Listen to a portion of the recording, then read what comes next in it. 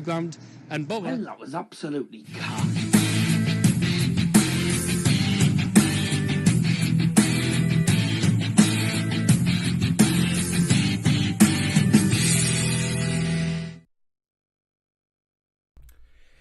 Thank you very much indeed, and a very warm welcome to Daz's Football Standing, gentlemen, as we get underway with the first watch-along of the Africa Cup of Nations 2023. Even though it's actually 2024, it's classed as a 2023 campaign. A very warm welcome to you.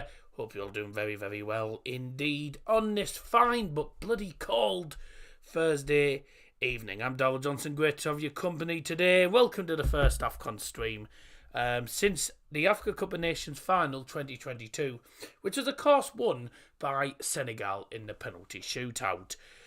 Let's hope for some more good games. The Equatorial Guinea game, by the way, was a very, very good game. I only saw the last 30, 40 minutes of it. I saw the last 30 minutes of it actually because I was out, obviously.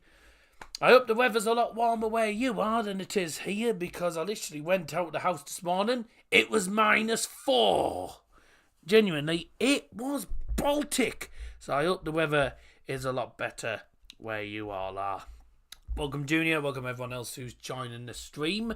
Make sure you get involved in the live chat. Get involved, of course, in the live poll as well. And make sure you drop a like on the stream. That would be marvellous. But we're starting off our AFCON streams with an absolute belter of a double watch-along. We have got Ivory Coast taking on Nigeria in what is apparently, I've just seen online, this is a West African derby.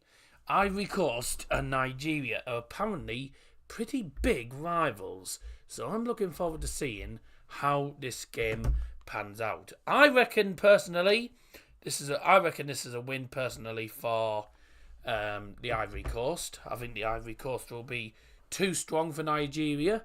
Having said that, this is a difficult game to call. Nigeria are a very, very good side, and we've got a very strong lineup. Have a look at this. This is the two lineups on the screen. I'll go through them in full in a little bit. As you can see, Nigeria are starting Victor Osimhen, Ademola Lookman, Chukwueze, Onyeka, Alex Iwobi, Ajayi, Ekon.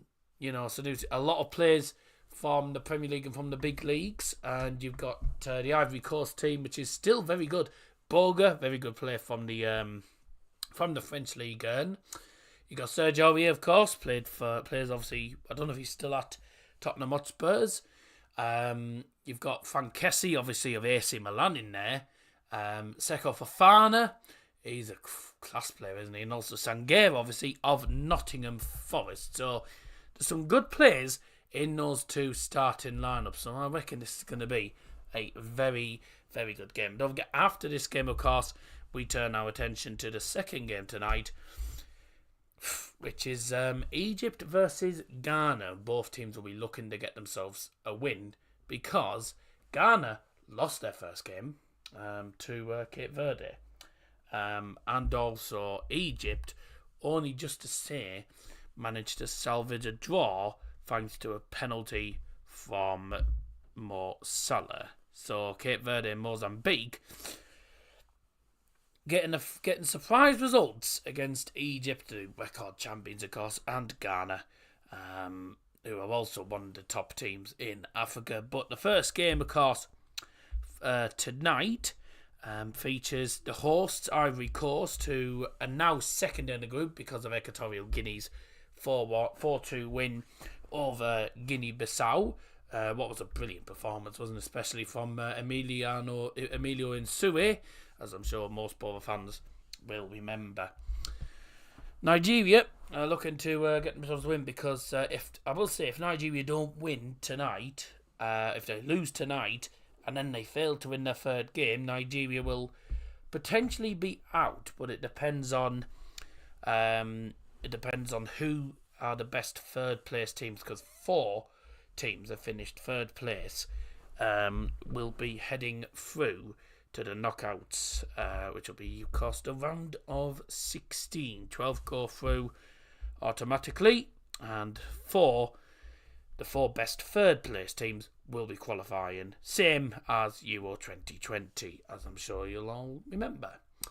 So, make sure you get involved in the poll. Make sure you drop us a like, get involved in the live chat, get your predictions in, and all that jazz. I do think Ivory Coast might just edge this, but then again, I wouldn't be surprised if this was a draw. Obviously, Nigeria were a strong side. Ivory Coast were a very strong side, but I don't think Nigeria played that well in their game against Guinea. I think that was Equatorial they were against. So it's difficult. We've had a lot of shocks in this tournament, by the way. This tournament's been superb. It's been full of shocks left, right, and centre. I've actually quite enjoyed watching some of the games because there've been some really, really good games. I think these two games will be no different. They'll both be really good games. I hope they're really good games. Hope we have a lot of goals in them. And obviously, I think Victor Watchalong surely Victor Watchalong will get a goal in this game. But you never know. Stranger things have happened. So who knows what's going to happen. Let me just quickly change this.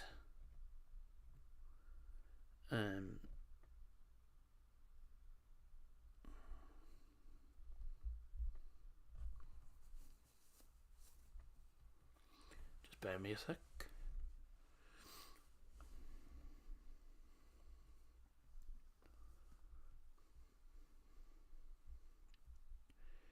Blah, blah, blah. Yep, that's fine. Just bear me, I'm just doing something a minute. There we go. Hello, Sam McNeil. Welcome along. Who's playing tonight? Ivory Coast versus Nigeria, and then Egypt versus Ghana. That is an 8 o'clock kickoff. So I'm looking forward to this. A lot of people have wanted AFCON streams.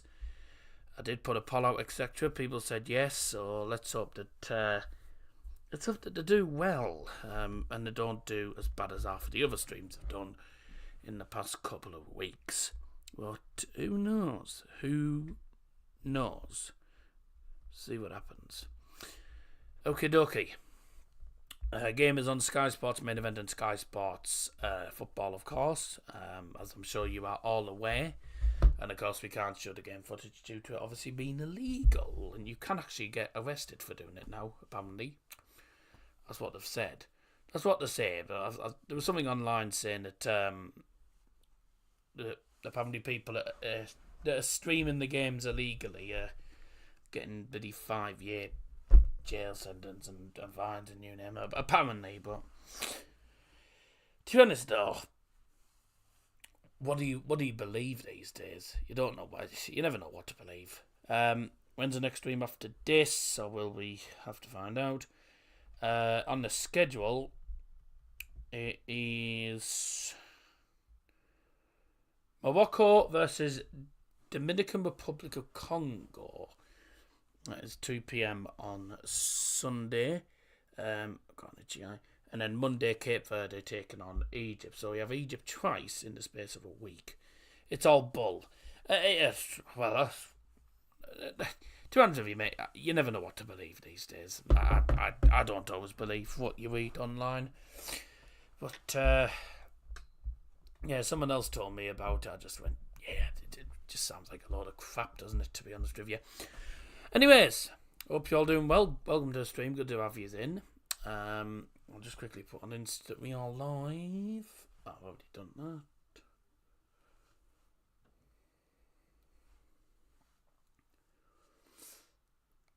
Smile for the camera.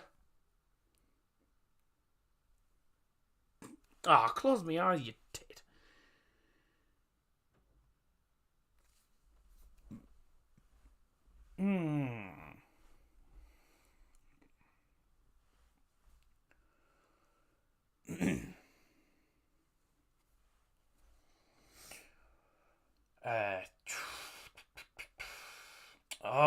Need to find that link again.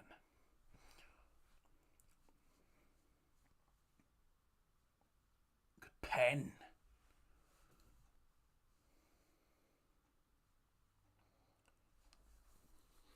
I won't be joining the lads for the darts tonight, obviously, because I'm doing these games.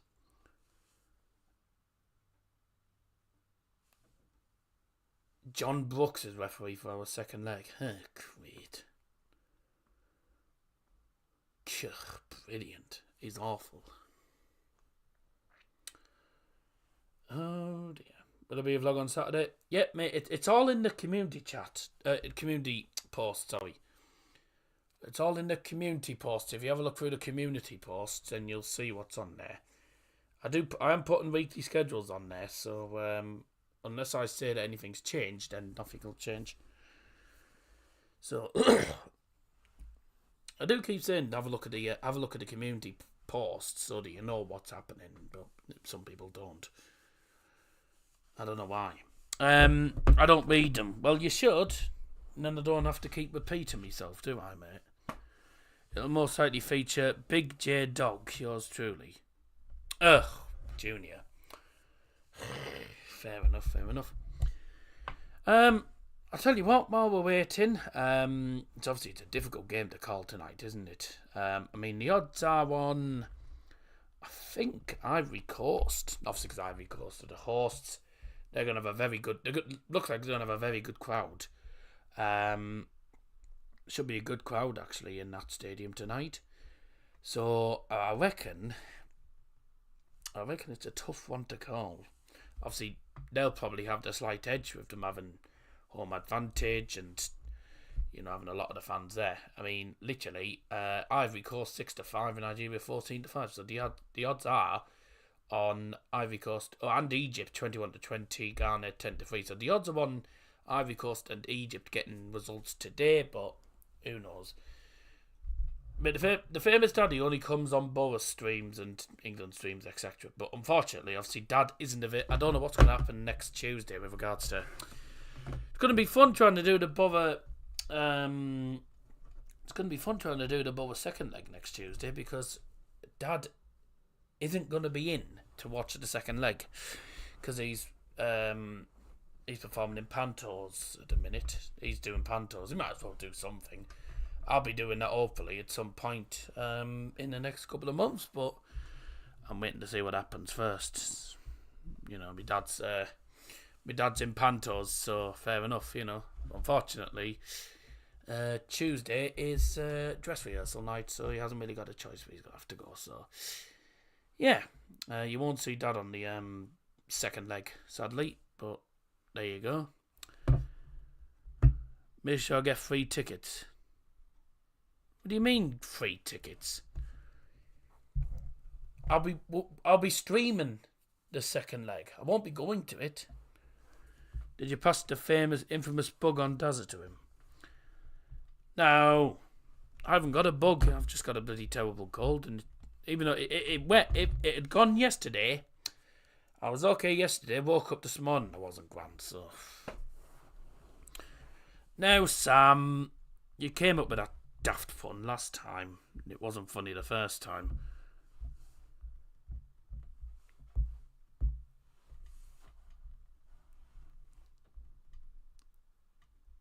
Oh, the pantomime. Oh, right. I think the tickets have sold out anyway. It's the Numthorpe one. Fanbase want merchandise. When we're going to get some merchandise, fanbase want it. Well, unfortunately, no. Because you got to remember, it'll cost me money to get the merchandise made, and then there's always a guarantee. Not guarantee, but there's always a possibility that you're not going to make any money from doing it. Because it's all down to sales and stuff. So I ain't gonna, try and risk my own money to earn more money. Because realistically, I probably won't make much profit from it. Because you also have to pay, the companies as well to get it sorted, So there you go. Exactly what I've been saying. It costs money to do it. So no, that ain't happening. It ain't happening anytime soon. A couple of years down the line, I don't know, but I haven't got the money to be able to do that because I can't risk my own money to try and get more money, and chance is I probably won't make money from it. So what's the point? You know, the only time I'd do that is if I knew for a fact I was going to make money from it, but realistically, you don't. So, most people don't, actually. But you never know. Anything can happen. Let's have a look at the two teams. Hang on. What was the first?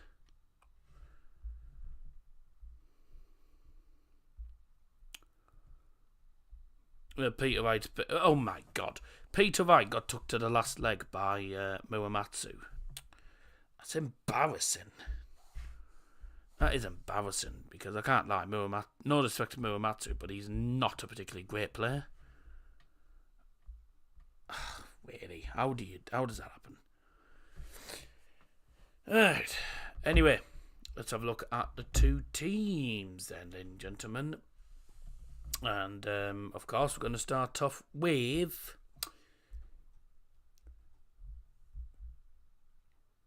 the visitors, which are Nigeria then. So the starting lineup for Nigeria today then, in goal for them, is number 23, Stanley Amabili. Number 2, Ola Ena. Number 21, Calvin Bassi. Number 6, Semi Ajayi. Number 5, Will Trooster Kong. Number 3, Saidu Sanusi. Number 3, that is. 17, Alex Awobi. Number 8, Frank Onyeka. Number 11, Samuel Chukwueze. Number 9, Victor Ojimon. And number 18, Adamola Lukman. And now the starting lineup for the Ivory Coast. In goal is number 1, Yahya Fofana. Number 17, Serge Aurier. Number 21, Evan Ndika. Number 2, Usman Diomande. Number 3, Ghislaine Cornan. Number 8, Frank Kessie. Number 18, Ibrahim Zangue. Number 6, Seko Fofana. Number 20, Christian Kouame. Number 11, Jean-Philippe Croissant. And number 13, Jeremy Borger.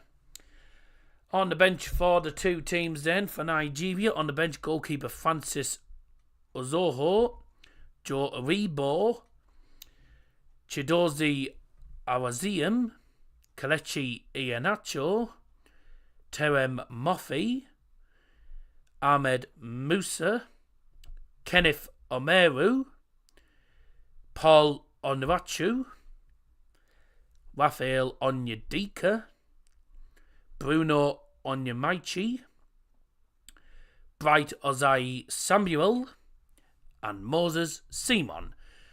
And for the hosts, Ivory Coast, on the bench, goalkeeper Badra Ali Sangere, Lazawe Amani, Jonathan Bamba, Willie Bolly, Umar Diakite, Ismail Diallo, Max Gradle, Karim Kanate, Odilon Kasunu, Nicholas Pepe, Jean-Michael Zeri, and Wilfred Zingo. Those are your two starting lineups then for Ivory Coast and Nigeria. Two fairly strong lineups, I must say. Very strong lineups indeed. Welcome if you have just tuned in. Thank you very much for joining us. This is the first stream of the 2023 Africa Cup of Nations. Why it's called 2023 Africa Cup of Nations when it is in 2024, I will never know. The 2022 AFCON was pretty entertaining. Did the semi-final. I did one of the semi-finals and I did the final, which was obviously Senegal against Egypt. Well, the record champions Egypt feature in tonight's game, and they take on another very, very good African side in Ghana. We've got probably four of the best African sides to watch tonight. Nigeria, very, very strong outfit. The Ivory Coast, the hosts, well, they'll be looking to win it as the host nation. You got Egypt tonight, record holders, finalists last year, lost out on penalties because Mo Salah missed his penalty, which is a rarity because it's all he ever does normally. He's scored them. And also we've got Ghana, of course, who are no mugs because they were in the World Cup a few years ago. I mean, they were in World Cup 2018, weren't they, in the end? But looking forward to these games. These should be good. Tell you what, the stadium's very nice stadium. Mostly full, of course, of Ivory Coast fans. It's like the Euros. It was advertised as 2020, but happened in 2021 due to COVID. Well, the 2022 one went ahead, didn't it? So I don't know what's caused this 2023 one to be in 2024. I don't understand, but there you go. What a nice stadium that is, by the way, in Ivory Coast. It's like a three-tier stadium. Very, very nice. Looks a little bit like the I don't know if it's a little bit like the Istanbul stadium where Man City won the won the Champions League, or whether it's a little bit like the Saitama Stadium, which is obviously in Japan, and a lot of people probably won't exactly know that one, but it's a nice stadium. It does look a little bit like the Istanbul one, though, doesn't it, really? It's a good host stadium. Some of the Nigerian fans there. The match is on Sky Sports Football and Sky Sports Main Event. Obviously, don't forget the stream is normally about 10 seconds behind. So, obviously, due to YouTube latency, you'll be probably watching me. But, obviously, the timer, I'll be watching the game at the same time as everyone else. But, obviously, due to YouTube latency, it'll look like I'm behind when I'm actually not behind. It's just YouTube being YouTube. I reckon the Nigerian fans are going to be completely outnumbered tonight with the Ivory Coast fans. It's not even a full stadium, but it is. I don't know. It's not actually a full stadium, is it? But I reckon it'll be a full stadium when it gets closer to the finals.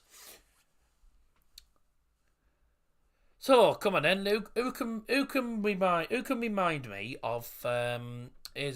Here's a quick little thing for you. Who in the chat can remind me of some of the old Ivory Coast and Nigerian legends? And I'll name one of them, which is JJ Okocha, of course, of Nigeria. So who can remember some of the other legends that have played for these two countries? I can think of one or two, but you never know. See if you can think of them in the live chat, of course. Of course, Didier Drogba. Yeah, that was the other one I was. That was the other one I was going to mention. Obviously, Drogba and JJ Okocha, the main ones a lot of people do remember. Of course. And the players are going to come out onto the field for the AFCON Cup of Nations. Yaya Toure. Yeah, I completely forgot he was Ivory. I forgot he was Ivory Coast, wasn't he? I forgot he was from the Ivory Coast, actually. You know, I don't know why. So the players are coming out onto the field now, ladies and gentlemen. And this should be a very, very entertaining game. Ivory Coast taking on the Nigerians in the first game on Does Football Stand with regards to AFCON game. First AFCON game on the channel for this year. Yeah, I completely forgot Yaya Toure was from Ivory Coast. I don't know why I forgot that. Obviously, you've got JJ Okocha, of course, of Nigeria. What a player he was. The players are out, ready to get underway. Of the pause of the anthems, all that jazz. In the meantime, I'm going to go through the lineups once again for anyone who's just tuned in.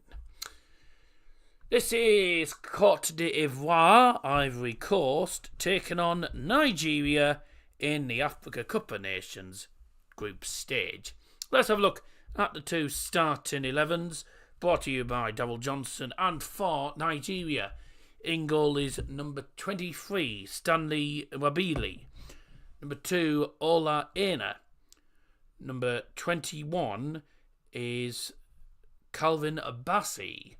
Number 6, Semi Ajayi. Number 5, Will Trooster Kong. Number 3, Saidu Sanusi. Number 17, Alex Awobi. Number 8, Frank Onyeka. Number 11, Samuel Chukwueze. Number 9, Victor Osimhen. And number 18, Ademola Lookman. And the starting 11 for the Ivory Coast. In goal is number 1, Yahya Fofana. Number 17, Serge Aurier. Number 21, Evan Ndika. Number 2 is Usman Diamande. Number 3, Gisline Kornan.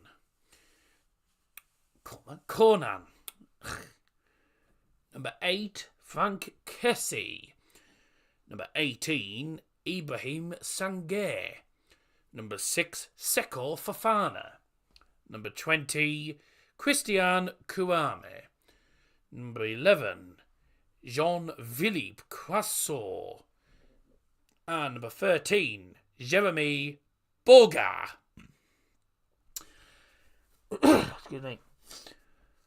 And on the subs bench for the two teams tonight, for Nigeria, on the bench, goalkeeper Francis Ozoho, Joe Aribo, Chidozie Awaziem, Kelechi Iheanacho, Terem Mofi, Ahmed Musa, Kenneth Omeru, Paul Onyemaechi, Raphael Onyedika, Bruno Onyemaechi, Bright as Eyes Samuel, and Moses Simon.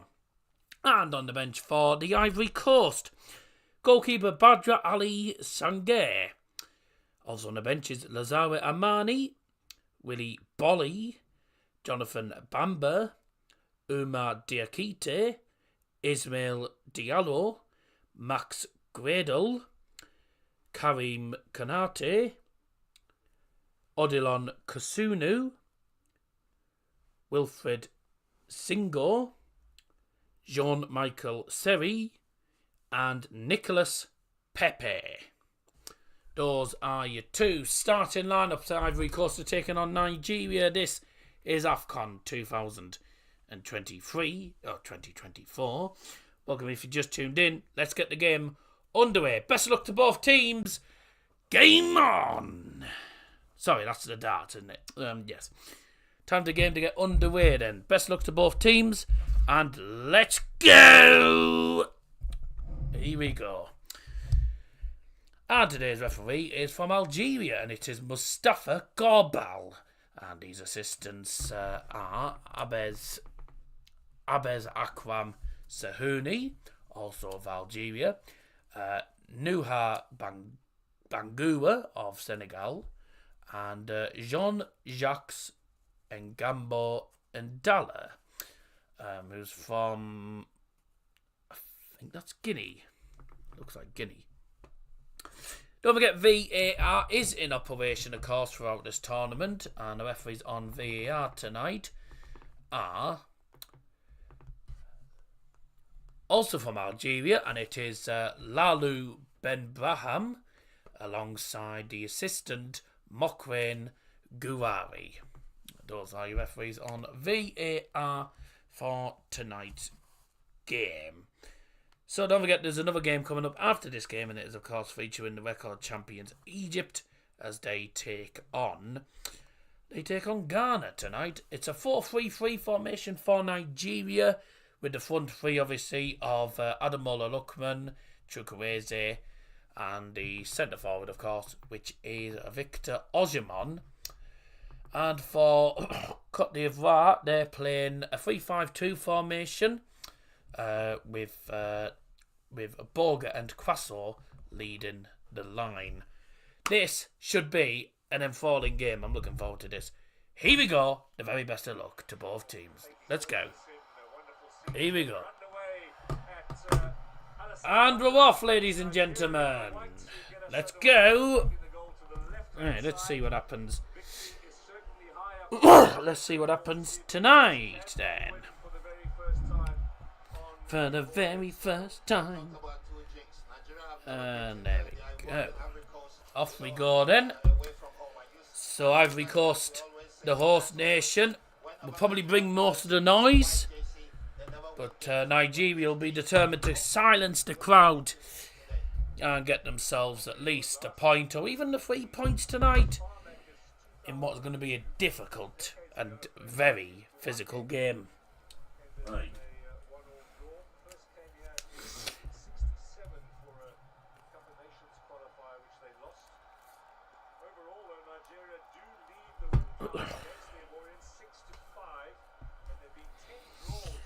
So what did we have then? So we had Sam McNeil with 3-1. We had Scotty B with 3-0 Nigeria.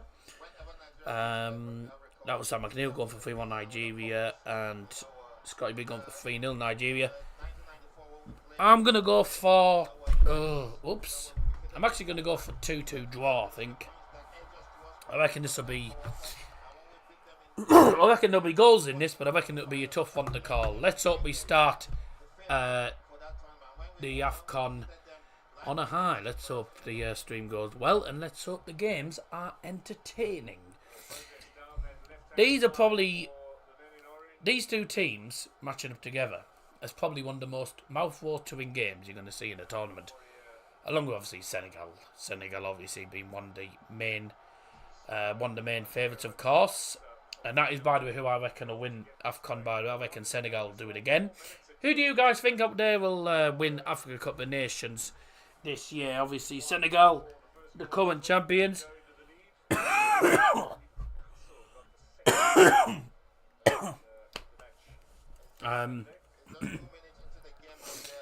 Egypt, obviously, record champions. Ivory Coast, looking to get it again. Nigeria, probably dark horses, you could say.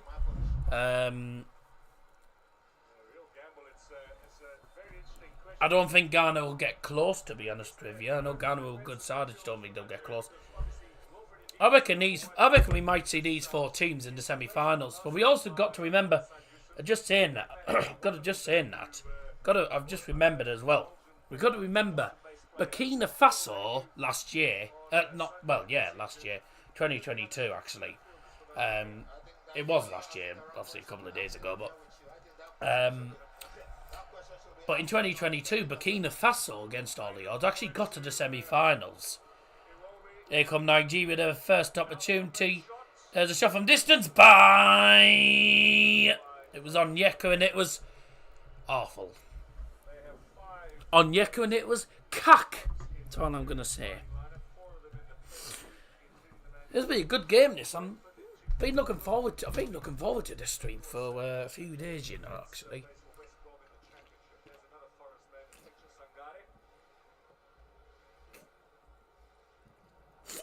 Oh, that's cold. It literally, the cans of Iron Brew that I've got downstairs, they haven't even been in the fridge. They're in the kitchen on the floor because there's a big pack of them, and they're freezing. But then again, it has been like -2, -3 here the last couple of days. So you do sort of expect it. If you have just tuned in, welcome to the stream. Please do drop us a like on stream. That would be absolutely marvellous. Let us know where you're watching from. If you're watching from outside the United Kingdom. And no, Ireland does not count. Because at the end of the day, it's the UK and Ireland. So if you're from England, Scotland, Wales, Northern Ireland, Republic of Ireland, no, that doesn't count. Because I said if you're watching from outside the UK, so you're watching from Europe, Africa, one of the Asian countries, South America even, North America, etc. Then thank you very much for tuning in. Or Oceania even. So it should be a good game. There's a free kick there given by the referee, and it's Osimhen who's wearing a face mask today. Obviously, I think he suffered an injury or something. I can't remember what it was. I can't remember what the injury was that he suffered actually. There's no point. Is there any point closing the predictions? Because barely anyone's put the predictions in. I know Scotty B put 3-0 and Sam put 3-1 and I've gone for 2-2, so there you go then. They're the only ones I really need to remember, don't I? Don't forget tomorrow I'm on the Double Trouble Darts channel tomorrow with the lads for day 2 of the Bahrain Darts Masters. Peter White just about scraping through. Good play, that's cleared out. That'll be a throw-in. Be a throw-in to the Ivory Coast. In a good area actually, it's literally in the attacking third. Is Sergio Aurier, the man from Tottenham Hotspurs? I don't know, is he still at Tottenham Hotspurs or has he actually moved clubs? That's what I want to know. I don't know if he's still there, whether he moved clubs. I'll have to have a look, obviously.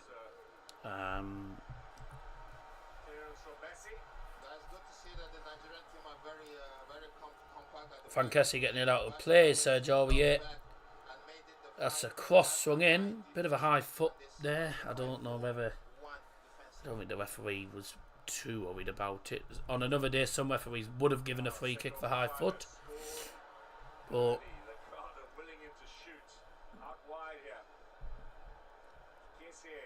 in the box, and that's headed over the bar. That was the first shot in the end for the Ivory Coast. One shot apiece as the stats are at the moment.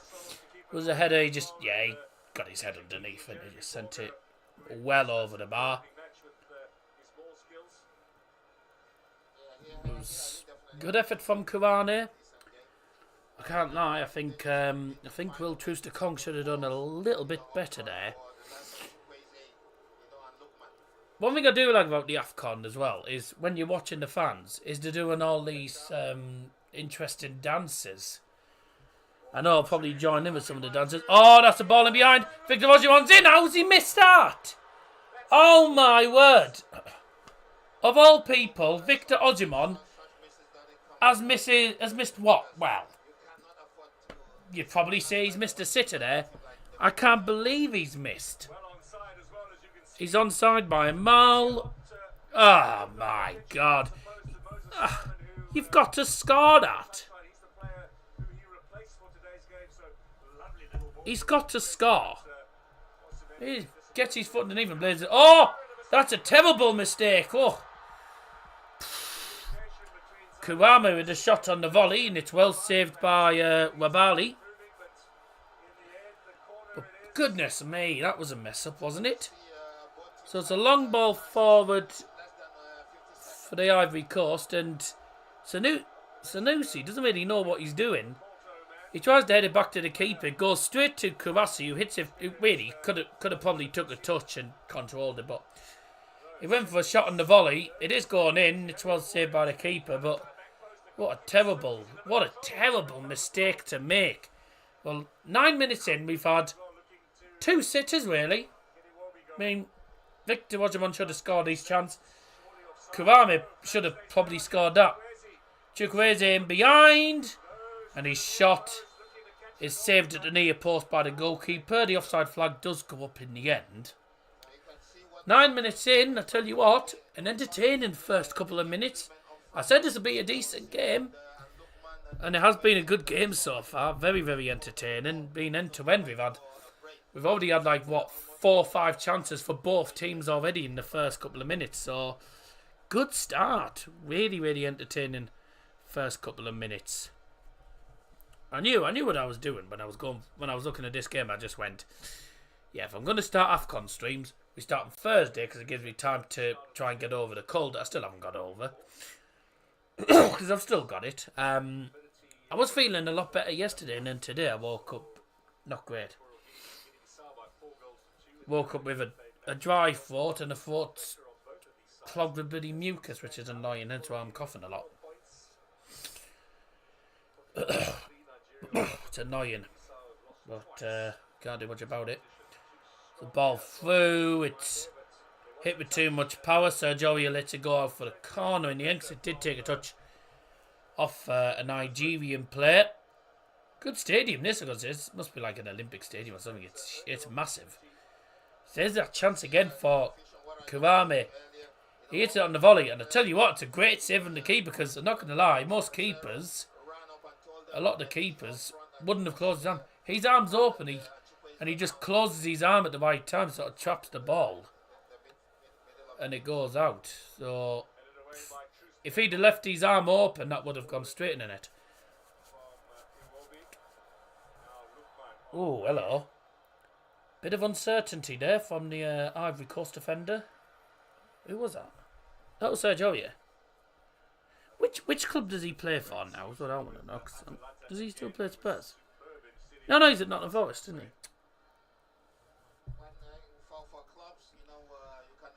He's at Nottingham Forest, but he's been... Oh, right, he's just... Yeah, he's at Nottingham Forest now, isn't he? Just hasn't played very often because... Yeah, I thought I hadn't seen him for a while. He hasn't played since he played against Everton in December. He's been injured, and then obviously managed to recover in time for AFCON. Oh! Gotta say, both teams, a little bit of uncertainty in both defences actually. The ball came in, Aurier headed it away, and then the ball's kicked back in, and he tries to clear it. He just completely miscues the clearance, doesn't he? And it ends up going out for a corner. So, yeah, I think both teams defensively, both teams are struggling defensively at the moment. Obviously, it is we knew it would be a difficult game, certainly for both defences. Corner then, swung in from Sanusi, and it's headed away in the end. And it's Sicko Fofana who's trying to drive forward. He still has the ball. Twisting and turning, needs a bit of support there. Oh, he's been fouled. I tell you what, brilliant play from Sicko Fofana there. Brilliant. Gets the ball, just holds the ball up well, shielding the ball, he's trying to twist and turn. The defender doesn't know what's going on. He's like, whoop, get off. I'll just turn you, see you later. And then Ademola Lookman, yeah, he sticks. He's holding him, sticks a foot out, trips him up, and that's a free kick won by Sicko Fofana. I can't lie. I think Lookman may be a little bit fortunate to not get a yellow card because he does stick a foot in pretty late. If that's in the Premier League, you'd get a yellow card with some of the Premier League referees these days, I must say. If I'm looking down here, by the way, I've got my iPad under here, which has got I've got the lineups and stuff on, as well as having a look just at the current standings. Well, here's the fun. This is the good thing actually. And this is what you like about this thing, because it is a little bit unpredictable. A win for Nigeria takes them obviously into second. However, if Ivory Coast don't win tonight, by the way, Equatorial Guinea, with 4 points and a 2-goal difference, will be top of the group. So if this ends as it is now, which is 0-0, Equatorial Guinea will top the group going into the third and final group game. And I will say it is a difficult game coming up next for Equatorial Guinea. Because Equatorial Guinea's final game in the group is against Ivory Coast. Whilst Nigeria, of course, will be taking on Guinea-Bissau, who, if Nigeria win, by the way, then Guinea-Bissau are already out of the tournament. Into the centre, there's the shot. Well hit, but very easy for the goalkeeper in the end. That was I think that's the second shot on target for Ivory Coast. Yeah, Tendika as well. Not known for his shooting. Gets a lot of power in it, but it does bounce off the floor and then straight to the goalkeeper. Yeah. I think if he'd have got a better connection on that, if he'd got a better connection on that, then it could have gone anywhere, to be honest with you. But again, another good opportunity for the Ivory Coast. 15 minutes in, and I tell you what, I've enjoyed it so far. It's been a great game, this. Really has a good game. People who hate AFCON will say, oh, it's a boring game, it's 0-0. Well, yes, but look at that. Both teams have had 3 shots in the first 15 minutes. We've had at least 2 sitters that should have been scored. We could have had at least 1 or 2 goals by now. It's been a good game. Whenever Nigeria have the ball, they go forward, no messing around at the back. Ivory Coast, when they get the ball, straight forward. It's all end to end. It's a very open game. It's anyone's game. This, I have to say, it's been a very good game. He's offside by a mile, surely. He's offside, surely. It's got off a goal kick anyway. That long ball. It was a poor ball. But I'm pretty sure Kouame was in an offside position as that ball was played. I did literally say immediately. As soon as he played that ball, I did literally say offside.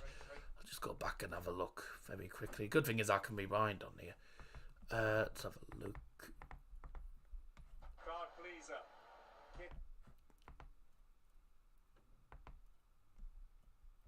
Oh no, actually, he does look onside, but to be honest, even if he just scored, I think VAR would have probably disallowed it because it'll have been fine margins. I thought he looked offside, but when I've gone back to actually the time he kicked the ball, he is sort of in line, but I reckon there's probably millimetres in it, though. If it had gone to VAR, they'd have done the stupid lines and it's offside. It's offside because your toenail's too big. Nah,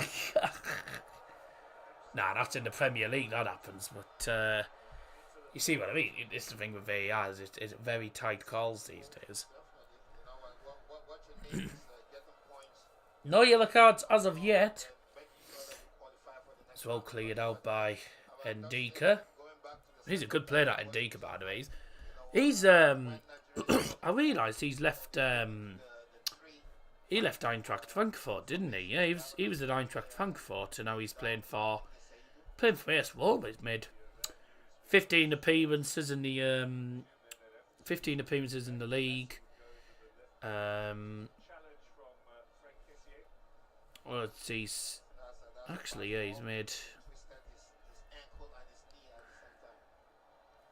He's made 20 appearances in total in league and cup for AS Roma.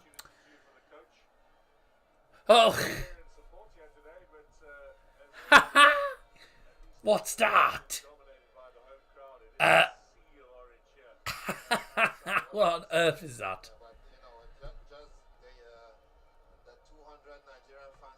If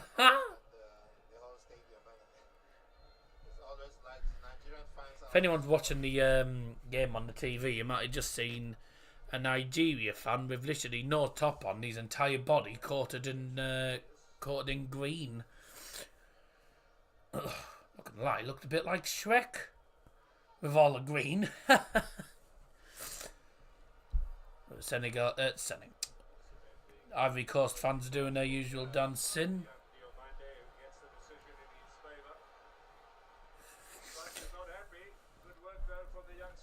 Osman giving a free kick away against Diamande. Diamande! He shields the ball really well, actually. I mean, he is all over him, so you can't really complain. This match taking place, of course, in Abidjan, as it's called, I think, however it's pronounced, at the Stade. I can't remember what it said now. Stade something. Abidjan. Abidjan or something. So I know they speak. I think they speak some sort of French or something. That's it. Another foul. This is a free kick to Nigeria this time. Nigeria were coming forward. And Sanusi getting fouled there by Frankesi. Good player, that Frankesi, by the way, I must say. He's a class player for AC Milan. Wouldn't mind seeing him in the Premier League, I must say. Good player.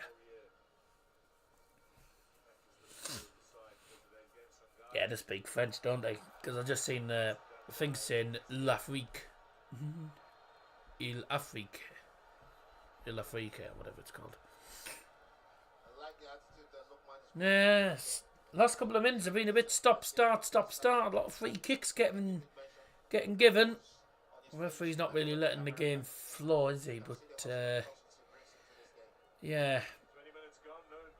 First 15 minutes were good, but neither team's been able to keep the ball in the attacking half. Again, Nigeria winning the ball right to the halfway line. Lookman trying to play to the other side. It's a poor ball. It's behind. It's behind Chukwueze. Saidu. Sangare to the far left-hand side now. Back to Sangare again.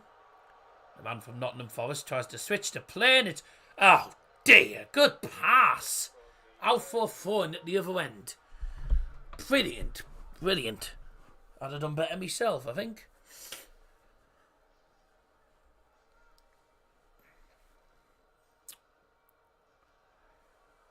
Played almost half of the first half. Still goalless. But really, we should have had a goal by now. Osimhen going for an overhead kick. Gets the ball, but also catches the play. They get back up pretty quickly, though, don't they? Oh, and Ivory Coast win the ball back from a poor pass, really. Bit of a loose pass. They're coming forward.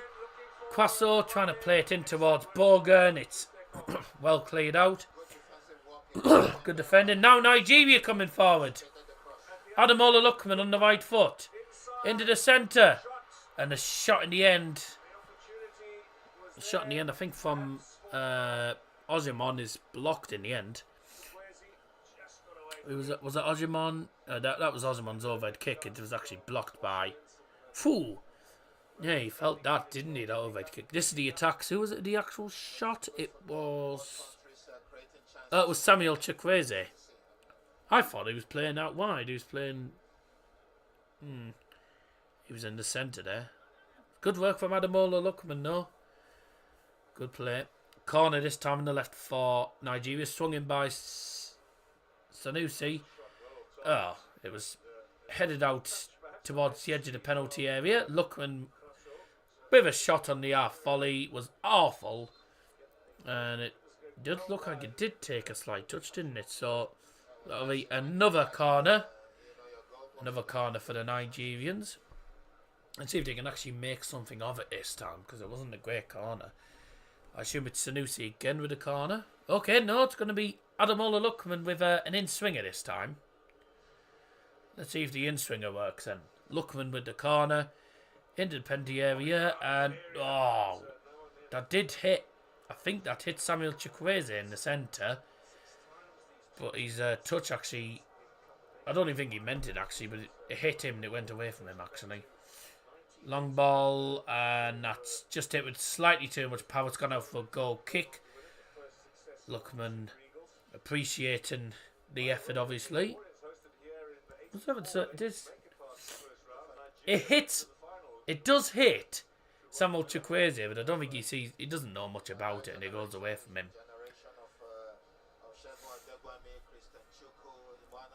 Good first 24, 25 minutes. Been a good game, this. All we're missing at the minute is goals. I think once we get goals, then that'll definitely bring the game to life. But we've had chances for both teams. It is obviously a West Africa derby, this apparently. So it's it hasn't been a bad game. And what's happening? Ball's been cleared out of play. There's a man down injured at the moment for Nigeria. He's trying to stretch his calf up. Oh, we've got a cooling break. Yes, I forgot. They have a cooling break about 24, 25 minutes in. So in the 25th minute, we've got a cooling break. Which means in the meantime, whilst they do that, I am going to quickly have a look at the stats for you all at the minute. Nigeria having way more opportunities compared to Ivory Coast. Ivory Coast having, oh, bloody hell, 31 degrees over there. Really? It's winter. 31 degrees in the Ivory Coast and it's winter. What are they doing?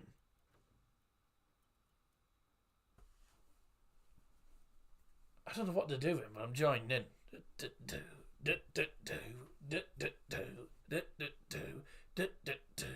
I don't know what they're doing, but I don't know what I'm doing either. Three shots, 2 on target for the Ivory Coast. As for Nigeria, they've had 6 shots, but have failed to test the keeper so far.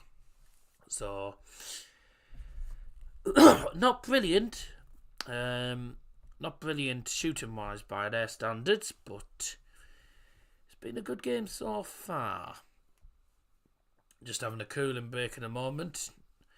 In the meantime, I'm going to join in with some of the dancing.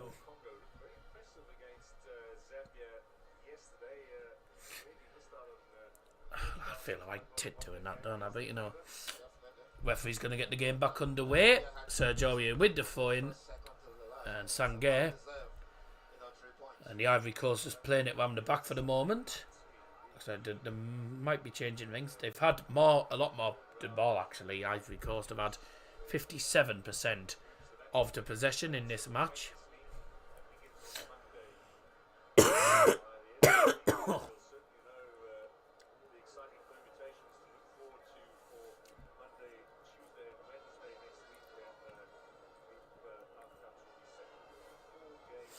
The traditional African trumpets are getting played, and obviously the drums. The atmosphere in Africa is actually not too bad. I think some of the atmospheres at the Africa Cup of Nations, I think, are a little bit underrated. You know, a lot of people tend to watch the AFCON just because of the fans, actually. Because of the fans dancing, they have their own sort of different type of dancing in Africa. You've got Nigeria fans doing their dancing. You've got the Ivory Coast doing their dancing. So, yeah, it's quite entertaining. Rather than screaming and shouting and making loads of noise, like a lot of the English fans does, a lot of chanting and stuff. Well, here you've got the fans sort of singing and dancing at the same time. It's pretty decent, actually. It's certainly a lot different, isn't it, compared to a lot of the atmospheres in Europe, isn't it?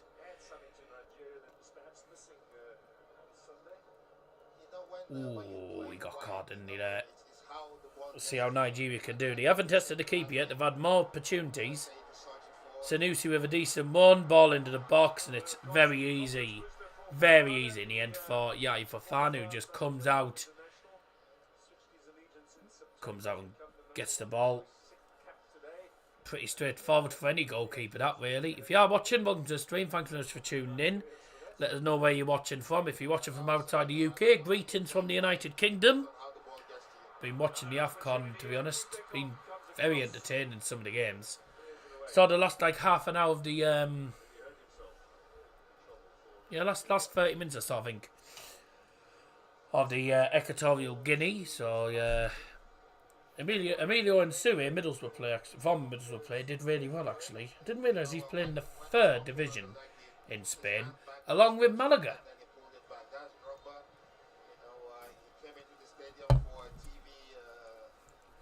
Oh, look, there's a special guest in the stadium. And you would never have guessed. It's Didier Drogba. He's sat in the stands.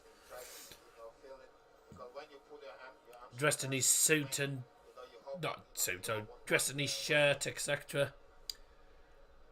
Very smart shirt. Didier Drogba. Wow, what a legend he was of the game. Brilliant for Chelsea.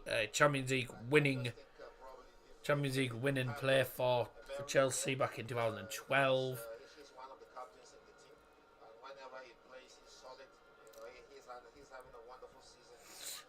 Magnificent play for the Ivory Coast as well. You know, Didier Drogba was Mr. Chelsea, really, wasn't he? Magnificent player back in the day.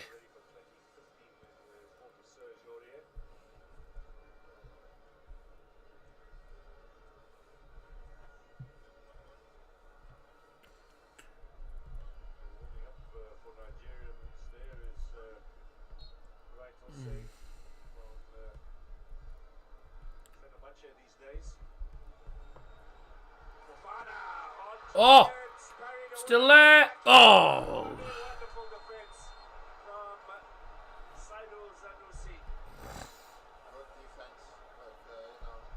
Lucky for Nigerians and offside.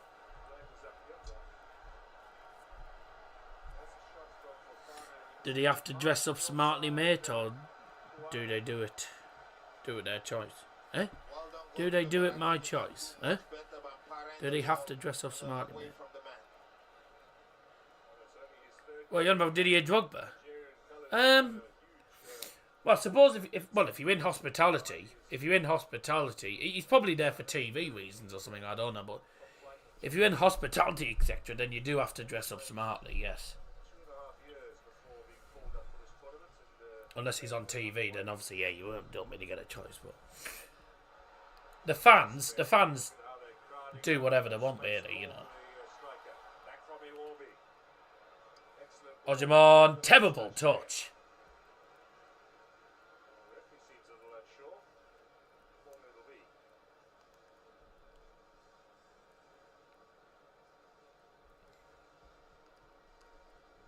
Where? What, he's given a corner for that? I could have sworn that went out off Ojimon. Let's have a look.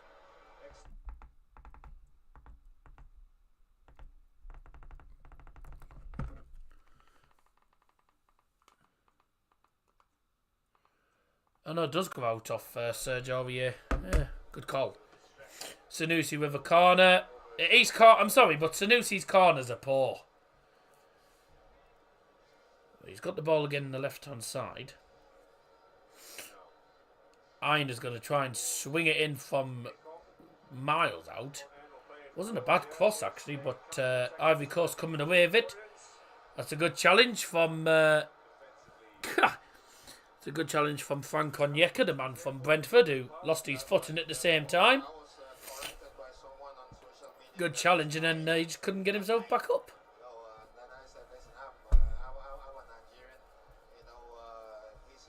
Thanks everyone for tuning in so far. Don't forget we've got another game coming up.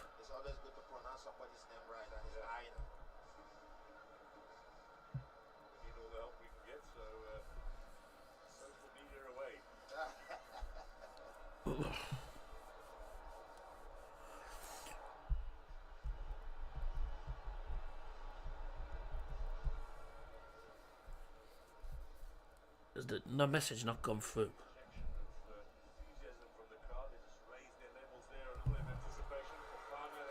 Fofana with a shot from miles out, which is blocked brilliantly.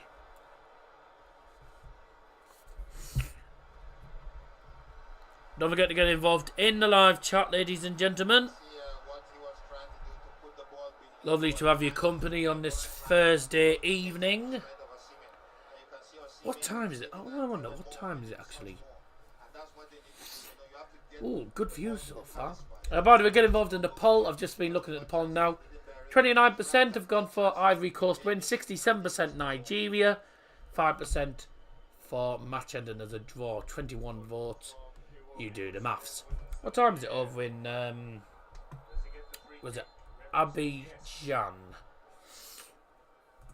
Abidjan time. Let's have a look. What time is it over there? The time... Oh, right. So they're literally the same time as the United Kingdom then. Oh, I didn't know that. I didn't know that. It's the same time over there, apparently. 5:35.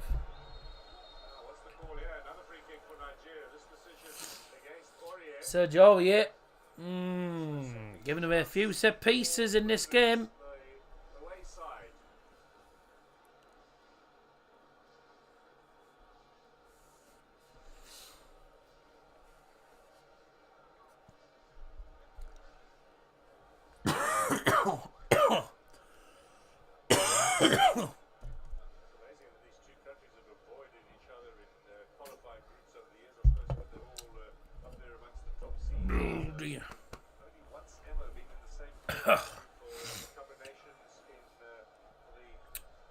Okay, Lookman.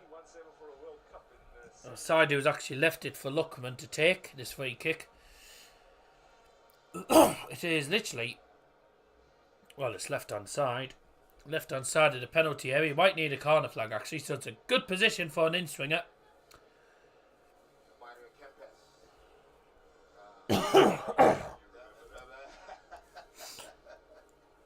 Hi, Dowell, hope you well. Well, put it this way. I don't sound well, do I, with the coughing, but there you go. Ah, wasn't even a bad free kick. But it was a header. The header was well over the bar by Semi Ajayi.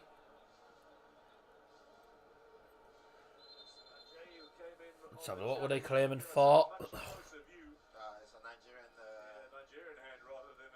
Mate, that's a goal kick anyway. And actually, it should have been a free kick to Ivory Coast. Because it actually hit Semi Ajayi's hand instead of his arm. Instead of his head. I thought it was headed over. It actually hits his arm and then goes out. So, should have been a free kick to Ivory Coast rather than a goal kick. So, the correct decision by the referee. 168 passes, 89% accuracy for Cote d'Ivoire. For Nigeria, 96 passes and about 70% accuracy. So that's decent. It's been a good game. Hope you're doing well, Nicola. Thanks for joining us. Oh, excuse me. Yeah, I've been struggling with a terrible cold the last couple of days. I know a lot of people are struggling with colds, but a lot of it's probably because of the weather, you know. It's probably because it's cold, then getting warm, and then cold again. The coldness doesn't exactly help. Here's Aina. Good work on the ball. Good defending. Good defending by Conan. Right hand side. 7 minutes to go, plus added time till the end of the first half, and it's been a good half. Just the only thing that's missing is goals. Hopefully we'll see some goals either soon or in the second half. We've got Frank Onyeka just down at the moment. Referee was just checking on him. Maybe just out. I don't know if he was having a rest or what. Long throw in the end from Aina. Osimhen was going for the volley, and because the Nigerian player got a head on, it actually took it away from Osimhen. What a ball that is! Seko Fofana from CDM is against two Nigerian defenders, and he's won the throw in. He's won the throw in right at the corner flag, so he's done really well. He's had a decent game, Seko Fofana. We'll say. I think he's had a good game. I know it's only in the first half, but it's difficult to pick a man in the match so far. There's been a few good performances. I think Lookman's had a good game so far as well for Nigeria, so it's going to be difficult to pick man in the match at the end of the match. Don't forget, after this game, we've got another game coming up, which is Egypt, the record holders. They're taking on Ghana in the 8 o'clock kickoff. So we will have a pretty long break after this game, of course.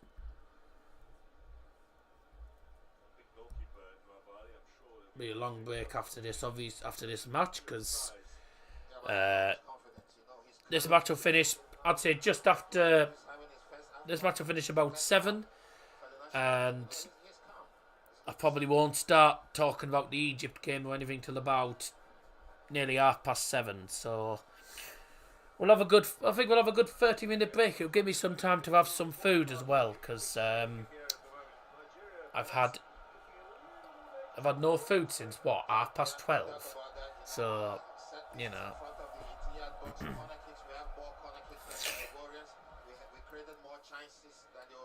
That's a really poor ball from Semi Ajayi. Does he still play for West Brom? Yeah, he does. Doesn't play all the time though for West Brom. Cote d'Ivoire on the ball. Oh, is that what it is? There's a Mexican wave apparently going around the stadium. I haven't even seen it.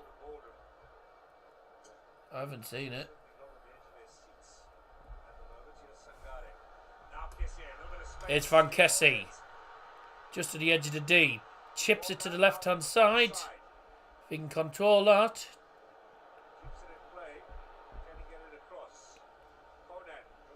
Ball in from Conan. Headed. Yeah. And then headed back to the goalkeeper by Nigerian defender. It was Sanusi. Getting confused because Flashcar's got him down as Zaidu, but he's actually Saidu Zanusi.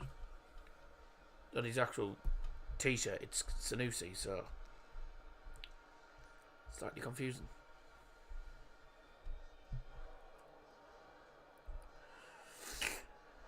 I'll have a look at my messages at half time. But hope you're all doing well. Thanks very much for tuning into the stream, everyone. Ooh.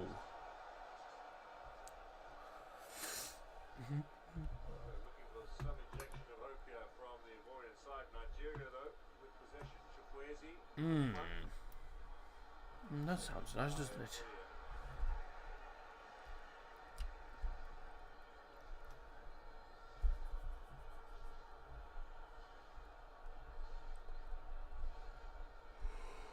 Oh, excuse me.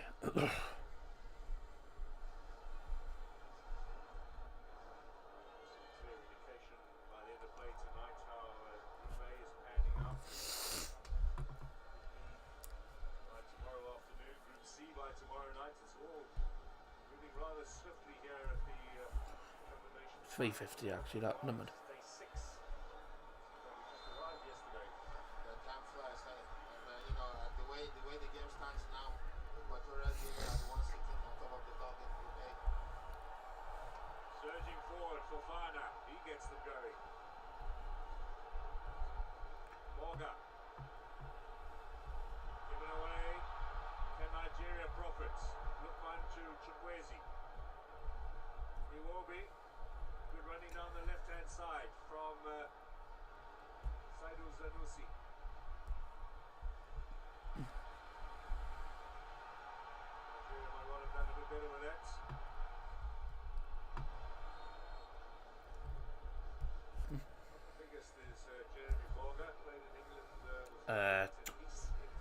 Don't mind me, I'm just answering a message at the moment, so that's why I'm not looking at. I'm keeping half an eye on the game at the minute, but there's nothing to tell you about Wadey at the moment, other than it's 0-0. We're getting close to half time.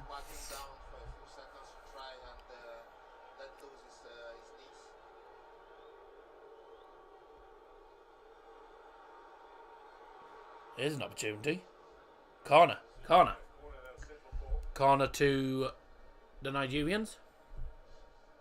Ooh. 40 views already, nearly. Good start.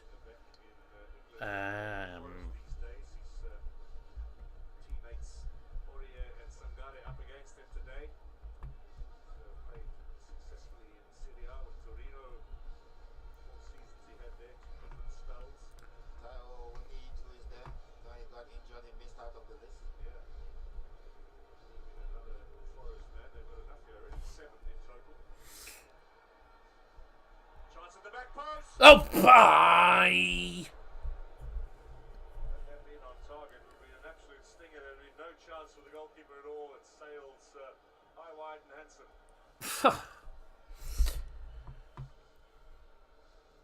Oh, that's nearly...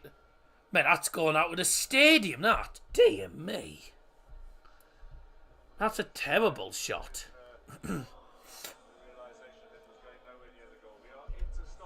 Ladies and gentlemen, the added time brought to you by Double Johnson is 3 additional minutes. 3 minutes.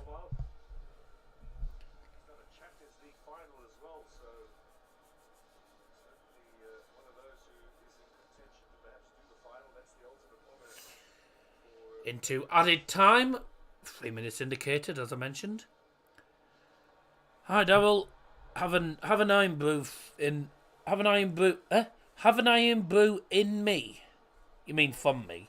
Up your nose, love to you and yours. Alright. Thanks. Good to see you on there. Good to see you in the stream. Put it in the oven at 6:30 because I'll be. He's more creative than defensive. And that's why when he moved to Everton, he struggled because Everton always are more, their strength is more defensive than attacking.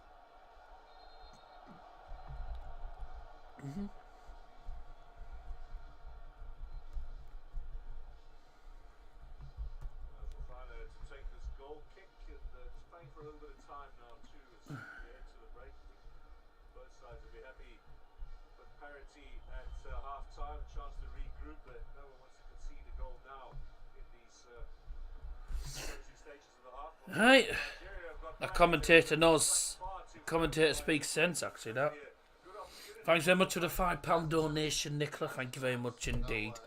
Up your nose. Oh, I didn't even do it, did I? Up your nose, everyone. Jeez. And if you don't know what I'm on about, don't ask. Into added time then. Into the final minute. Entertaining first half, just unfortunately, no goals. Both teams having chances and no goals to show for it. It's the same as when my mate, when a mate of mine actually, he spent £2,000 on hiring the limousine.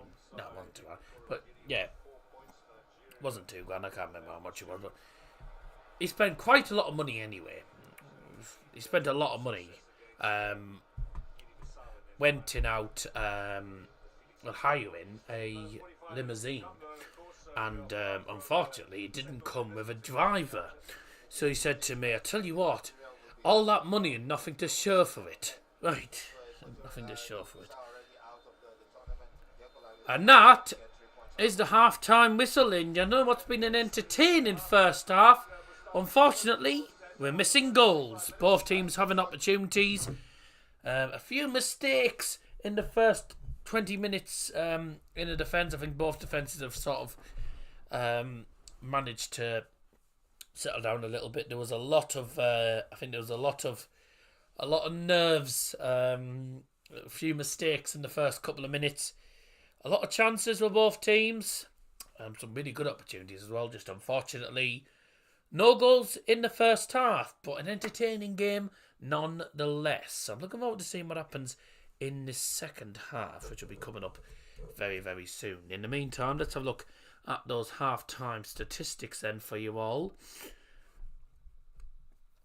And as it stands, before we do, just as it stands in the group table, Equatorial Guinea will be top of the group tonight, going into game number 3, which is next week. And Equatorial Guinea will play against Ivory Coast. And as it stands, a game where the winner finishes top. Nigeria are going to be in third place as it stands on 2 points. Ivory Coast in second on 4, and then Equatorial Guinea on 4, but ahead thanks to goal difference and head-to-heads. Guinea-Bissau will be knocked out of the tournament if Nigeria win. Guinea have to win their final game of the group, and that is against Nigeria actually. So what an important game that's going to be for them, because the top 4 teams that finish third is the 4 best third place teams that qualify for the round of 16. First and second, of course, in each group qualify, and then it's the 4 best teams that finish third, meaning 2 teams that finish third will sadly miss out on a place in the next round. So the minute it's Guinea-Bissau on 0. Nigeria, if they win, will knock out Guinea and will also overtake overtake Ivory Coast into second position, going level with Equatorial Guinea on 4 points. Ivory Coast, when they head top of the league, Equatorial Guinea will be on 4 points, Nigeria on 1. It'll be all to play for in that last game. Nigeria did drop points against Equatorial Guinea, didn't they? But Equatorial Guinea look like a decent side, actually, so they're not a team that you really want to take lightly. Anyone who's bothered about XG at the minute, 0.4, 0.5 in Nigeria's favour. 6 shots free on target for the Ivorians, I think the Ivorians are called. But for the Ivory Coast, it's 6 shots free on target. For Nigeria, 7 shots, none on target. They have not tested a goalkeeper once in this game. A few shots blocked, but a lot of their shots have been high, wide, not very handsome. And showing the highlights of it, that was Ivory Coast's first chance. The ball came into the box and the header was well over the bar. Victor Watchalong was played through brilliantly. It really should have scored. He was literally he's 15 yards? He's well in the penalty area now. Dear me, he's completely skies it. I mean, it's practically 1-on-1. You know, a man of his calibre should be finishing it. Bit of a calamity at the back for Nigeria just after. Sanusi wasn't sure what he was doing, tries to head it back to the goalkeeper, ends up heading it up into the air, and then it's volleyed by Kurame for Ivory Coast, well saved by the keeper. So Ivory Coast testing the goalkeeper on a few occasions. Ndika with a shot on the half volley, just bounced straight to the goalkeeper, didn't it? Didn't get enough on that. Seko Fofana going for a shot from distance, which was well saved. A follow up. Kurame couldn't get the follow up because literally he's literally about to shoot. But great defending. Oh no, he does shoot. I beg your pardon. He hits the shot and it's well blocked by Sanusi. So 0-0 to half time. A good first half. And let's hope we get some goals and some more entertainment in the second half. That's coming your way in a couple of minutes.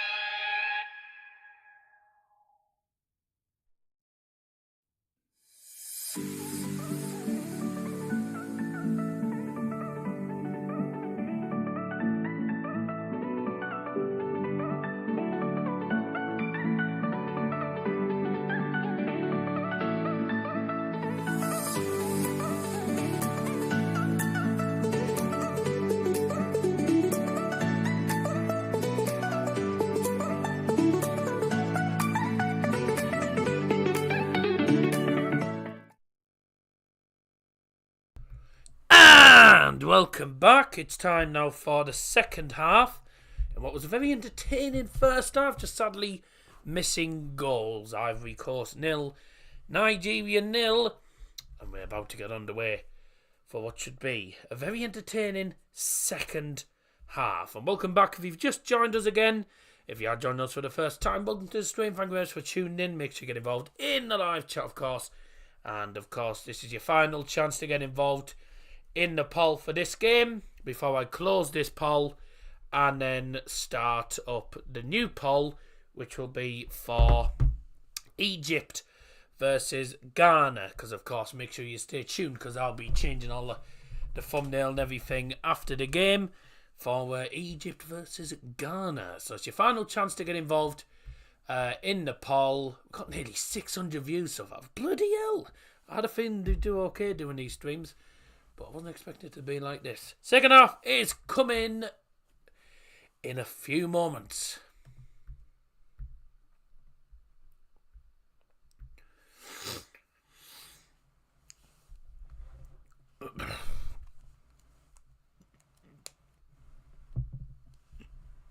Okay.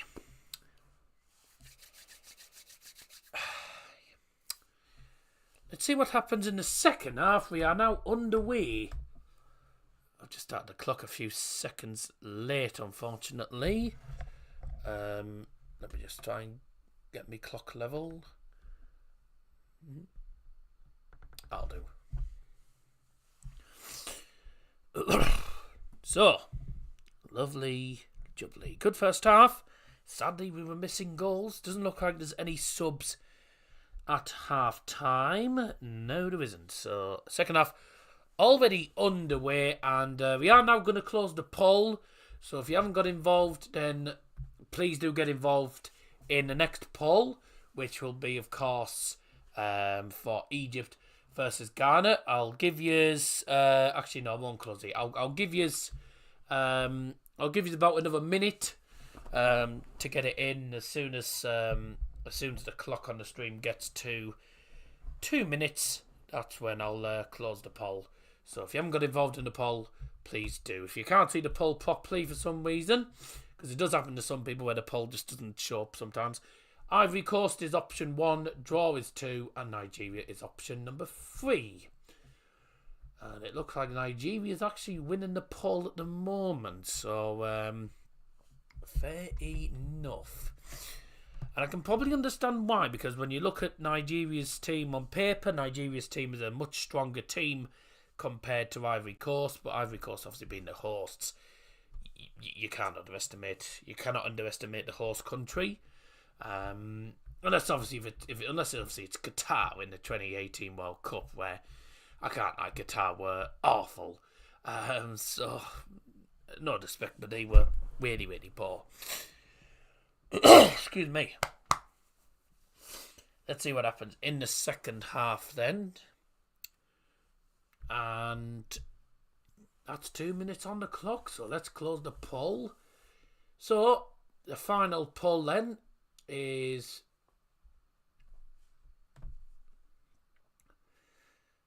coming up in the live chat. 36 votes on the poll then. We've got 5% going for a draw. That is literally like one person. One person thinks it's going to be a draw. I do think it's a draw. I think it's going to be a draw as well. So I agree with that 5%. 63. Oh, here we go again. Bloody YouTube can't do the bloody percentages properly again. It was actually 64 and 31. And then 5% obviously for a draw. So it was 64, not 63, for Nigeria to win and Ivory Coast to win. 30, so 63, 30, 64, 31 it was actually. But yeah, the odds are mostly on Nigeria winning in the live chat, but the actual odds, actually on the likes of FHX5 are actually favouring Ivory Coast, mainly probably because they're the host country and obviously they probably have the upper hand as they'll have way more fans on their side in the stadium. Ivory Coast going from right to left in this second half. Nigeria heading left to right. Let's see what happens in the second half. And of course, if you support either team, best of luck. Let's see if we can have any goals in this game. I think the only thing that's missing at the minute is goals. Right then, let's have a look. I'll just quickly go on the companion app, see if they've released anything. They've probably released marquee matchups. So, Abidjan is where this game's taking place. It's the Stade Alassane Ouattara. Apologies if I've mispronounced that. I'm not great at pronunciation sometimes. But that's where the game's been held. Pretty big stadium, I must say. It's a massive stadium. It's a good stadium now. Really good stadium. Apparently 31 degrees there, apparently. And it's winter. Well, it's winter here, whether it's winter over there, I don't know.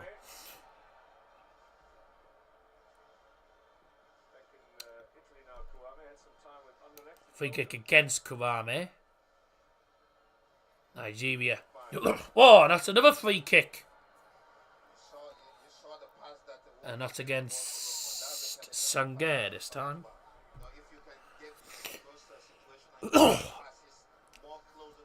Thanks to everyone who's joined us so far. Thank you very much indeed.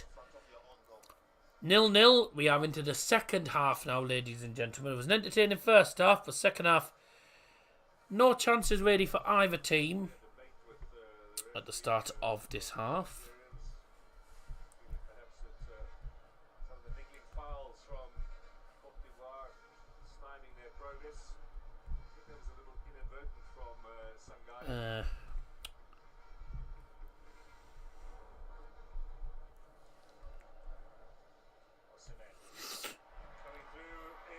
Oh, it's in there.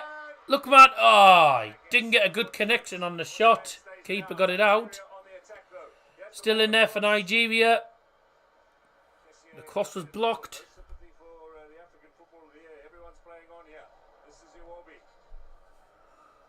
And they still carry on. There was a man down in the penalty area.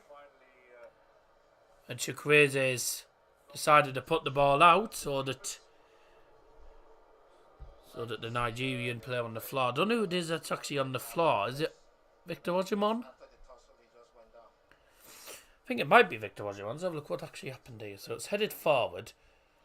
And it's Osimhen. Ooh. You know, that's going to be a penalty, I think. I think that's going to be a pen for Nigeria, that. If VAR checks it. Because Diomande and Osimhen both go for the ball. Both their legs are in the air. Osimhen gets the ball and Diomande kicks the underneath of his legs. So I think, if anything, it's a foul and that is a penalty to Nigeria, surely. VAR is checking. The referee is going to the VAR monitor, ladies and gentlemen. And we know what's going to happen here, I think. It's going to be a penalty, I reckon, to Nigeria. Here we go. I don't think he'll be looking at it for very long. So they both put the feet up. Yeah, he catches the back of his leg. That is a foul. If this isn't a penalty, then I don't know anymore. If this isn't a penalty, then I'm Alan Carr. That's all I'm going to say. How long does he need to check it? He doesn't need to check it for long. It's a definite foul. It's not. I think it's a yellow card at the max. It is late. It'll be a yellow card at the maximum, but there's no way in a million years it's going to be a red card because he's not denying anything. Here we go. The referee coming onto the field, and he's going to do VAR penalty. Penalty for Nigeria.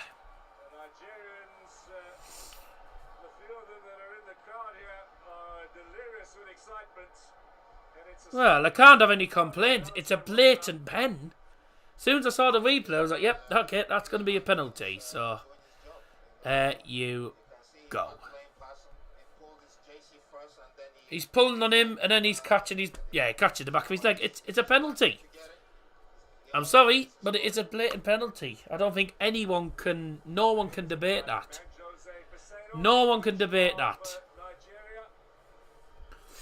Can't have any complaints, I'm afraid, Diamande. It's a blatant penalty. They both put the feet up. He catches the back of his leg. He goes in late. And the penalty is... Oh, it's not going to be... Oh, hell. It's not going to be Ojimon. It's going to be the captain, Will Trooster-Kong, with a penalty. The man...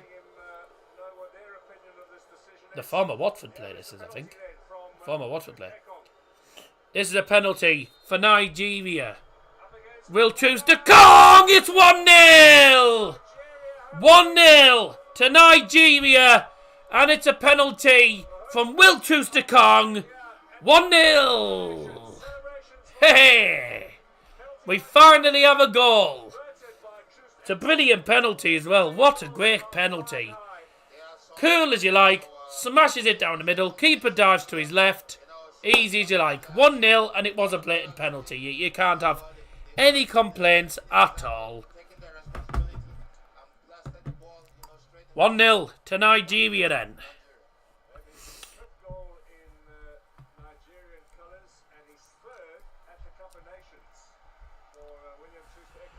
The goal scorer for Nigeria, number 5, Will Troost-Ekong.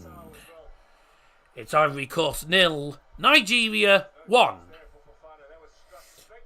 Whew, pick that out. That's how you take a pen. Just smash it down the middle. Bang.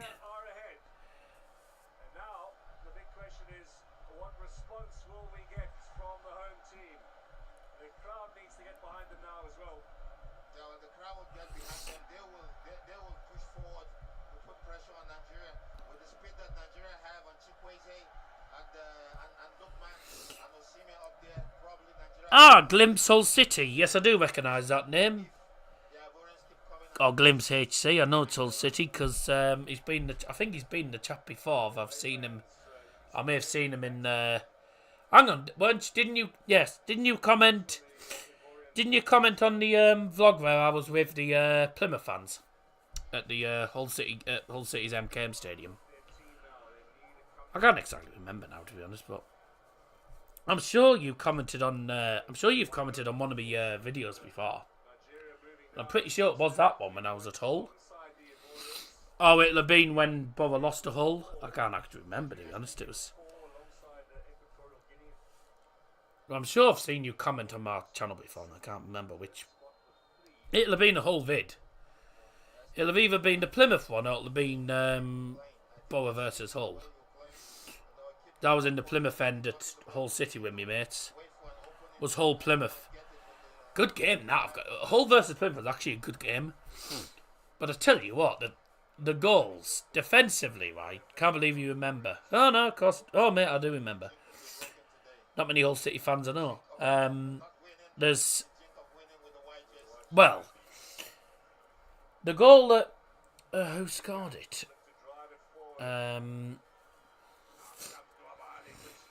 Who scored the goal? It was... I remember the goal that Plymouth scored. I can't remember who scored it now. I can't remember who scored Plymouth's goal, but it was poor defending. And then, bloody hell, Hull City's equaliser. Oh, Jesus. Hull City's equaliser was appalling. I think it was Macaulay Gillespie that made the error. He made a massive error. Philogene got the ball. Just played it across the face of goal, and it was a simple tap, and it was such a shocking goal. But to be honest, both goals were awful in that game. I can't lie. But it was it was a decent game. It was Adam Vandal. Adam Vandal. Thanks very much. Yeah, I couldn't remember. It was one of the midfielders, and I couldn't remember which one it was. It wasn't Finazars. It wasn't etc. You did reply saying, waiting for your annual defeat at Riverside. Yeah. Because you normally lose at the Riverside, and then you actually turned it around this year. So, fair enough. But I was so miffed because we should never have bottled it. It was really irritating, but no, fair enough. Bang! That's how you score a penalty. just bang, smashed in the middle. Ladies and gentlemen, that's how you take a pen. Well, we've had no subs yet for either team, which is a bit of a surprise. But those Nigeria fans were very, very happy, blowing the trumpets. Bubba won't get to the Premier League under Carrick. To be honest with you, mate, I don't know who would actually... I don't know which manager... I don't know any manager that would get us to the Premier League, to be honest, at the minute. I also watched your Middlesbrough Villa vlog. Yeah, it was a shame to concede last minute, but I think the end of the day Villa did fully deserve to win, in fairness. I couldn't really argue.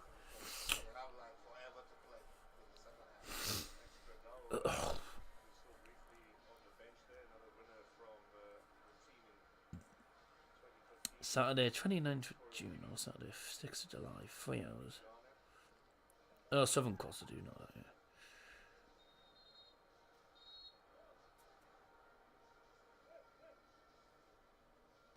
Well, the clock says an hour gone. Still plenty of time for the Warriors to get themselves back in this game. When we watched the Warren play, the Guinea-Bissau in the first game, we did say it. Is it? You cannot see anything special in there. She's actually looking for us. Just thought of it. Attack wasn't there, and you can see it today. They're struggling with a very compact, Nigerian team. On paper, much expected, of course, from this midfield with Fofana, Sangare, and Kessie. And Fofana's been out wide for most of the game today. There he is on the ball. Sangare's battled in the midfield. Kessie given possession away frequently. Now Osimhen gets it across. Dika will clear it away. Corner it'll be. Nigeria will be happy to keep it up in the Ivorian half. You can see the wonderful job that Aina did. Held the ball, passed the ball to Osimhen, and he made a diagonal run straight into the 18-yard box to get the cross from Osimhen. Right. Perhaps the pick of the bunch today for the right back. Even in the first game, I think him and the Lukman impressed me in the first game. That's why I said I have so much confidence in him, the way he plays. But he can do more. Probably that's not his best position. I don't know, but that's the position he always chooses. So long throw into that danger zone. Ooh, hey, that was close. I think he got a touch to it over the top though.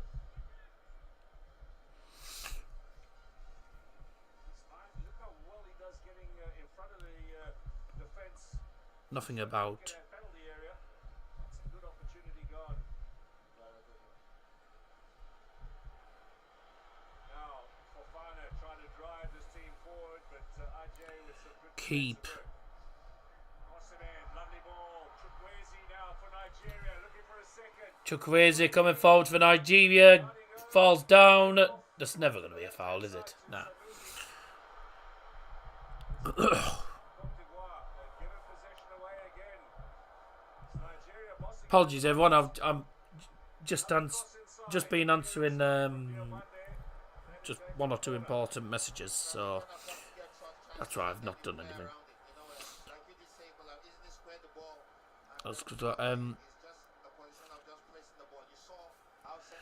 Is there any good Ivory Coast players? Well, I think when you look at the likes of the Cote d'Ivoire team that had the likes of Yaya Toure, the likes of Didier Drogba, it's nowhere near as good compared, but they are still a decent side. You've got players like Kawame doing really well in Serie A. You've got Boga, who's a really top player for Nice this season.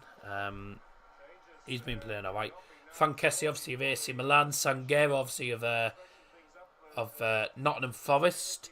You got Ndiku, who won the Europa League with Eintracht Frankfurt, now plays for AS Roma. You've got the man from Tottenham Hotspurs as well, Serge Aurier, in there. Seko Fofana's having a really good game. Obviously, he's now at Al Nazar. He was at RC Lons. So yeah, Ivory Coast are decent. I think looking at both teams, I think Nigeria have a better squad. You've got Will de Kong, obviously, he was the Watford centre back. Semi Ajayi, obviously West Brom, we know him from Championship. Onyeka from Brentford. Alex Iwobi from Everton. He's at Fulham, isn't he now? Chukwueze, obviously former Villarreal, now plays at AC Milan. Victor Osimhen, we all know, top quality player.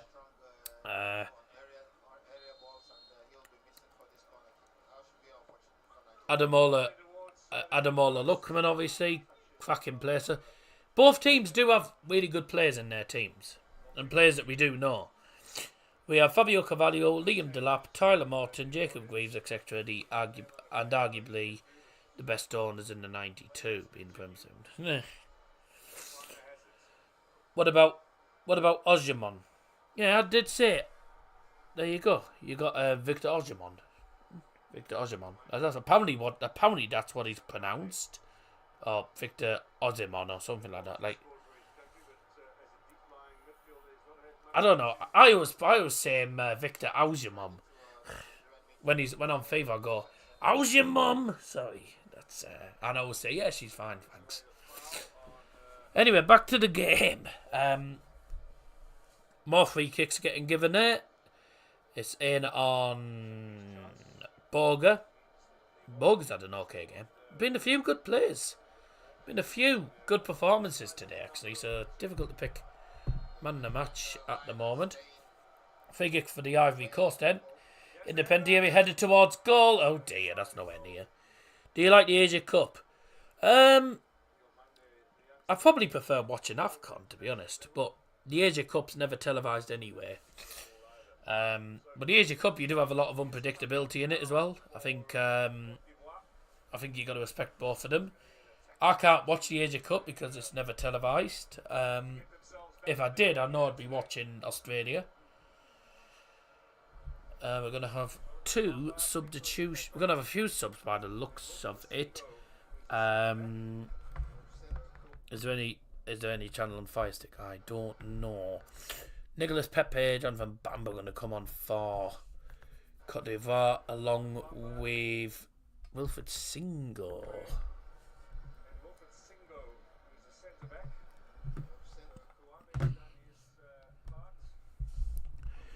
Triple substitution for Cote d'Ivoire. Leaving the field is number 20, Christian Kouame.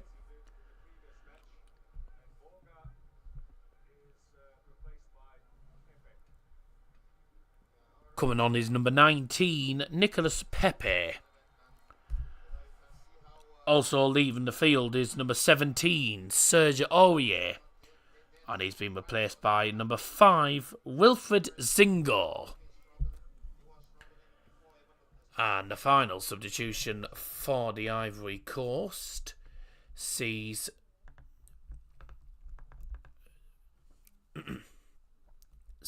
number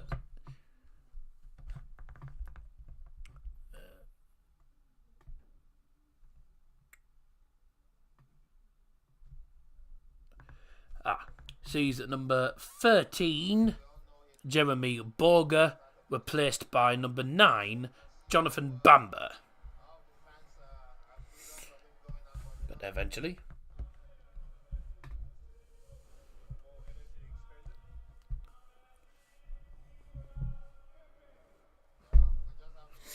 So Aurier, Borger and Kouame are off and replaced by Singo, Pepe and Jonathan Bamba for the Ivory Coast. The Ivory Coast first team to make subs. And not today, thanks, I've paid the rent.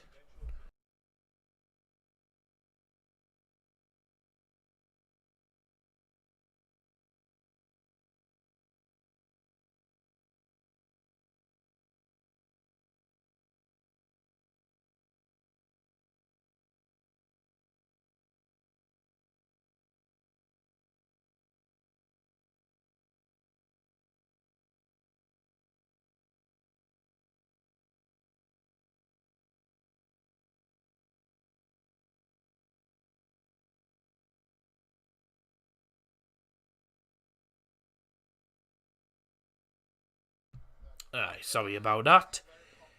Hope you enjoyed the sound of silence. Borough don't have the best fans, mate. I don't know. I think our fans are decent. To be honest. I'm not gonna lie, it would be better if we could actually hear what the Borough fans were singing rather than only hearing the drum. What are they doing? I don't know what they're doing. I don't know about Coventry. I don't think Coventry are the greatest. I don't think Coventry are that great. At home, they're silent. They're poor at home, I've got to say. Hull have decent fans. I think Hull have alright fans. Ipswich have decent fans. The long free kick. Bye!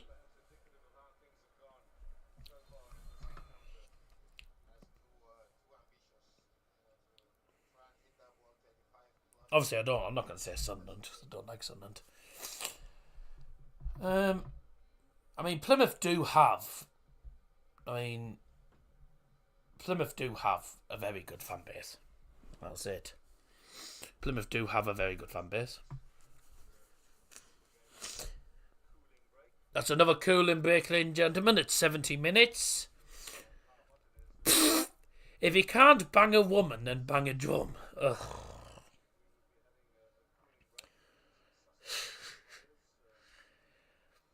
I must say, that's the best Christmas present you could get is a broken drum. You can't beat it. Right. Coventry's home supporters class. Really? After time, the stadium's half empty. And after time, they only sing like 2 chants. It's like literally like they sing the same chant after time. But you know, I don't know.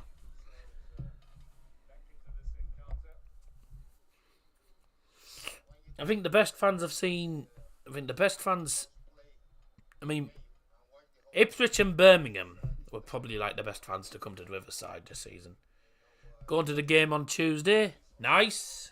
Enjoy it. But apparently Christopher Nkunku could be back for the second leg, which is bad news for us. But we'll see what happens. So we've had a drinks break. We're now going to carry on. Oh, I've got a second half can I haven't opened yet. I've got the other can I haven't opened. The second half can. Up your nose. Cheers.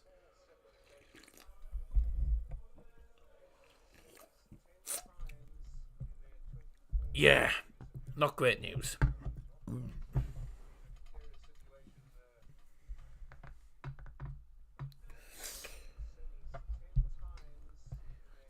Substitution for Nigeria, replacing number 11 Samuel Chukwueze, is number 15 Moses Simon.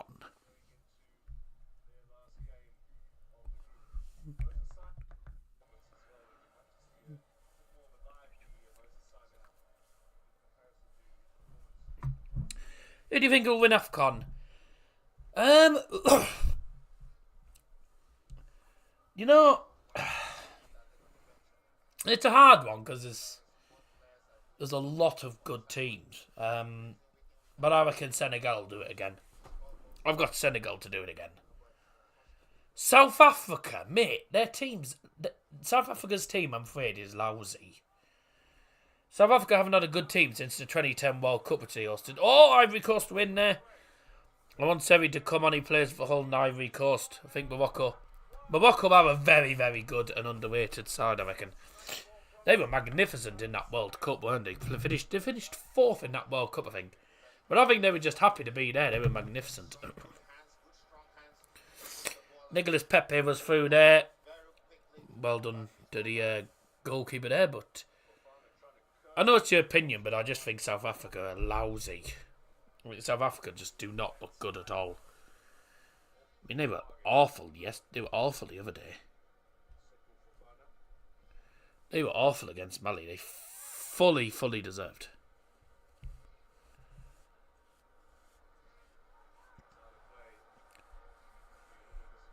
They're favourites to win, are they? Oh, yeah. Yeah, sorry. I don't know if... I mean, Morocco could do it, but I don't know. Difficult to say sometimes, isn't it? But yeah, Morocco are a very good side. They're a good side. One of our strengths since the 80s. I think a lot of people, when it came to the FIFA World Cup in 2022, I think a lot of people were expecting. I think a lot of people were expecting Morocco to get knocked out of the group stage, but they caused shock after shock. They were pretty superb in that World Cup. Just a shame, obviously, didn't finish third or get to the final, but you know, they played well. So I can see why they're one of the favourites, but I think Senegal. I just think Senegal will win. I think Senegal will do it. But who knows? Anything can happen. There's still a few.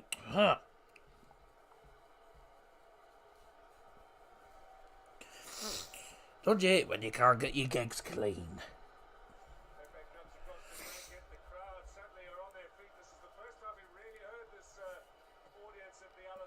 In the box from the Ivory Coast. Corner and headed over the bar. They haven't been great second half, Ivory Coast. Looks like it's going to be that Nigeria penalty that wins them the game.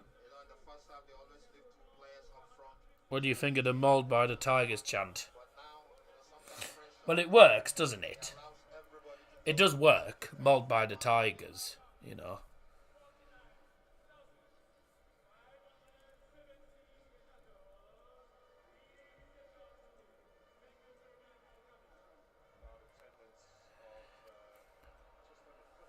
Just under 50,000 in that. Mate, can you read without glasses?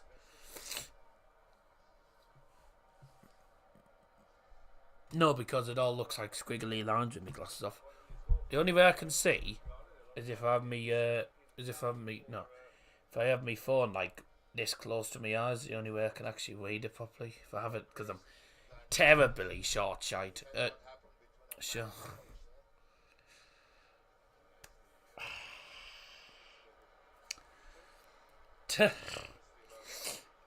Terribly short-sighted.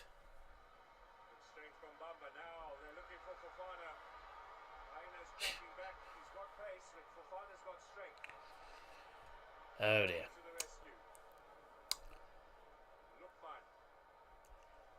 That came out wrong, didn't it?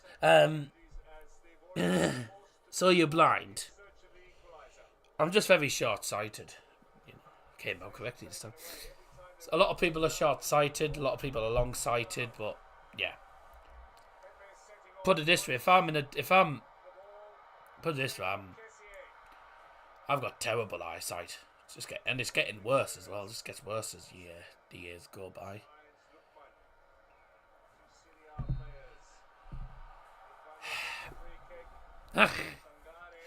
Can't believe that came out incorrectly.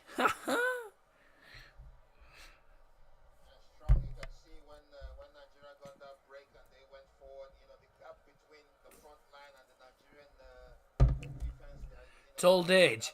I'm only 21, mate. My dad is in his 50s and his eyesight's better than mine somehow. Oh, this does not go properly. Well done, mate.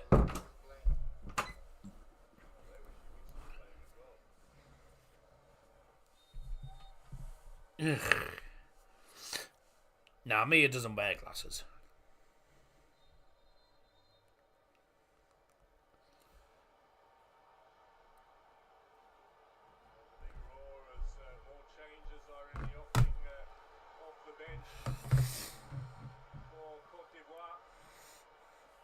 Which seemed to hit the most Sunderland. I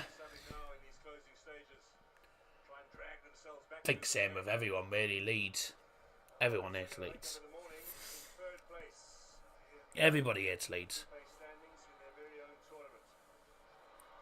Hate Southampton. Well, you would be a Bournemouth fan, mate. Did well to keep that in play. A lot of pressure on these Nigerian defenders from the Ivorians. He's done well to get that. Oh, dear God. Yeah, Ivory Coast have been poor second half. Been poor second half. I'm going to start the new... bloody hell! We got well over 1,000 views, by the way, tonight. Over 1,000 views for this game. Oh, man. Wasn't expecting that, was I? But, there you go. Gonna have some subs for Nigeria.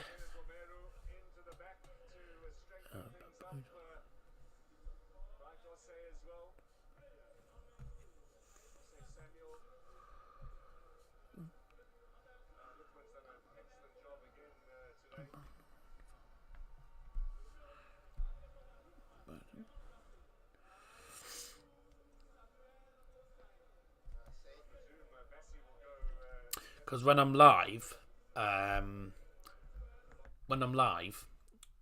the YouTube studio, the live streaming dashboard, it comes up with concurrent viewers 11, which is how many's in the minute.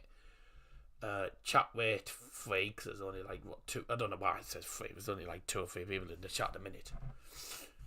And then it says views 1,209. Wasn't expecting that. Is it just a one change or have they made 2? Look at the have. And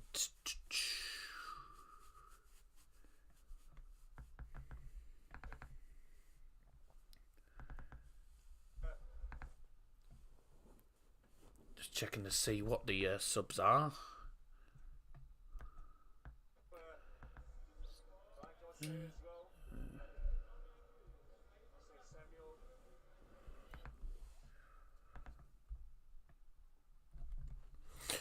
Double substitutions for Nigeria, replacing number 3, Saidu Sanusi, and number 18, Ademola Luckman, is number 12, Bright Ozai Samuel,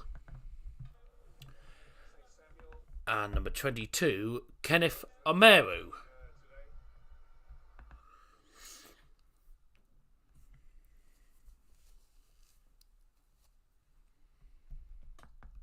Is that underlocked?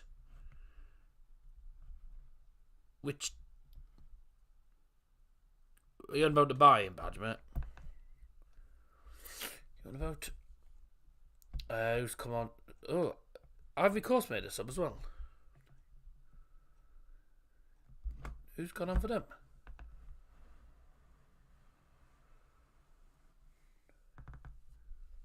Who's it? So it was...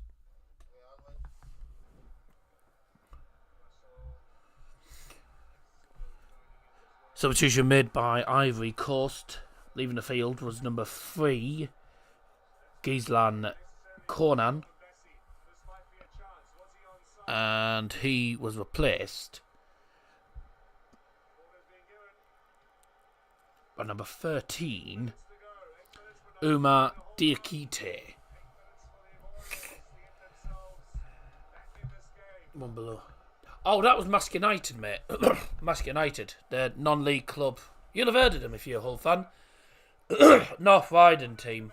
But they were struggling financially. Luckily, the club is still alive, but they didn't get enough money to stay in the league, so they've had to resign from the Northern Premier League. Great one from Ozai Samuel. Oh, he took far too many touches. He should have just released it a lot earlier than that, and he'd have been in. He didn't really come in. How can you check? I've already said all that. How can you check the... Because I said what I have is YouTube streaming dashboard. So when you go on YouTube Studio and you press live streaming, there's a live streaming dashboard. It says 1,216 views. Comes up with how many views. Heard of them, but don't really know much about that. You've been to a few of the games. I've been to a few of the games. I just haven't really vlogged. I haven't vlogged all of them. That's the thing. No, they're North Riding. But use it East Riding. So use a sort of like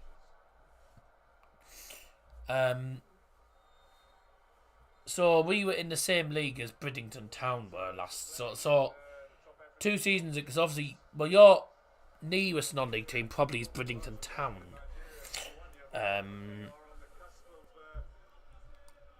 2 seconds.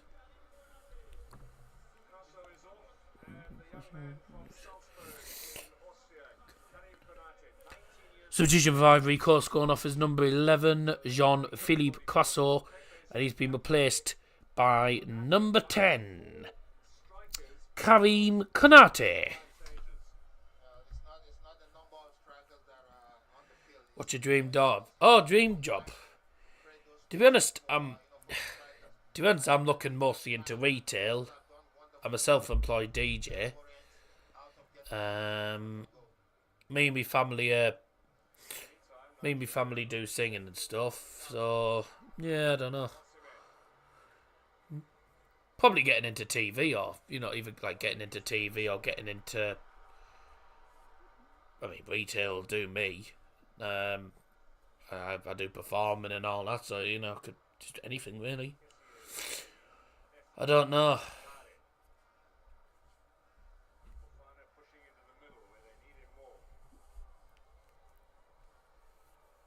No, I'm in retail doing voluntary work. I work in one of the charity shops in Middlesbrough, and I have done for nearly a year.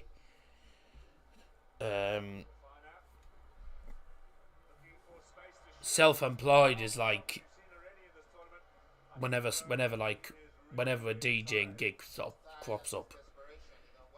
So like if someone wants me for like a birthday party or etc. I've been asked to do a birthday party in May. Why don't you get paid? Because it's voluntary. The only roles that are paid in the charity shop is assistant manager and actual manager, but you need a lot more. You need a few years, at least a few years experience. The manager who actually works in shop has had probably about 30 years experience. The 2 assistant managers, one's had 20 years in retail, and I don't know how much the other one's had, but you have to have years of experience before you can even before you can be like assistant manager and a manager of a shop. It's a lot, but a lot of places aren't taking me on retail and work, and like I can't get paid work retail wise a minute because of the way my back is and everything a minute. So when you get paid, when you're gonna get paid, what about house bills? Oh, that's all sorted out. Hello. Yeah, I know. Cheers. Yeah. I thought you would be. Yeah. Are you gonna? Are you gonna say hello to the stream? Because some of the because earlier on some of the people were saying, "Where's the famous daddy at?" Well, you know who it is. Hey up, guys! Oof. Up your nose! There you go. There you go. That's all you're getting. It is all you're getting, I know.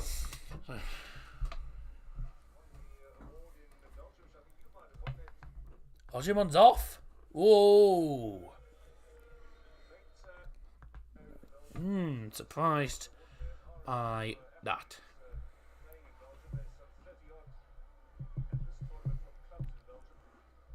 Who's that? What, mate? It was Dad. That was Dad.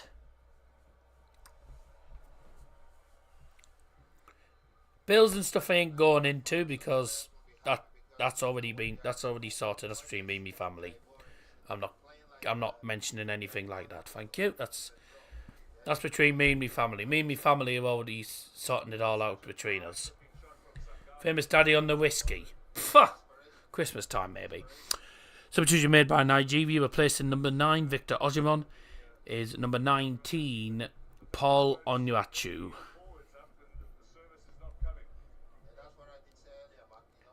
Osimhen's not had a great game, by the way. He's been quiet as a mouse. He really has. He's been so quiet. Now what?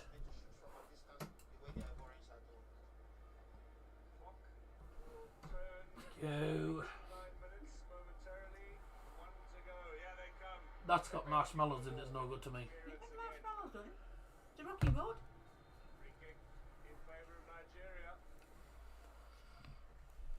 It's a rocky road. From home. I thought I recognised it. Yeah, I didn't go for it because it was all marshmallows. It's rocky road. It's just got. I'm not big on marshmallows, but Pull the marshmallows out. whatever. I'll have it. I'll have it. I'm not eating my food until I've gone on my break though, which is a couple of minutes probably. Oh, we got a pizza from Sainsbury's. You know, one of those stone baked. I don't know if it's one of the Sainsbury's own or something, but it's a pizza. So there you go. Can Ivory Coast get a goal back? They are looking for an equaliser. Are they going to get one? Probably not. Chief, yeah. Probably. Yeah. Well, it can't have been Sainsbury's on. It was £3. It was £3.60. It was £3.60 in Sainsbury's. It was one. It was a. It was a stone baked thing. Ball in the penalty area and headed out. Ladies and gentlemen, the added time brought to you by Davil Johnson is 9 minutes. 9 minutes of added time. Where the hell has he got that from? My only worry is, everybody going too deep. When you're playing a team who are you don't allow them to push you back into your own 18-yard box.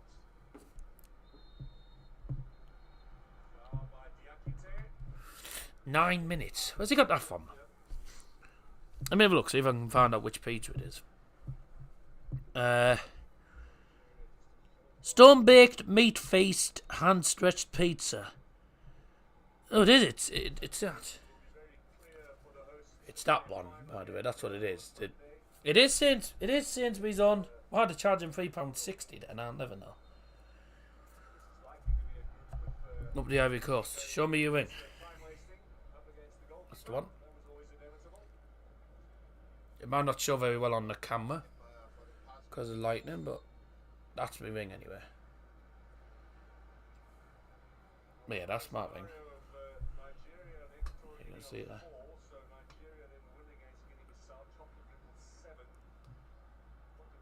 Yeah.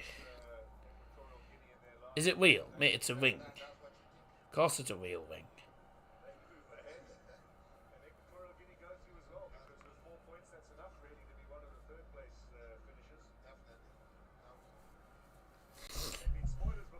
Chance I did go for a cheap one. Mia's ring cost more than that.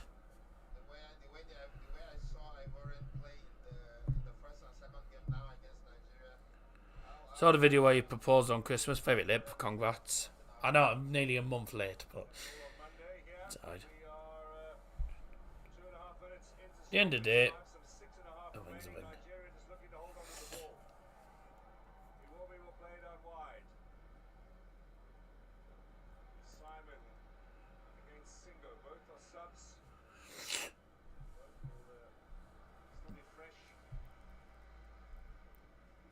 Still into added time. Looks like it's going to be a Nigeria win. Let's open the new poll. Did you go to Ramsden's? No, I got me's. I got me's from Pandora. Pandora got me's. Well, I got them both from Pandora, I think. I think it was like the last one they had of these, but wasn't that expensive. Me's was a lot more. It's not something I ever buy normally. I don't tend to buy stuff like expensive rings and stuff. It's not the sort of thing I tend to buy. But obviously, I was always going to get a ring if I was proposing to her. So, at the end of the day, a ring's a ring, whether you think it's real or not. It rings. It fits on me. No, I couldn't afford. I wasn't affording that more.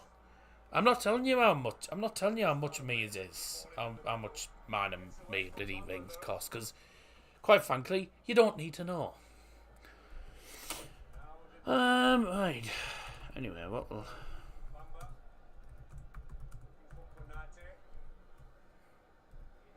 No one needs to know anyway, so there you go.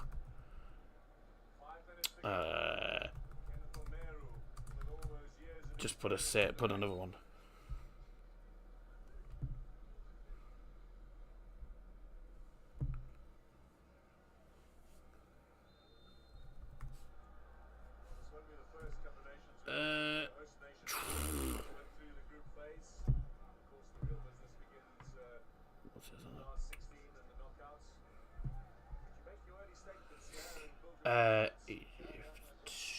Ghana. There's your new poll. So the new poll is on, and that match kicks off at 8 o'clock. So we'll be having about a half an hour. Well, say half an hour. We'll be having a break till about 7:30 after this game, and then gives me time to eat me pizza and all that jazz. Gives me a chance to have a bit of a break, and then back on the camera. We'll still be live. I'll just be playing music and all that. So it'll be on to Egypt after this game, which is going to be a good one. Hopefully, this has been a decent game. It has been a decent game. Nigeria's only shot on target was the penalty. I mean, second half though, both teams have had chances in the second half, but literally, finishing wise has been poor.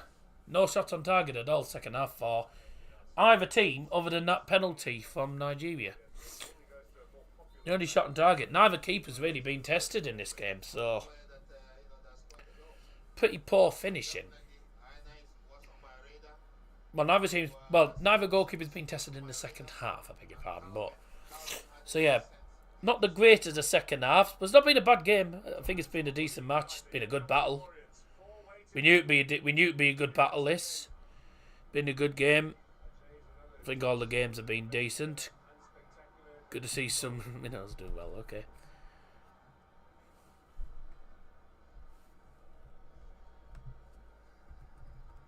Under 3 minutes remain. To break through here, solid white line. The Nigerians. Bamba, high ball. Over the fence. Bassi at the back post will clear. Far appealing. No one else. Long ball up front. And another Ivorian free kick. Now, the referee telling everybody to calm down.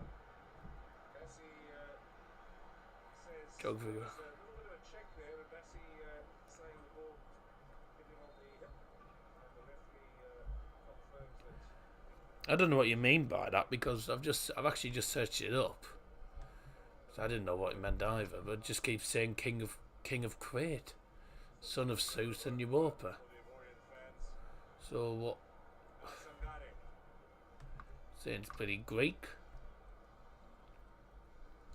So I'd like to know what that means.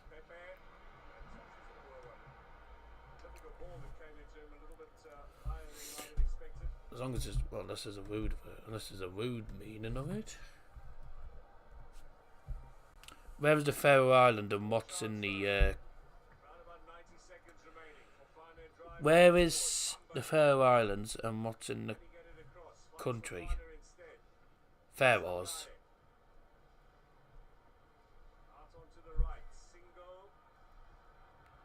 They're called Faroes, aren't they?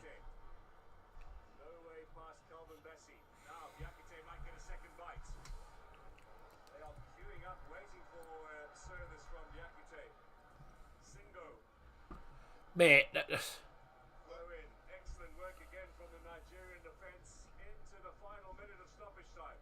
Excellent. Bassi and Simon, stood firm to stop that cross from coming.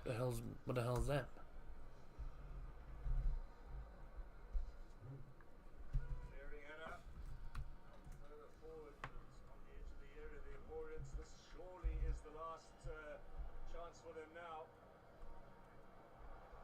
Well, apparently it's a Greek mythology thing, mate. Want to get this ball into the penalty area. Driven forward. This might be a chance. Frank Kessier. No, that's well out. Chest. Referee says handball as well. And 9 minutes of stoppage time is up. I don't get what I don't know what you're getting at. You can see the Nigerian, the nervousness, All it's coming up is some bloody Greek mythology thing. for that whistle to go. Well, we've played in 9 minutes of added time. The free kick for Nigeria. This could be that. We wait for the final whistle. There it is. Nigeria have beaten the hosts by 1-0 thanks to a penalty from the captain Will Trooster-Kong. After the last result. That was a difficult match, wasn't it? A difficult game. That's not a good result for the hosts, though. In the hands of a fair for Nigeria as a coach, and you But what a brilliant result for Nigeria. They go second in the group. And that means that Ivory Coast, the hosts, I'm a poet and I didn't know it, are now third in the group. So Equatorial Guinea will be finishing top of the group tonight on 4 points, ahead of Nigeria on goal difference. And in third place is Ivory Coast on 3 points, which does mean that sadly we have to say Totty Boggle to Guinea-Bissau, because that result for Nigeria means that Guinea will not qualify for the knockouts or even finish in third, because their goal difference is -4. Their next game is against Nigeria. Ivory Coast taking on Equatorial Guinea. So sadly, Guinea-Bissau will be out of the tournament. And don't forget, coming up next, lineups should be announced. Actually, I think, isn't this game on BBC One?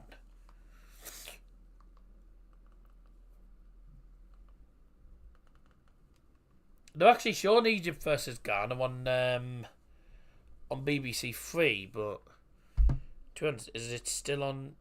To be honest, I could probably just stay on this channel.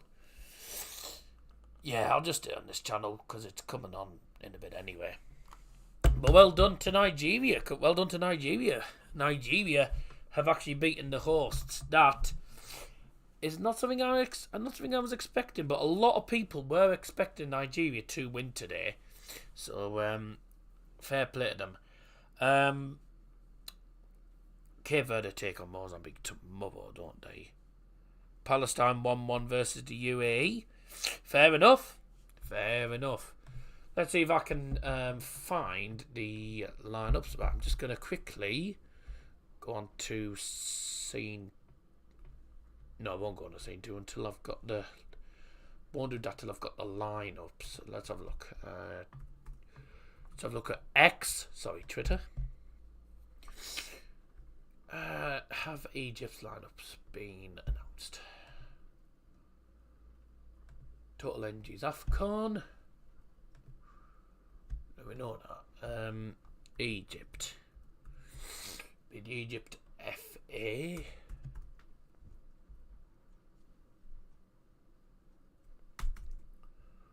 Egypt v Ghana trending. Ugh.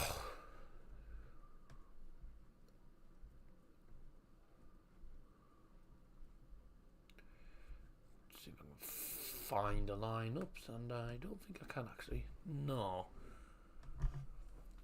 Ugh. Okay, well, if you're not staying for the Egypt versus Ghana game, then thank you very much for tuning in. Hope you enjoyed the stream, and I hope you all have a fantastic rest of the evening. But if you are staying on for the Ghana Egypt game, then thank you very much indeed for staying with us. I'm just trying to see if I can find the starting lineups, and I don't think I can. It'll be. Let me try and see if I can find Ghana. Right, Ghana, otherwise known as the Black Stars. Okay. That's what they're named. So they've announced their lineup. Ofori in goal. kind of expect that. John Nayu starting, Aki Williams, Kudus, Semenyo. Ooh. It's a good team. It is a good team, I must say. Now, let's see if I can find the Egypt team. And I know for a fact Mo Salah will start. If Mo Salah doesn't start, I will be amazed.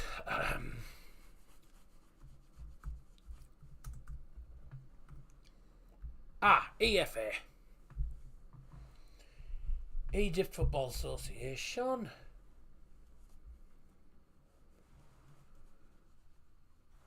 I'll have a look in a minute. Right, in the meantime, I'm going to go for a quick break. We'll see you in a couple of minutes. Well, about 7:30. No, I don't want to do that, do I?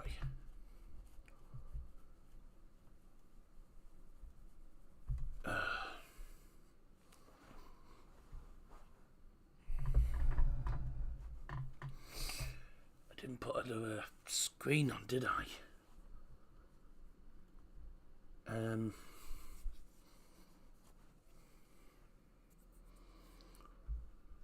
What I'll do is I'll do this. I've got the thumbnail, haven't I? Have I got the new thumbnail on here?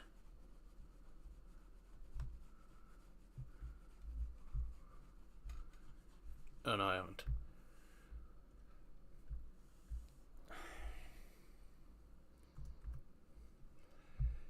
Right.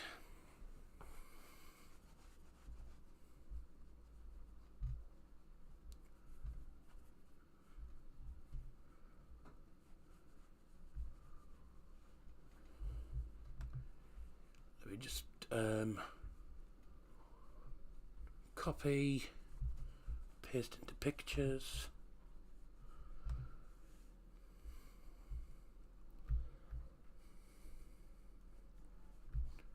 Good. Right. Let's put that on. Right. Egypt versus Ghana is coming your way. It's coming your way at 7:30. I'll see you in about 20 odd minutes.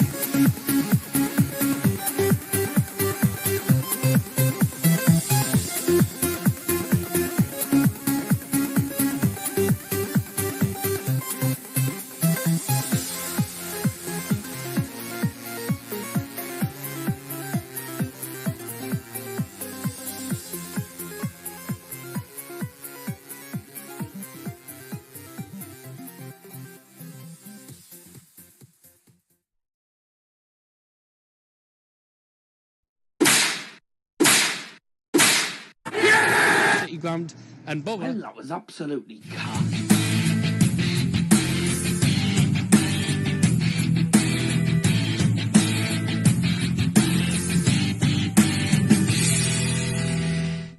Welcome to Daz's Football Stand for this evening's second game of the live stream as Egypt take on Ghana in the Africa Cup of Nations. So what was an entertaining first game between Ivory Coast and Nigeria in that West African derby.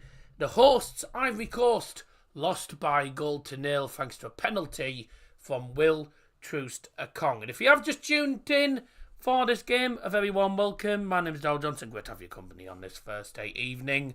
Hope you're all doing very, very well wherever you're watching from around the globe.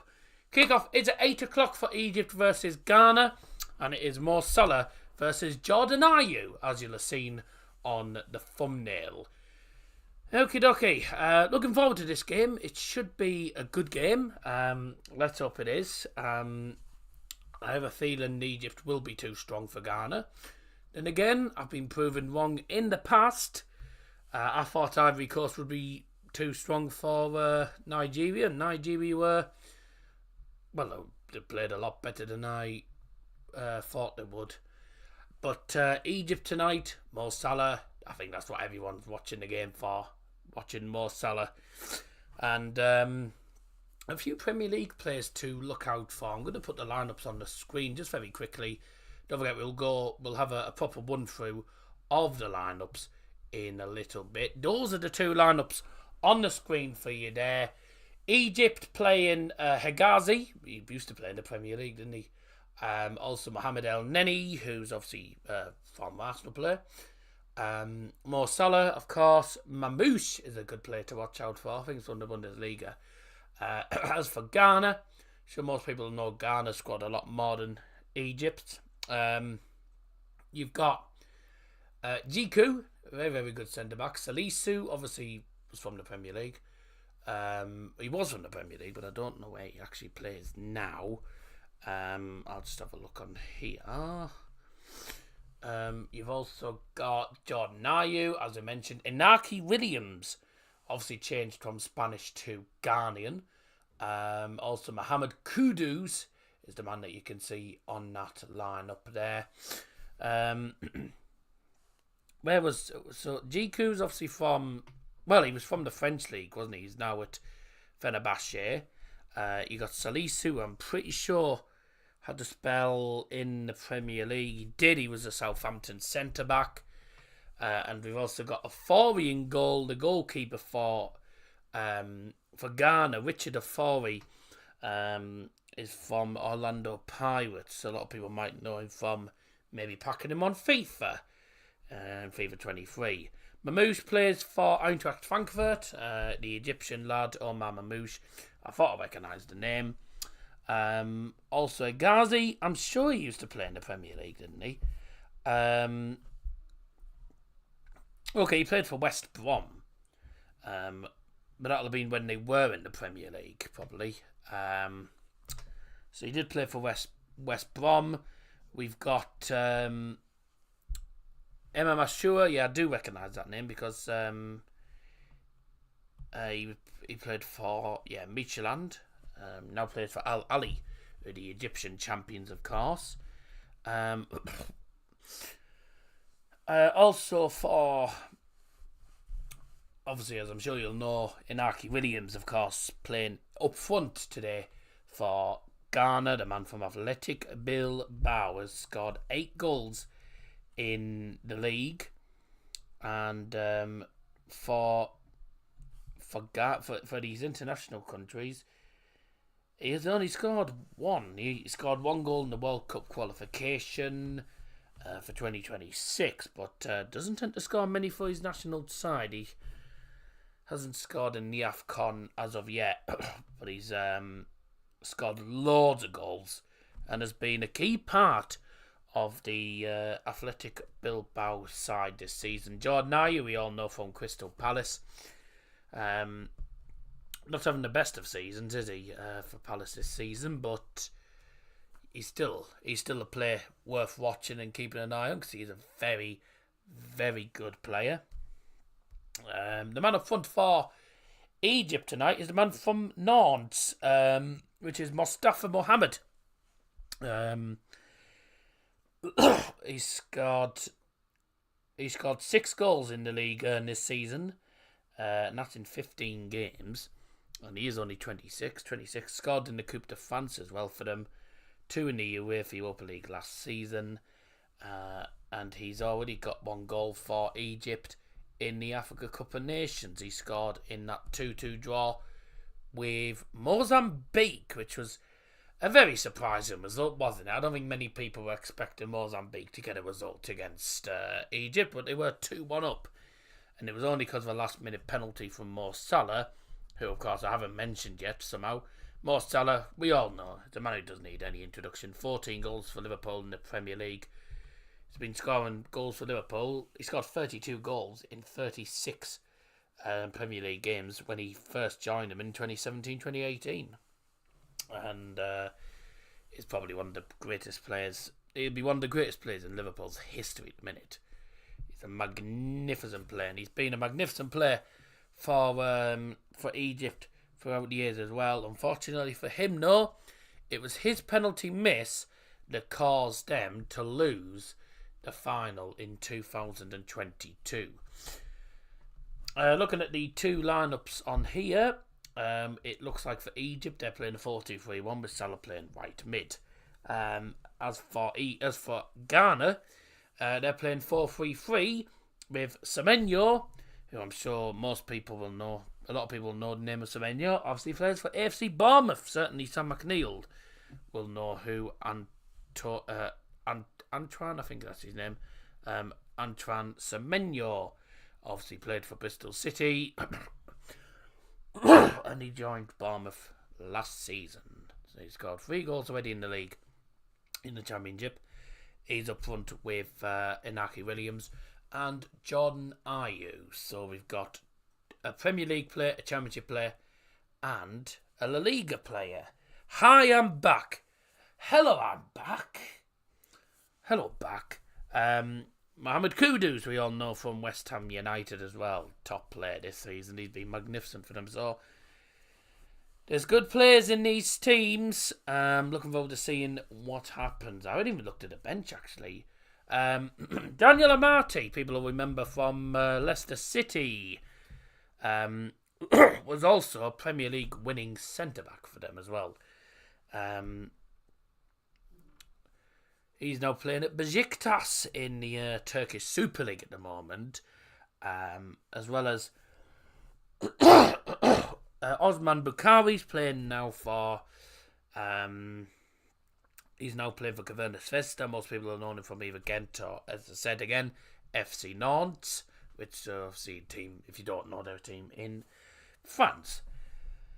Jordan Ayew's brother Andre, he's on the bench tonight, and he's bloody hell. He's now playing for Le Havre. I didn't even know he was playing for Le Havre. So he was at Nottingham Forest last season. He's at yeah.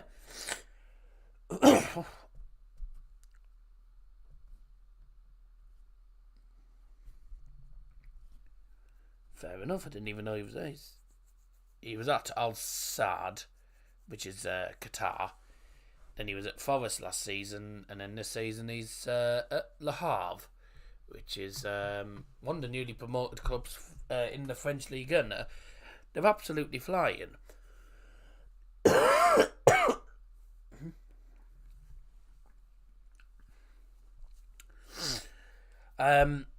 Let's have a look. Any players that we recognise from the team, the Egyptian side. Trezeguet, if I'm not mistaken, isn't that the Trezeguet that played for Aston Villa? It is. He's now at Trabzonspor at the moment. Mustafa Fati is what he's called. Mustafa Fati. Didn't he play for... Oh no, it wasn't him. So he plays with Pyramids. Oh, so it wasn't him. It must have been another player called Fati that played for Al Ali, who obviously the Egyptian champions. So it can't have been him then, was it? Is there anyone else that we recognise from like any of the English clubs? Not really. There's not a lot of players that I think most people recognise. Everyone knows. Everyone seems to know more of the Ghana players, to be honest, than anything. Obviously, he doesn't know Salah. Hegazi used to be Premier League. Mamouche, obviously from the Bundesliga. El Neni from Arsenal. So yeah, there's not many players that. Oh, and Trezeguet obviously from Aston Villa, but there's not many players like in that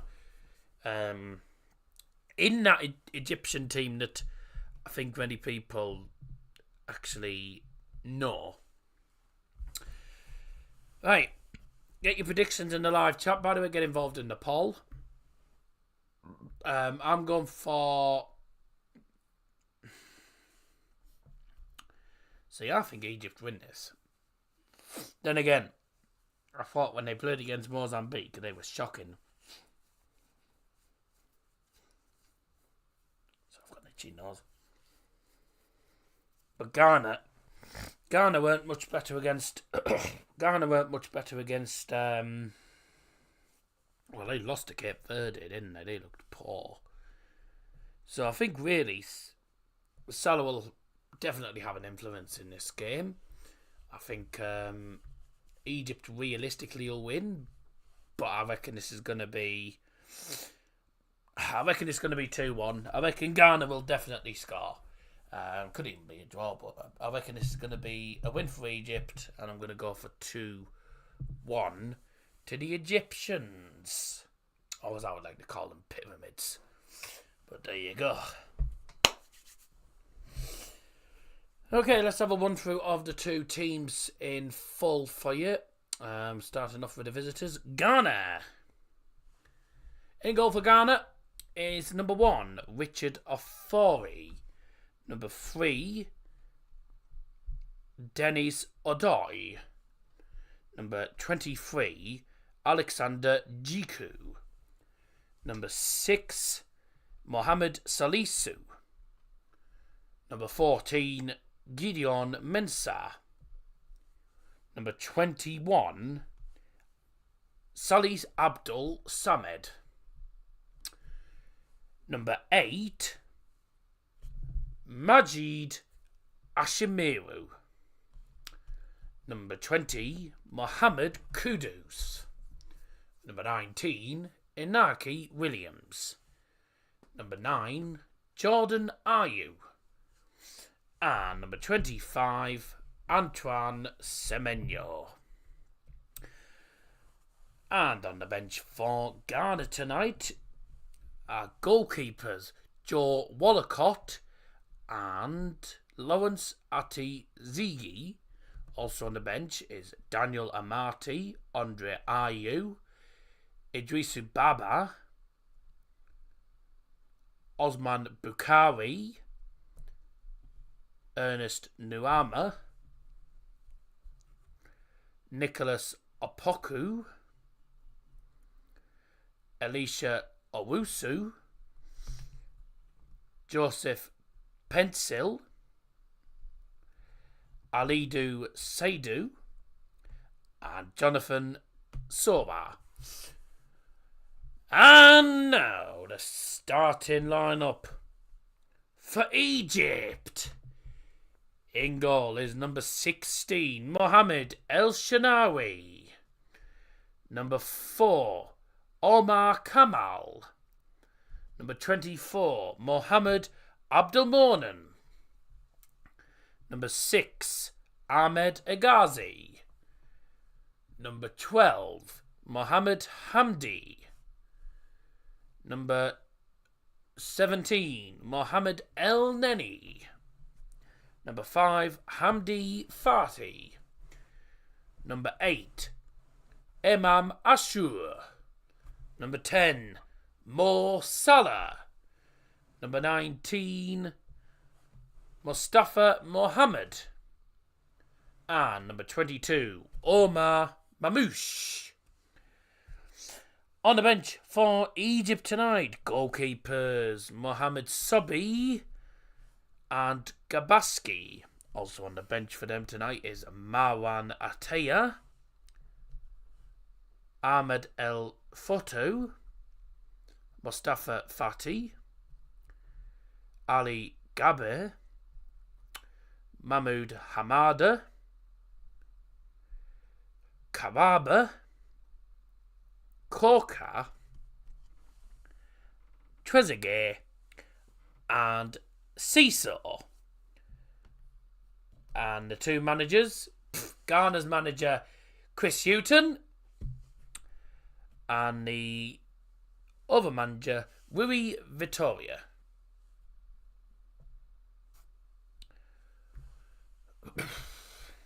Chris Hughton in charge of Ghana. Okay. Chris Hughton taking charge of Ghana. Not something you see very often. Welcome to Harvey. Thanks very much for joining us, Harv.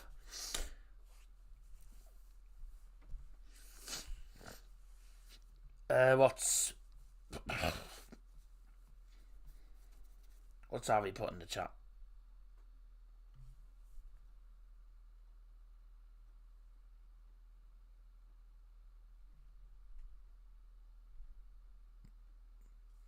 What's this?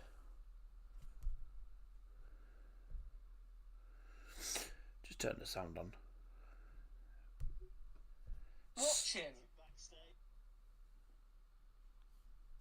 Okay, Darryl, here we go. You get to now see live footage of a weird darts player who throws like this.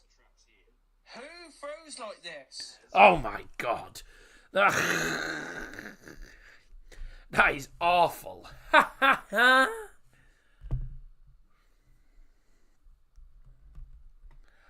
Oh dear.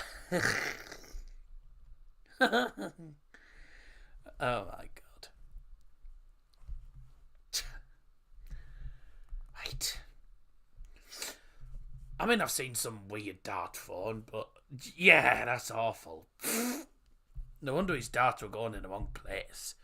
Haha. Yeah, piece of pea that is for Van Gerwen. Dear me. Anyways, back to the footy. Looking forward to this game. I think that game against that game between Ivory Coast and Nigeria was actually a good game, very entertaining game, despite only being one goal, and it was obviously a penalty. But the all count 15 votes on the poll so far, 60% for Egypt, 27 for Ghana, 13 for a draw.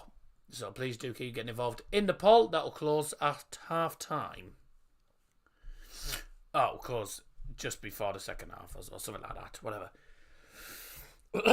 Anyway, we are ready for what is actually the third AFCON game of the day, but the second game for us tonight and the final game tonight. And don't forget, the next AFCON stream will be, I think, Morocco on Sunday. Let's have a look.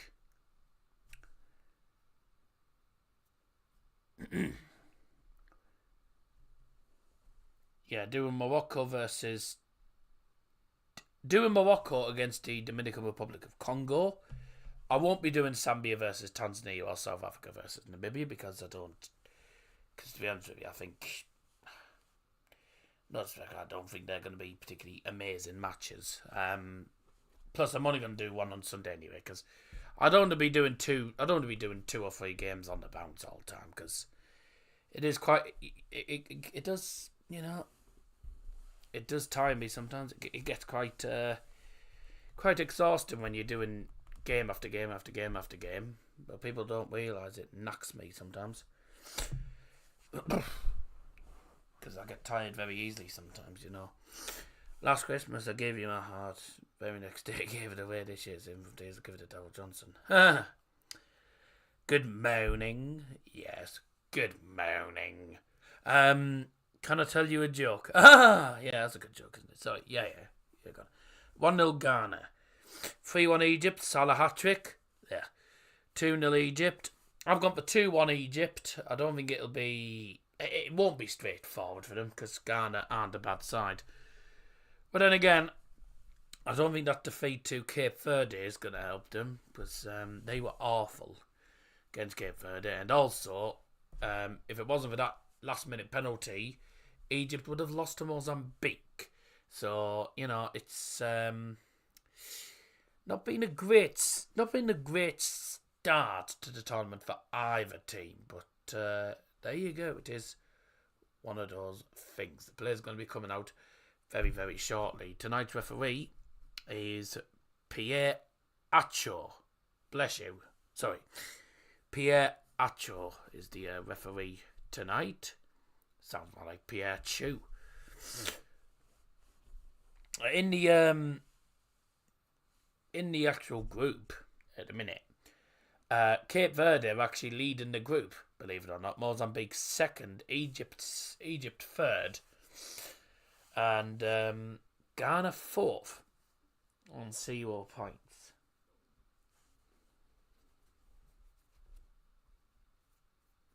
At the minute, the four best third place teams at the minute are Ivory Coast, Egypt, Guinea, and Angola, with Zambia and Tunisia as it stands not making it through. So AFCON is well underway now. We are heading towards the second game of the evening, and it is no more than the record champions Egypt. They are taking on Ghana. Let's see what happens tonight. There was a cheese and a bear, and the cheese was walking fast and the bear was slow. So the cheese said, "Come on, bear. Come on, bear." Do you know how the Welsh eat their cheese? Carefully. There you go. I know what I'd have been saying to the bear if he was walking slow. I'd have been saying, "Away, I can't bear watching you that slow." Anyways, right, there you go. Can't bear it.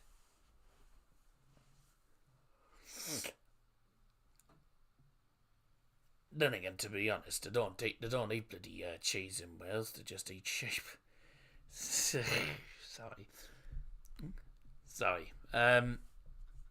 I shouldn't have said that, but tough.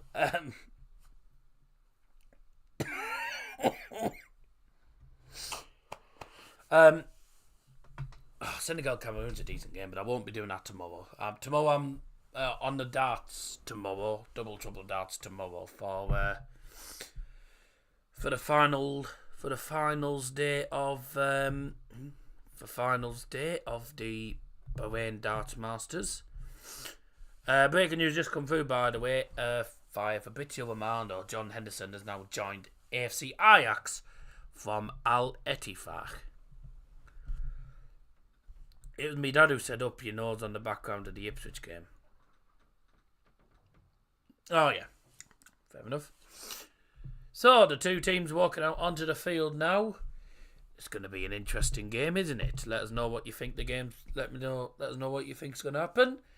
And if you weren't in the stream early one, let us know who you think's going to win the Africa Cup of Nations. I've still gone for Senegal. Morocco obviously are the favourites. They are a strong side. Egypt obviously the record champions. But Nigeria look like a good side as well. They're a team you can't go lightly against. Ghana are a good side as well. I think Ghana could get somewhere as well. I think they're a good side, but they just.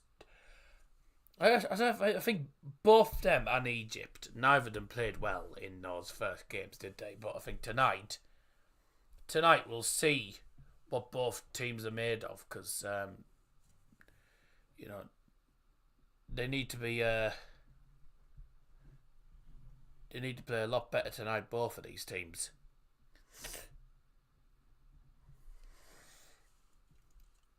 Right, I'm just going to open my first AFCON.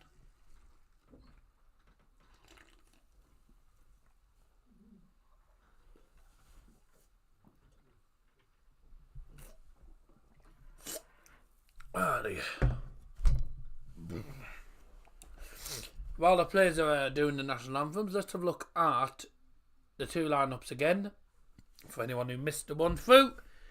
If you didn't, you can sit back, relax, and take no notice. But let's have a look at the two teams in full. Starting with Ghana.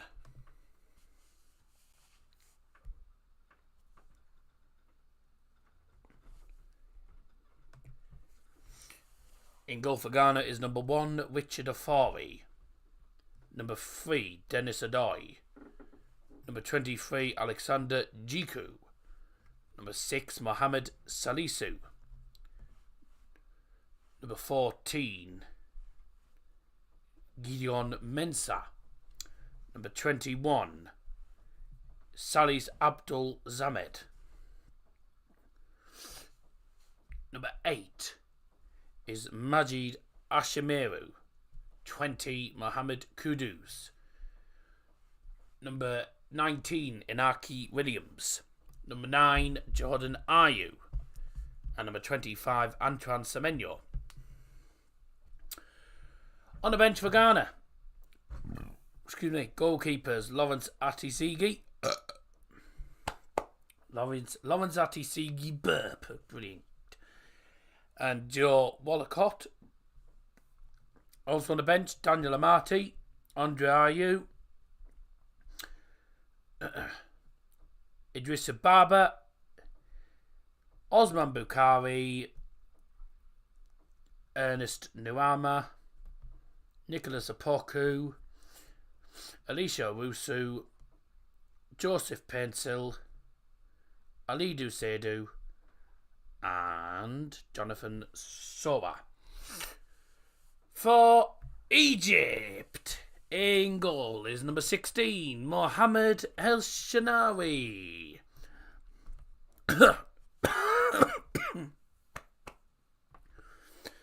Number 4, Omar Kamal. Number 6, Ahmed Agazi. 24, Mohamed Abdelmonem. Number 12, Mohamed Hamdi. Number 17, Mohamed El Neni. Number 5 is Hamdi Fati. Number 8, Imam Ashura. Number 10, Mo Salah.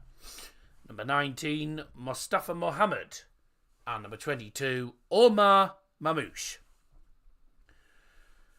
And on the bench for Egypt today, goalkeepers 26, Mohamed Sobi, and number 23, Mohamed Gabaski.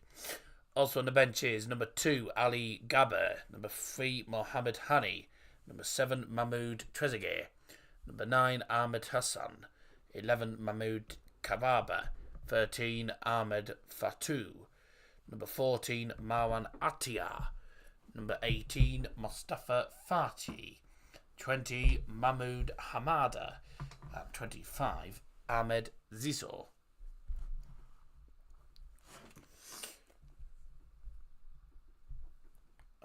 Right.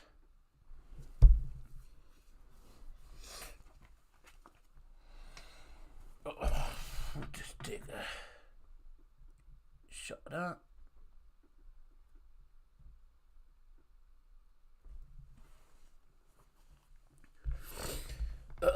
Excuse me, I'm still full of cold. And today's referee, as I've already mentioned, is Pierre Achou. Or Pierre Cho. And he's the referee, and his assistants, Boris Titsoga, Karin Formo, Tangai Mebiam. And on VAR tonight is Issa Sai and Abonjil Tom. And there's Ghana's lineup.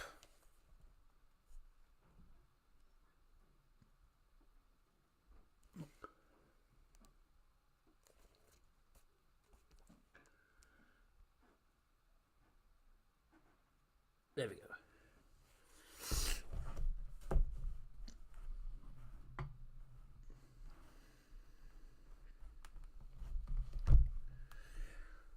There we go. Sorted.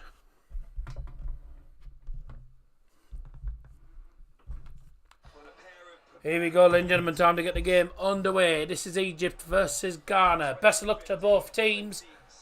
Let's go!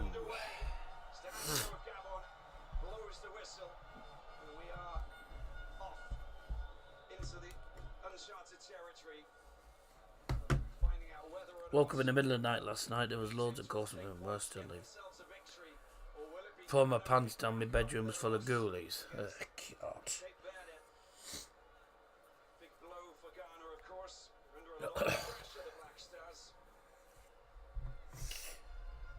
God.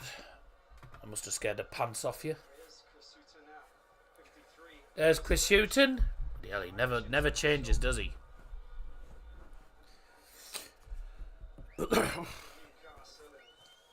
Never changes.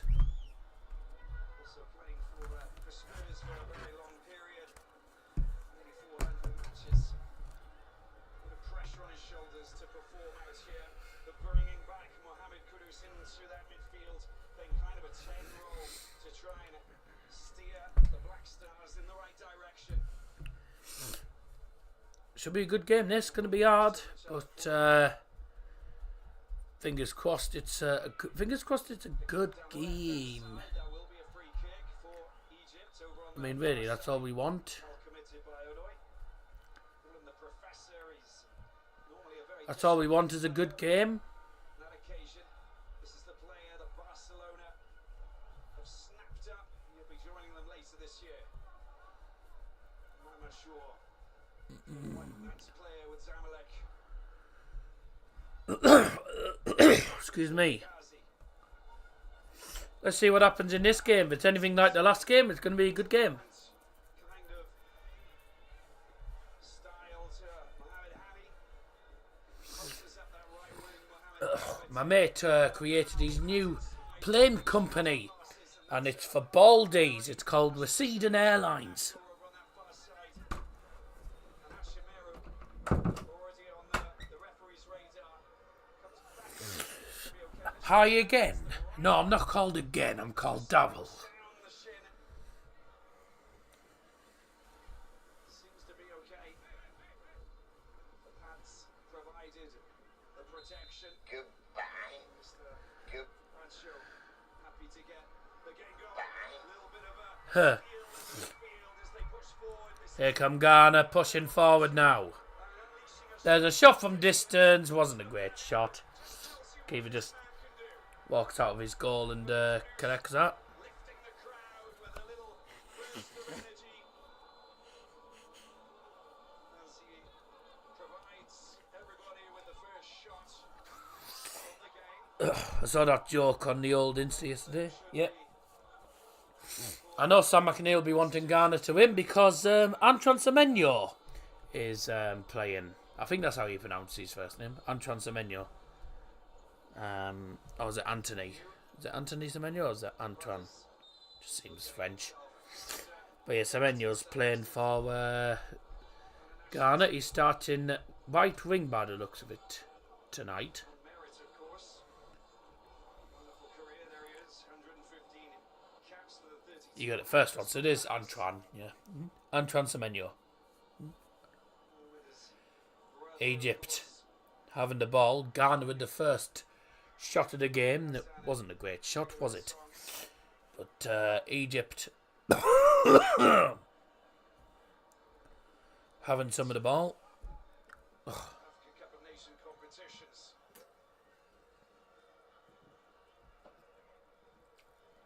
If he plays today and he plays the final match against Mozambique, then I've got a thought that's as dry as a badger's backside. the most number of matches That's what my dad says anyway. sublime Probably doesn't know then. Finish my squad battle game, and then I'll be on for the match. That's nice. Will you say anything about the game I'll be behind? Well, yeah, of course I'll be saying stuff about the game because I'm live doing the game, am I not? six pyramid players. I will be talking about the game. Nicely done as well. And an opportunity Here come Egypt. Well won back by Hashimeru. Here come Ghana, running forward. Ball through. Aye.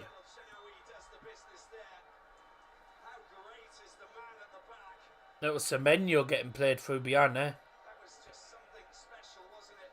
Wonderful. Oh, he's offside. Yeah, Semenyo put... Aye.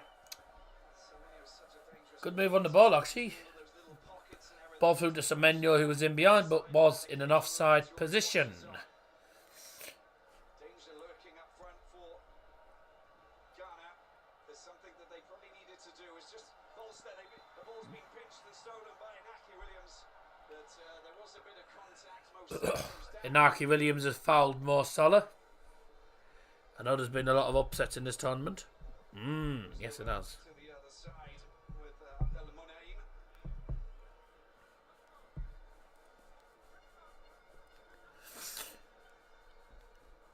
Total energies up 120. Get on social media and talk about what's happening. There's so many scenarios and situations. I mean, everyone's literally just going to try and snap Mo Salah. You take Mo Salah out of the game, and I think Egypt are screwed, because I don't think Egypt are particularly good. I mean, I don't think they're that great, even with Salah, even though they're 6-time champions, 7-time champions, record champions. Like, they don't look amazing, to be honest, even with Salah. They're not the greatest of teams. Oh.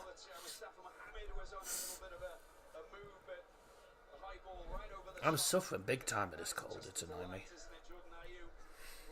Jordan Ayew pulling him back. It's a foul, isn't it? Foul on Kamal.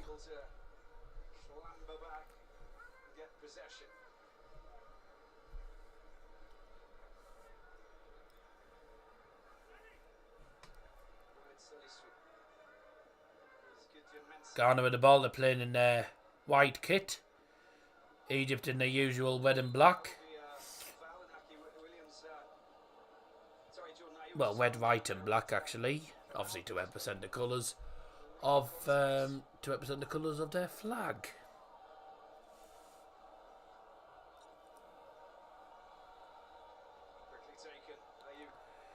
Is Ayew on the left hand side? He's got Semenyo to support him. Ashimeru. And they're going down to the right hand side. Mohamed Kudus to the right hand side now. Odoi on the ball. Look for squad battles goes so quick. They changed it from 6-minute halves to 4-minute halves. That's why, mate.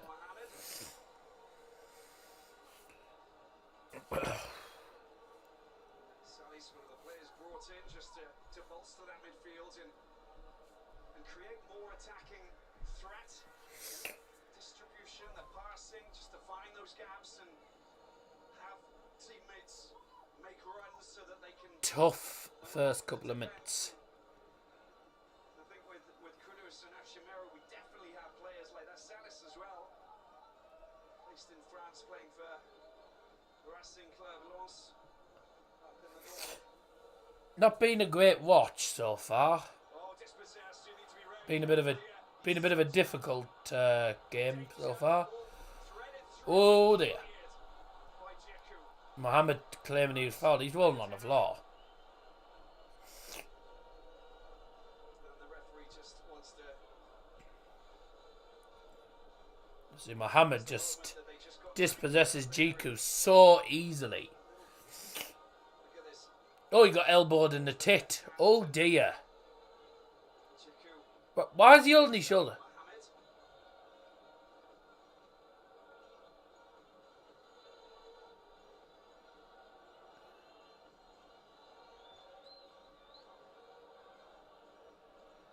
He's an idiot. He gets elbowed in the tit. Right, he gets elbowed in the tit. When you lose your opening game of But when he goes down, he's holding his shoulder when he's going down. It's not his shoulder to hurt. He got caught in the tit. in Africa now, since the expansion of Grow up. the Cup of Nations, of course, the scenario has changed. Smaller nations capable of qualifying. We saw that back in 2019, right up through until now, and it's great to see because it just makes it a bigger competition. I'm tired already. We've only just started the second game. Wonderful tournament to see what they can do. Likes of Namibia as well, winning on match day 1. Get the game back underway now. Also a highlight in what has been So Egypt with the ball, long ball towards Salah's, literally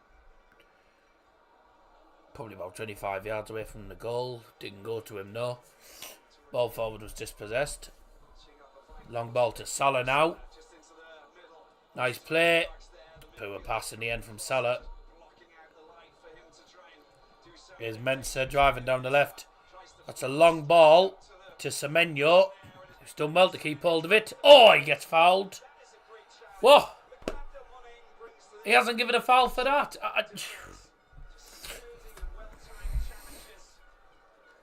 I thought it was a foul. He didn't give a foul for that. I'm surprised. The West African Football Academy, now based in France, in eastern France, playing in Auxerre. It was Abdelmonen. I think it was with the challenge.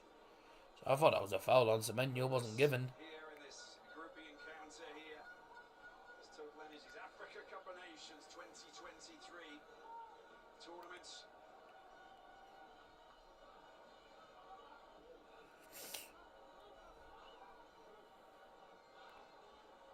Egypt building from the back. Nice ball, maybe What a a- little bit too high. I was going to say what a ball. Just too much power on that. Too much power on that for Mohammed. For Hamdi to actually get onto it. Try and Yeah, Mohammed Hamdi. That was right. the Club Rouge right back, veteran. 35 Odoi just taking the throw in, getting the ball moving. They Good play from Ghana. This is nice. encounter so far. And Ghana very much aware of what they need to do out here. Mohamed Kudus. Shimeru. They try and spread the ball out, use the flanks. Back into the middle. They're passing the ball around really nicely here, Ghana. Oh! Keeps the fans happy. A nice Rabona pass. Here it is again. Kudus. That was clever. Picks it up down the left side. Here's Mensah on the left, into the centre. Jordan Ayew's driving in towards the penalty area, and he's got a bit too far. Couldn't get the shot off. Good defending in the end by Egypt. But it was Fati in the end with the interception. As a pull back from Fati on Ashimeru. Tries to not look guilty. There was a bit of contact. That's what it took. Shimero, just look at this. Look at the left arm, just around. A little bit of a wrap. Just got him. He pulls his arm. He just took him back. Stopped him from Pulls him back. You are always going to concede a free kick doing that. free kick for Ghana. A deafening sound here. At the Phoenix Stadium. Why is my thing lagging? Examined. Jordan Ayew, we know what kind of a delivery he has. There we go. My camera was lagging for some reason. Free kick swung in by Jordan Ayew towards the far post. Headed out for a Ghana corner. Salisu got caught actually. It was towards Salisu at the far post. Good free kick in by Jordan Ayew. Salisu's going for the header. Oh, he does get caught in the head. Saw one. Did get caught in the face. Going to be Jordan Ayew with this corner for Ghana.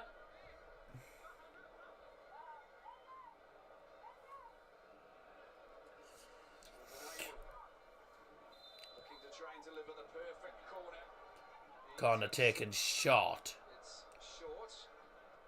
Kudus with a terrible cross because it was blocked easily. The ball and it's retrieved at the back. That's, and they're passing it round the defence now, which gives Egypt time to push up, get themselves organised again. Maritzburg United.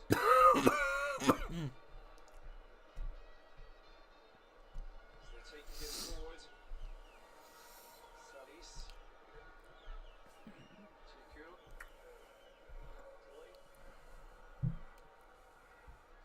Good at it. Good headed pass in the end. Is Semenyo on the right. The man from AFC Bournemouth. Trying to put a cross in. It is blocked.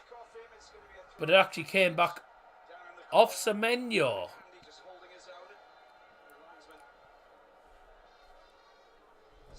So it's a throw into Egypt.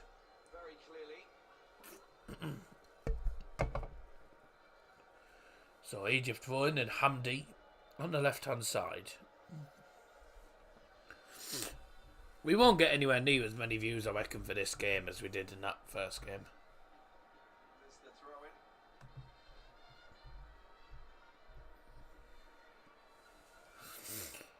And I think that's what you've got to do. You've just got to clear it. But there was a very firm challenge there, and Hamdi's down on the ground. What's happened? I think the challenge was a little bit firm there.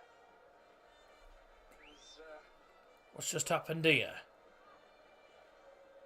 Hamdi folds under the pressure from. Oh! See that the foot was the roof of his foot and. Ow! Goes into the top of his foot. Well, to be honest, it's almost in his leg. That's a sore one. Very, very sore one for very sore one for Hamdi. That is.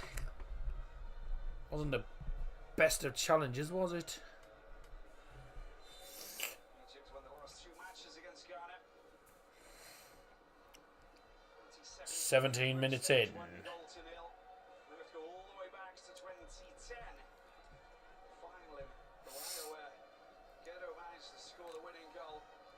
That was to be the last AFCON title that was lifted by the Pharaohs. You can see some possession there in Ghana. Pretty good place so far. Passes 79 to 69. Possession wise is pretty close.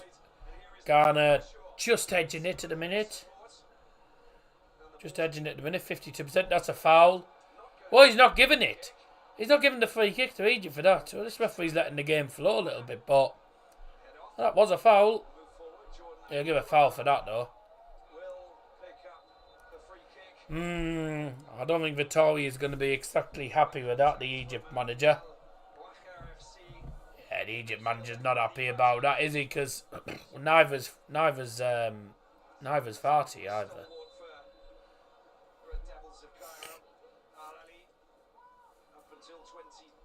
Because I think it was a foul on the Egyptian player originally, and then obviously he didn't give that, and then he decided to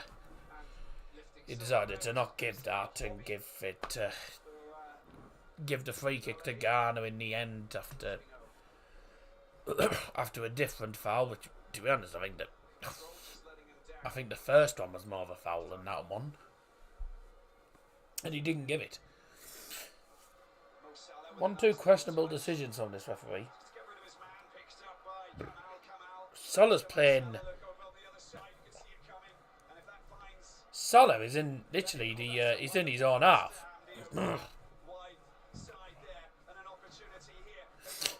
Here come Egypt. Oh, that'll be a penalty. Oh, he's giving it to Ghana. That giving it Ghana's way. Oh, Mo Salah was arguing the referee, and he's literally shouting, "Don't argue with me, I'll book you," basically. That was it. Crashing and clashing into Abdul Salis. The lost player just taking out Marmoush, and at the same time he'd lost possession, so he committed himself, but after that things have calmed down. The storm has Interesting. become a little I don't know if it was a pen, to be honest. I thought it'd be a pen originally. As Richard Ofori will send the ball back up into enemy territory. Header from Hegazi. And No, Scotty. down on the ground. Not a brilliant. First 20 minutes haven't been brilliant, I've got to say. It's been a slow. It's been slow. It's dragged quite a bit this game. Neither team's been able to keep hold of the possession when they go forward. Both of them seem to be a little bit patient with it. Just trying to build it from the back, and that's what both teams are doing, really. Won't be anywhere near as entertaining as that first game. As soon as both teams had the ball, it was straight forward. Literally just straight attack, attack, attack. Well, Egypt are building it from the back, and that's what Ghana is similar to what Ghana do. So both teams, these are the sort of teams that pass from the back. Goes up for an entertaining game. It's been mostly possession based, mostly. There's only been one shot, and that was for Ghana. Literally, what, 2 minutes in? Other than that, it's been a poor match. It's not been brilliant.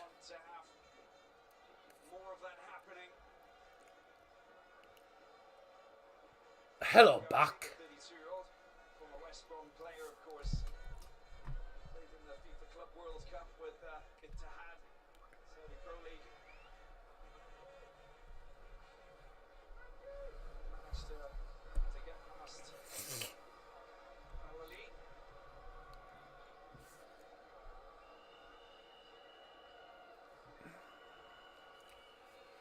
But neither team's able to keep hold of the ball for too long here.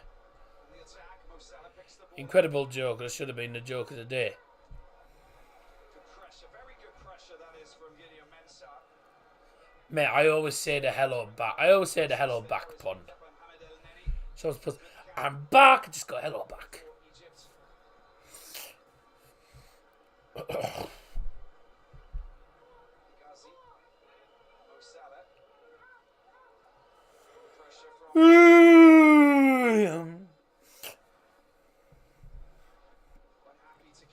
That's all I need to say about this game. Flat as a fart. I'm halfway through the first half. Find a route through this very well organised back line at the moment. I'm saying that they find What a ball that is. Hamdi, cross in. Headed out. I mean, it wasn't under no pressure, but Mensah didn't want to take any chances. Didn't have anyone round him. So he just headed it out. No messing around there. when you've got a ball that's sent over like that, you know it's communication. Bang. I don't know if there was anybody behind it. Maybe Jordan Ayew should have said that there was no one in his shadow. Corner for the Egyptians then. Order being Just been delayed a moment. The referee just sorting something out in the penalty area. Mr. Pierre Atcho of Gabon. Looks like a bit of a pushing and shoving or something going on. He was just sorting something out in the penalty area. Salah with the corner.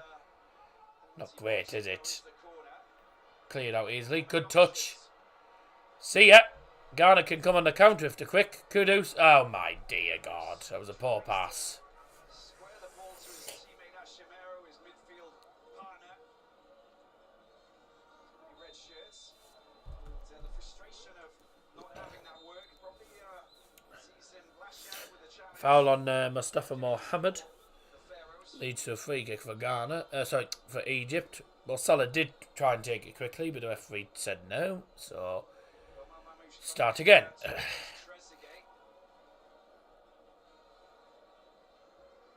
19, he was the poster boy. Doesn't help when the games are not very good.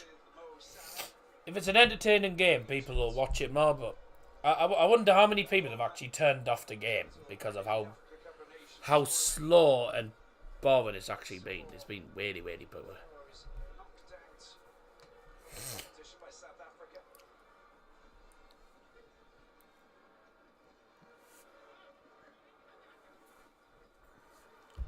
El And Lenny back into the defence now.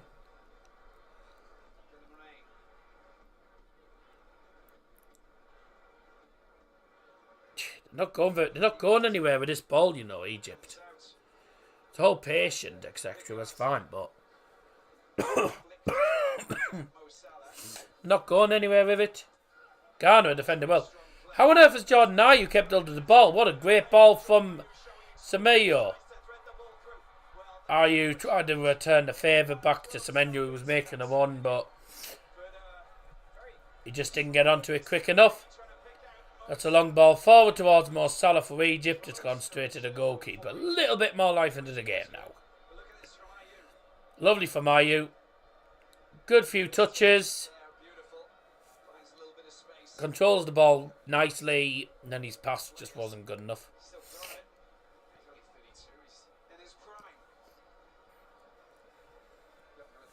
Mensah on the ball on the left for Ghana. Still in a defensive third.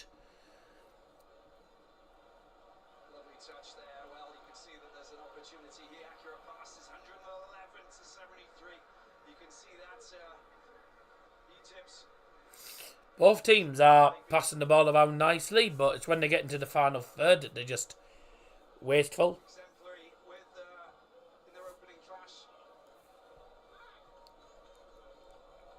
That's a throw into Ghana.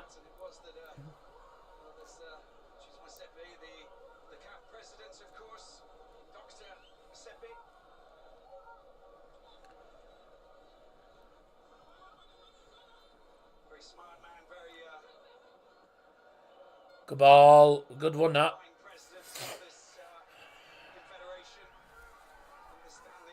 John Ayew was going for that ball. Didn't get to it. In the end, it was a 4-2.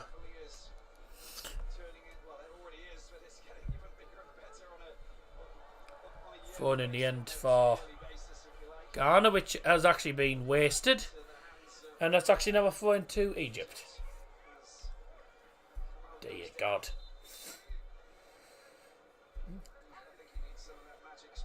Kamal's gone down for Egypt.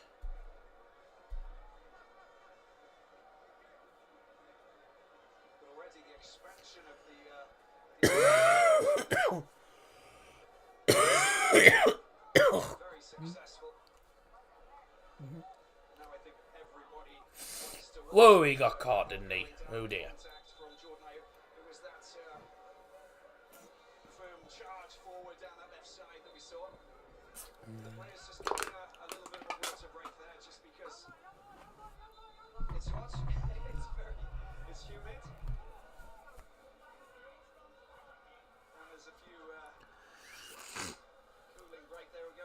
Just had a quick, a very quick cooling break. They're back underway again. I was going to say we've gone for a cooling break and it just literally restarted again. So they just had it whilst he was down there anyway. Kamal.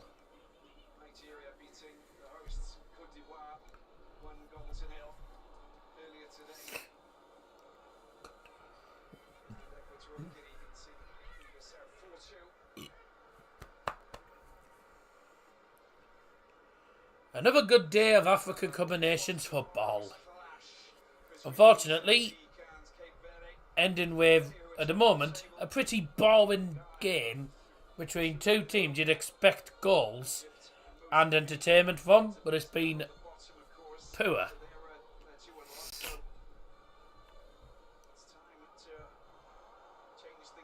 Come on, can we get somewhere? Down the left maybe, to Ayew. Ah, dear me. Ghana doing well at keeping hold of the ball at the minute. Back into Samesi. So, oh. Samed. Wrong name. Ah, foul. Foul on Omar Mamouche. No, if not giving a card out yet. Yeah.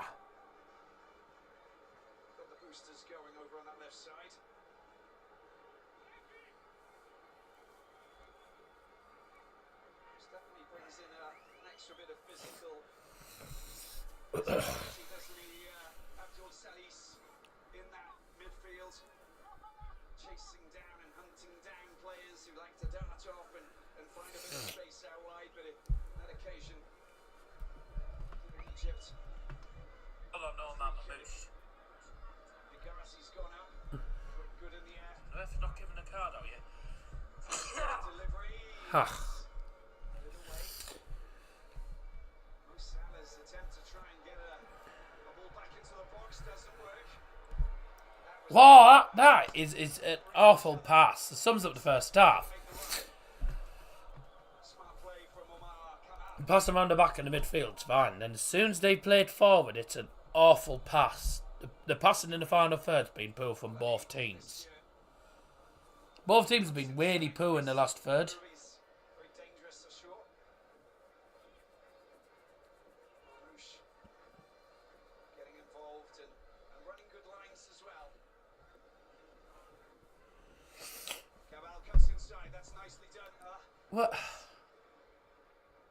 Caught in two minds there, whether or not he was just loft the ball towards someone running forward or going to shoot. Well, I don't know whether Kamal was trying to play a long ball or whether he was trying to shoot, but that was awful. Smash it hard. No one followed. Mensah back to Mohamed Salisu. Salisu on the ball now. Long ball forward. It's towards Semenyo, who is going to get to that. Right at the left-hand side of the penalty area. Capable of doing so. Semenyo in towards the penalty. Oh, in towards the centre of the penalty area, but To Abdel Monaim. didn't have anywhere near enough height for it to go to his target. In the end, Egypt got it away. What's going through that man's mind at the moment? Oh, now we are gonna have the drinks break. We are now gonna have the official drinks break. That we are having a cooling break now because I think that Omar Kamal's injury. Here we go. Omar Kamal's injury, of course, was the reason why the players went straight to the water box. You can see that it's 28 degrees and 80% humidity and a little bit of wind. We don't feel the wind around here, but I can tell you that the humidity obviously means that they've got to get some water inside of you. Just gives these coaches the chance to talk to their players.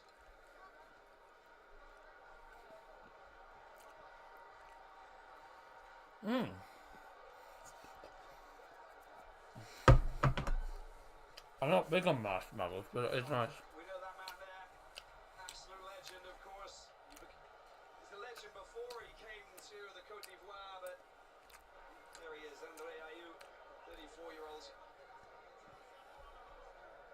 Looking to break the record. Okay, we're just on a drinks break in a minute. Cup of Nations.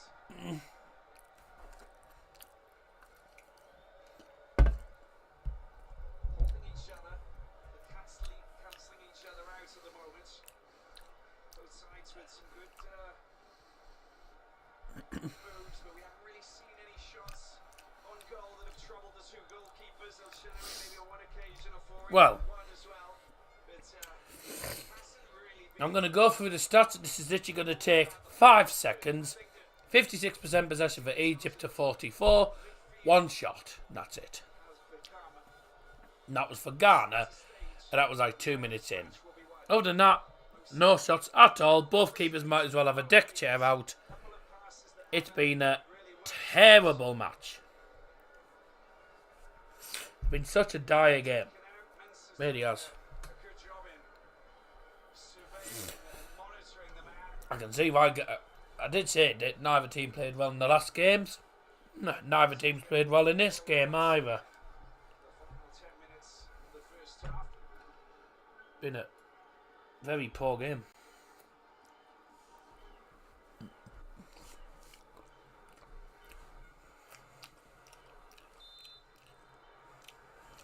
Kick for Egypt. Marmoush. I've seen better National League games, I can't lie. I've seen non-league games better than this.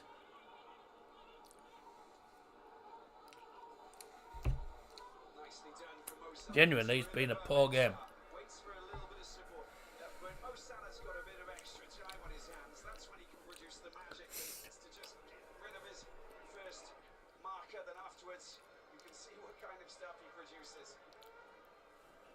Looking at some of the stats earlier today, you know, they still astonish them. Mamouche turning past.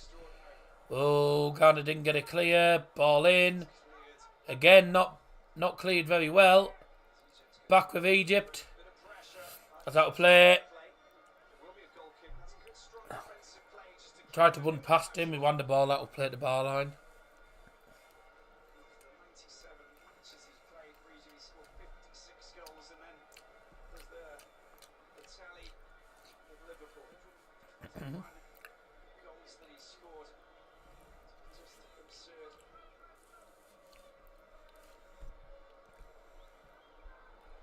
238 matches played. And the ball goes over the top.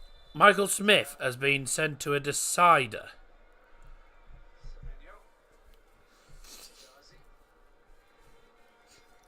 Michael Smith has had to go to a decider No-nonsense centre-back, of course, who will throw his body into against the Nabida. Oh, and he won. I was going to say. The arms go up and I was going to say, anyone who gets knocked out the first round is poor. But yep, all eight seedings. The 8 seedings have gone into the quarterfinals tomorrow. Quarterfinal, semi-final, finals tomorrow.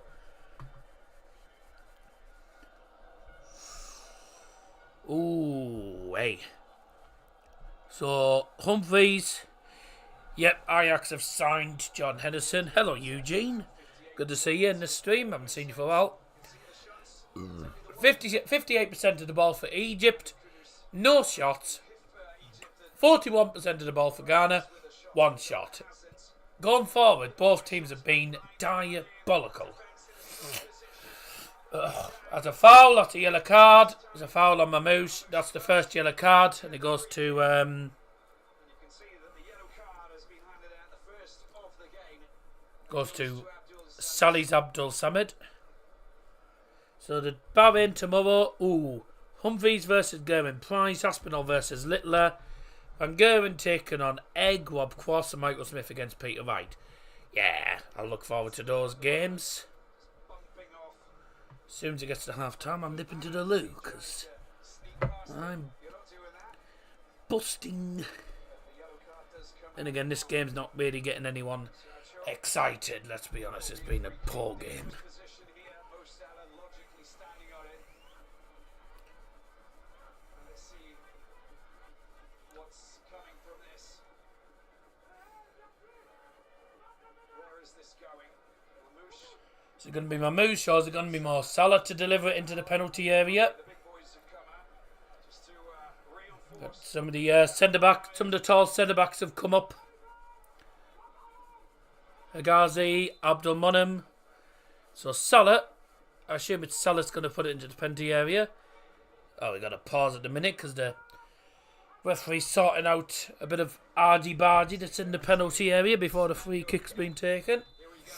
Right, free kick in the end for Egypt, swung in by Mamouche, and it's absolutely cack. Ugh. And Ghana can't get away because Semenyo's lost the ball easily. He puts a good challenge in though, so that's a fun. Sorry, it wasn't Semenyo, that was Mensah. I beg your pardon. The penalty box picked up by Kamal. Throw it is for Egypt. That was a case of me looking at the hair and not looking at the actual number.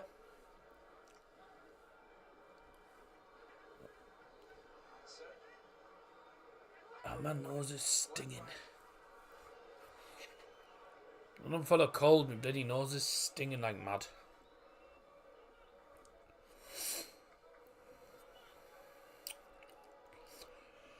Well, if you just tuned in, you've missed naff all because it's been a cack game. Been a terrible game. Nicely done. That is wonderful from This has a draw written all over it. Neither team's done anything going forward. That's great work from Kamal. Good cross! So, I'd have done better myself. goal kick, we got 5 minutes remaining. Victoria. I don't think Rue Vittoria will be pretty chuffed, exactly. I don't think Chris Shooton will be exactly chuffed either.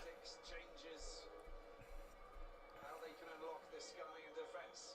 They tighten things up in a big way, but it's very much the midfield who are just stalling, stopping the supply of balls to the front man. And it's Ball. Headed back. Back into the defence probably. No. Zayu. They're going forward. Are you getting fouled? Free kick to the Ghanaians. To Ghanaians. Free kick to the Ghanaians. To the Ghanaians or whatever they're called. 41 minutes in, it's been cack. 0-0. I reckon there's only about 3 minutes at a time. How many more fouls, man? Stop, start at the moment. See you later. Oh, brilliant play. Salah with the ball now for Egypt, getting fouled. Oh, I tell you what, there's a lot of getting a little bit tasty now. I think the temperatures are sorry. I think the players are some of the players are losing their temper a little bit. So Nenny takes the Egypt free kick in the end. And it was short, it's all back into their defence. Long ball to the right. It's to Fatih, who's playing CDM.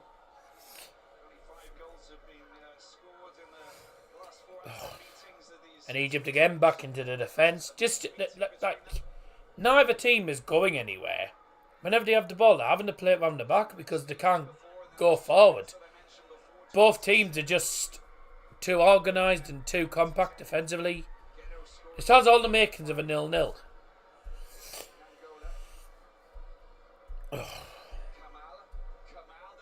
That's a great ball. Still with them. Oh. Egypt have had a shot on goal. Way. They've had a shot. It was straight to keeper, mind. But, you know.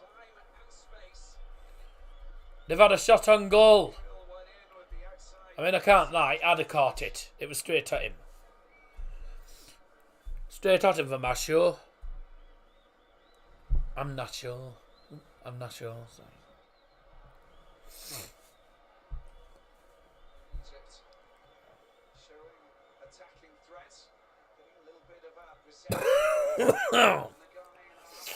Man went to the doctors the other day. Said, "Doctor, I feel like a can of deodorant." Doctor said, "Are you sure?" Right. Here's Jordan Ayew. Can we get a bit of life into this game? The bloody nil. It was 0-0 to half time in the last game, but it was a lot more entertaining. This has just been possession based. There's just been nothing in this game. Mamouche was trying to get a free kick there, and he hasn't got the decision either.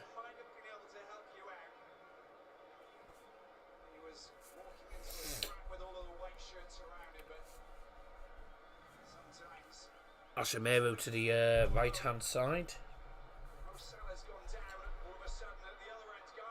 Here's Semenyo.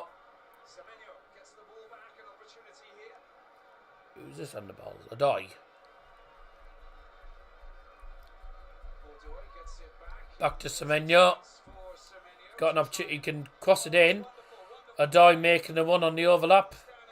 He puts it into the penalty area. It's headed to the other side. Jordan Ayew will get that at the opposite end. He'll swing a cross in. That wasn't even a bad cross either. It wasn't a bad cross. Start to see a little bit of life maybe into the game, but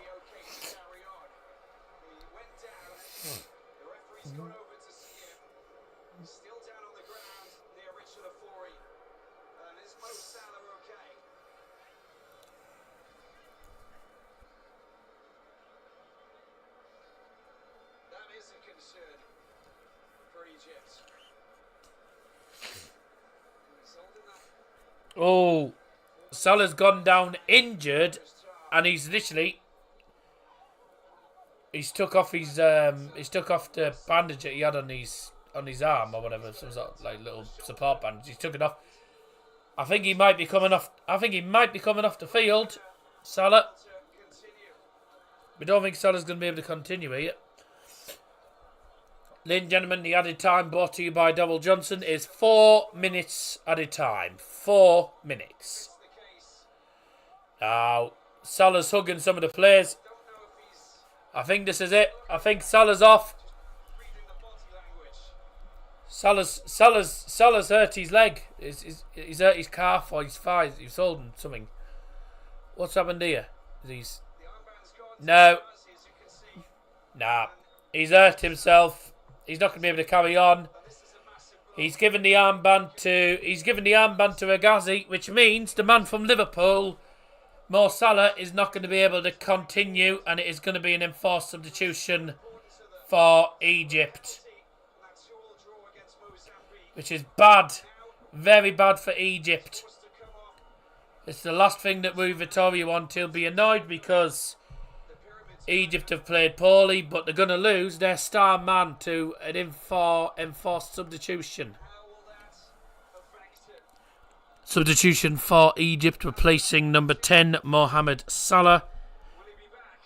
All of those questions. He's not the player that you want missing from your team, especially in that Is number 18, Mustafa Fati. against Ghana. And that might play into their hands or feet. That is not good news. That's certainly not good news for Liverpool fans either. Because if it is a bad injury, he'll be out for a while. Time as we look But it didn't look very good. trying to find a little bit of space to get his He's not the sort of player you want to go missing.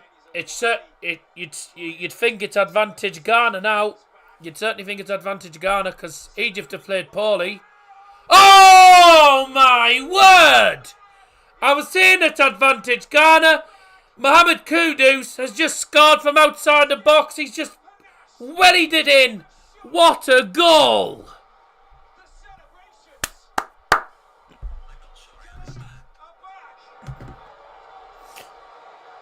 and it's not the perfect timing for Egypt. This is the worst possible time to concede for Egypt. Just lost the star man to injury. Mo Salah's gone off. His entrance 2 seconds later, Kudus, edge of the D, bang, smashed into the back of the net. It's a brilliant goal. That's 1-0 Ghana. great battling from Jordan Ayew. The ball Kudus. as Salis gets the ball. Oh my. He does.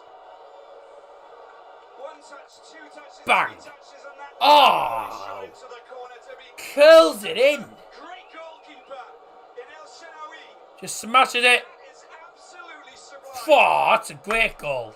Bang. And that That's a cracking goal. Ghana need him on 1-0 to Ghana.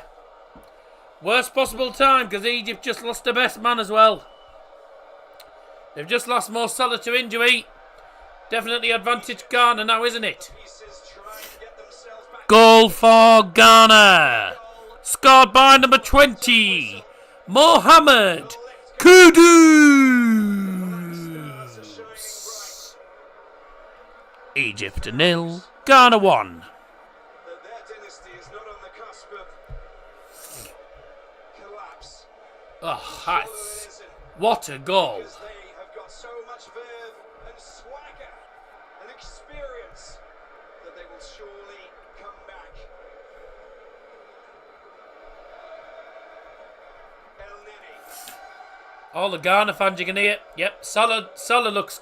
Kamal. Salah is distraught, to be honest. That's what he does well, but He hates... He does not like coming off... He doesn't like coming off the field injured, but... with Andy. He literally said... He literally did the sub... He did that. He just went... Half-time whistle as Right, we nah, I'm go not going to be able to continue. here at the Felix Houphouët-Boigny Stadium. And that's the half-time Whistle. With joy as they lead Egypt. Half-time score in the Africa Cup of Nations group stage. Egypt 0. Ghana 1. His name is Mohamed Kudus, and another Mohamed Salah has gone into the changing rooms.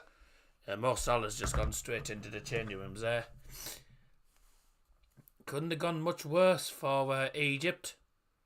Because I can't lie, I mean, Salah's their main player, but to be honest, they did nothing.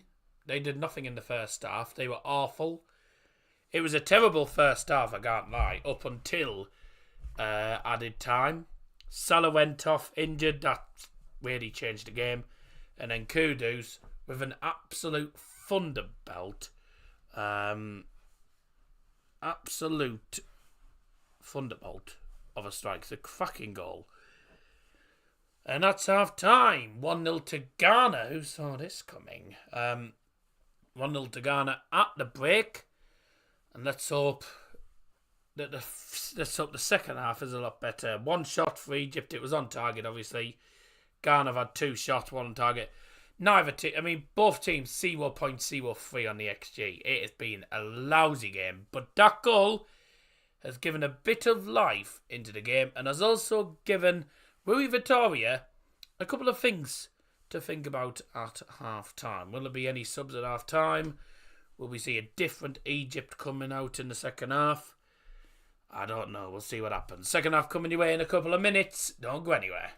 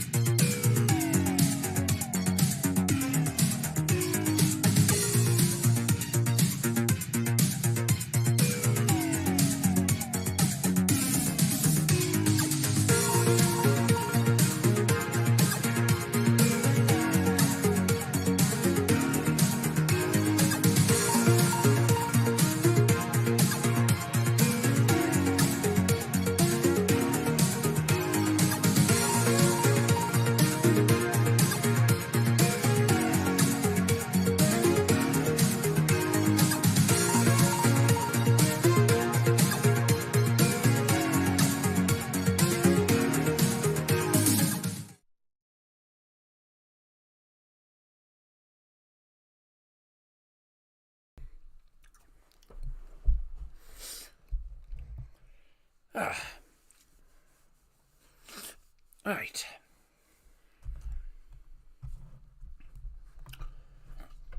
Time for the second half then.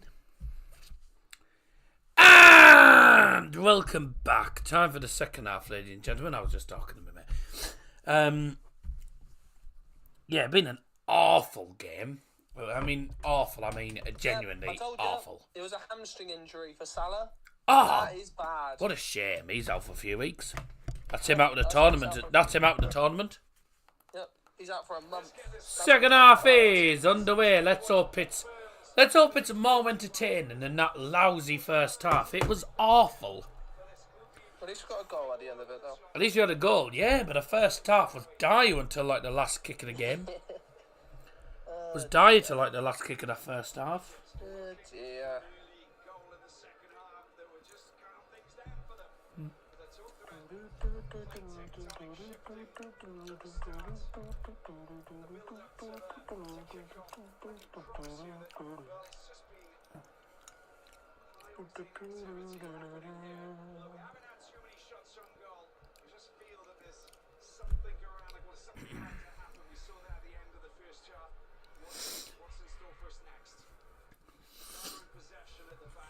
Let's have a look at this poll. Shut up.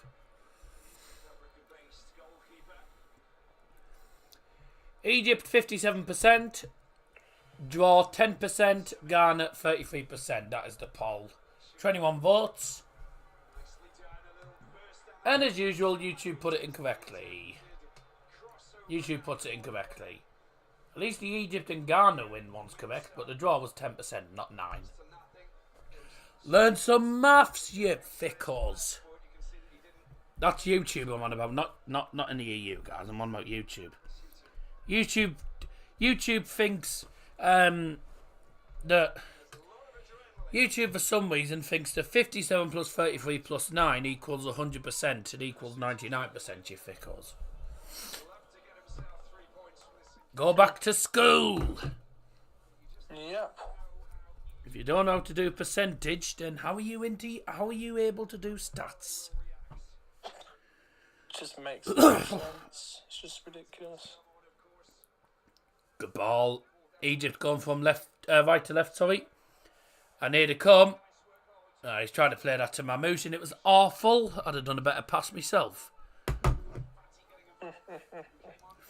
1-0 to Ghana at half-time. That goal from Mohamed Kudus from outside the penalty area. Brilliant goal. Is what separates these two sides. Also, Mo Salah went off injured, and we found out it's a hamstring injury, which is bad news for Liverpool fans. Good news for us, because I can't stand Liverpool. So there you go. That's a foul. And that's a free kick to Ghana. It was a foul on Mohamed Kudus. Yeah, it was Mustafa Mohamed being a bit too physical there. Barging him down. One Mohamed from the Premier League goes off. Another one scores. Yep. Genuinely. Couldn't write it.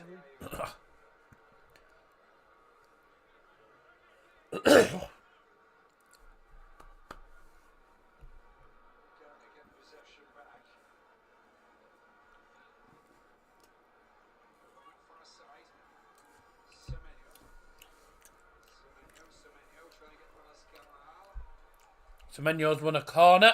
His cross was blocked.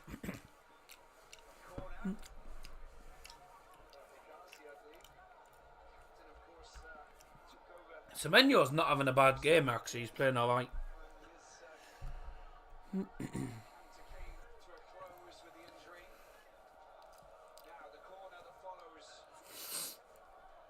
Corner then, Jordan Ayew. Will we be seeing Andre and Jordan Ayew both on the field at the same time? Chris Hughton wearing glasses. Never used to wear glasses, you know. No, never used to. Corner for Ghana. In swinger. Punched away by the keeper. Kick towards goal, and it bounced off the field and went up into the air and landed on top of the goal. Took a bounce off the... I think it did, yeah. He hits it, yeah, bounces off the floor and onto the top of the goal.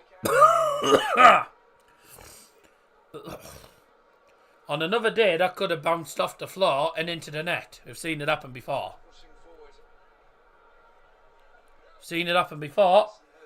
Volleys hitting the floor and bouncing in the net. It's happened many times. Sometimes you don't know where it's going to go. That was a good looking ball. I said it away. Mamouche heads it back forward. El Neni in the air. And the claims for free kicks being given. Get up, mop. Mate, El Neni. His hair looks like a mop. I'm sure I was wiping the floor of him earlier.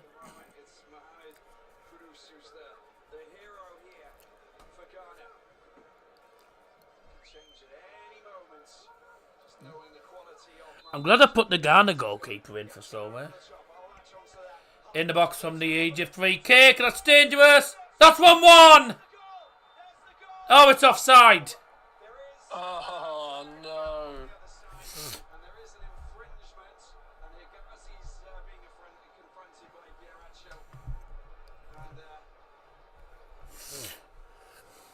Let's have a look here. Yeah, there's at least... all three of them are offside. Well, there's nothing wrong with the second ball. It's the first ball. The first ball, one of them is miles offside, but we'll see what VAR have to say. Will VAR be giving it as a goal to Egypt, or will VAR be giving it as offside?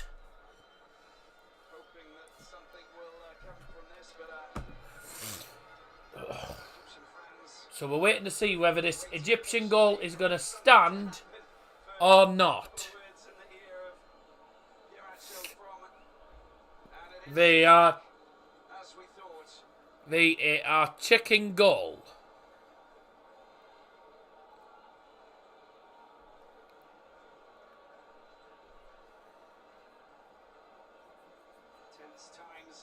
See what happens here. I'll be looking at it myself now because I'm miles behind. I'll be the replay man. Come on.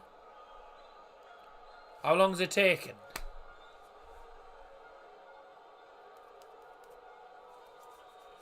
They've been looking for nearly 2. It's been nearly 2 minutes. Offside, finally. Offside eventually. Yeah, he looks offside. He's offside. And I wouldn't care if it was the centre-back that scored. Oh yeah, they're offside. We need 2 of them offside. It was the centre-back as well. Abdul Monem that actually scored it. But yeah. Offside in the build-up from the free kick. Means... 0 goals. Cardiff City's in the mud. Are they? I thought they were in Wales. Not good news going into the game against Plymouth. We have 15 players available, all due to sickness and injuries. Unlucky.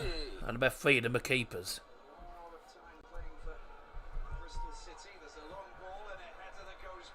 They'll need to bring it. They'll have to use some of their youngsters.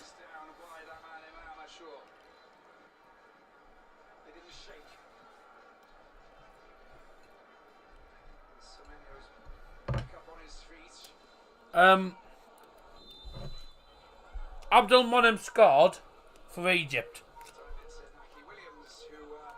Free kick came in, but he was in an offside position from the free kick. It was at the far post. Played into the far post. Played across goal, took a touch of the keeper, and then he put it in the net, but it was offside on the build-up, so...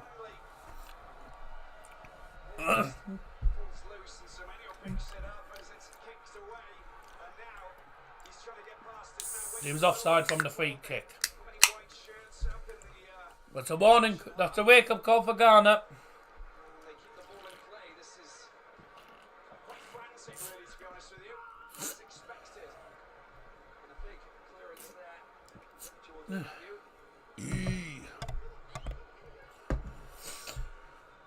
If you have just tuned in, it is still 1-0 to Ghana. We're nearly 10 minutes into the second half. Egypt had a goal. An in-swinging free kick from outside the penalty area on the left-hand side was swung into the box. And there was at least 2 players offside. It was played across goal at the far post. I think the original shot was saved by the keeper. And then the follow-up from Abdul Monem, the centre-back, was put into the net. Offside flag went up straight away, and then after about 2 minutes waiting for VAR to make their mind up, the goal was officially chopped off. So a bit of a wake-up call though for Ghana there. Not a bad start to the second half, especially if you're watching from an Egyptian point of view. Much better second half, given the first half was diabolical. Jordan Henderson will wear number 6 at AFC Ajax, and that's what number I think Donny van der Beek used to wear.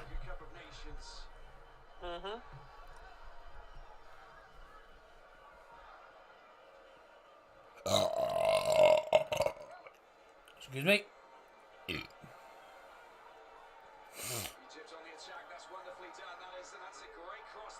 Well, I will say, Egypt's final game doesn't get any easier for Egypt, because not only have they lost Mo Salah to, by the looks of it, hamstring injury, because he went off just before half time. Their next game is against Cape Verde, and Cape Verde caused one of the biggest shocks.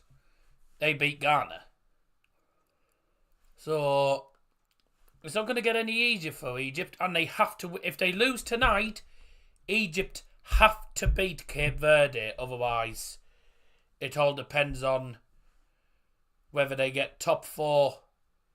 With regards, it depends if they're in amongst the 4 best third place teams.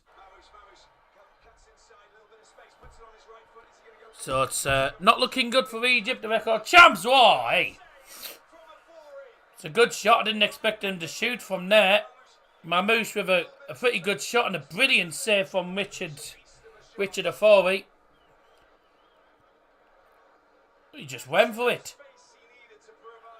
I think that's going to hit the top of the bar anyway, but he had to be switched on there, Richard Ivory. Good save.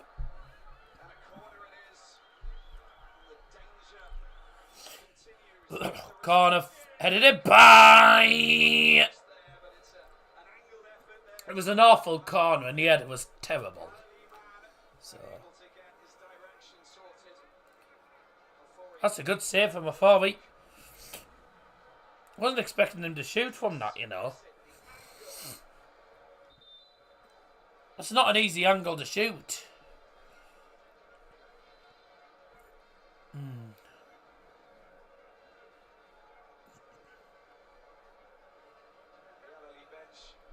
Good player. He's a good player, Omar Mamouche.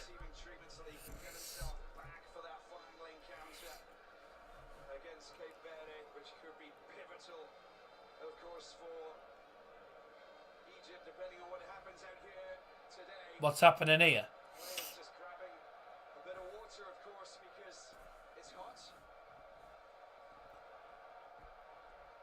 Are they all just grabbing a quick drink, are they? Or? Oh no, it's because Ashimiru's picked up an injury as well, so he's walking off to the side with the 2 physios. Oh, he's getting caught. That's right. That's why they were having a quick drink.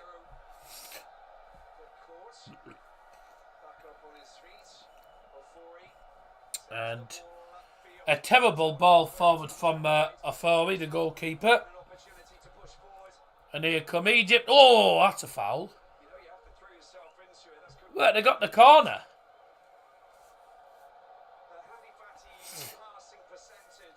I thought that was a free kick. Should never been a corner.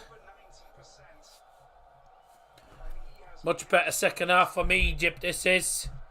The game's definitely come to life second half. We've had a goal disallowed.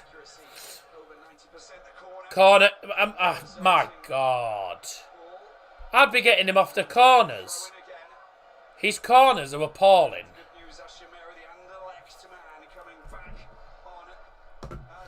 Oh, brilliant play.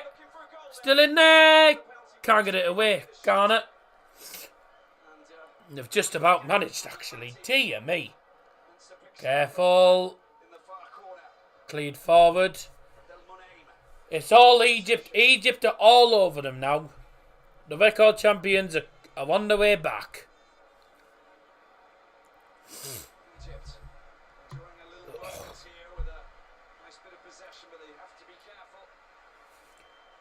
We've played an hour.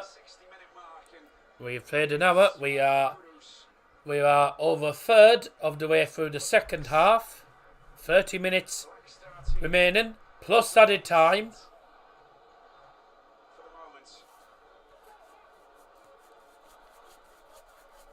The matches between these two nations are low scoring.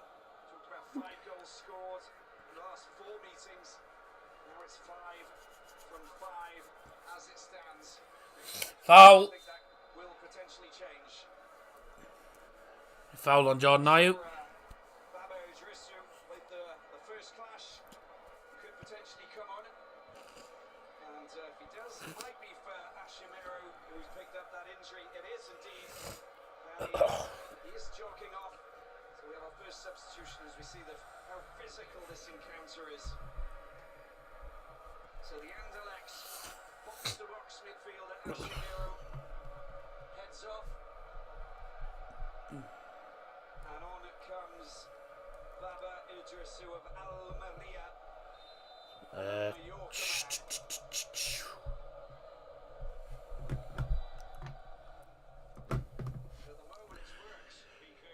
Substitution for Ghana, replacing number 8 Majid Ashimeru, is number 26 Idrissu Baba.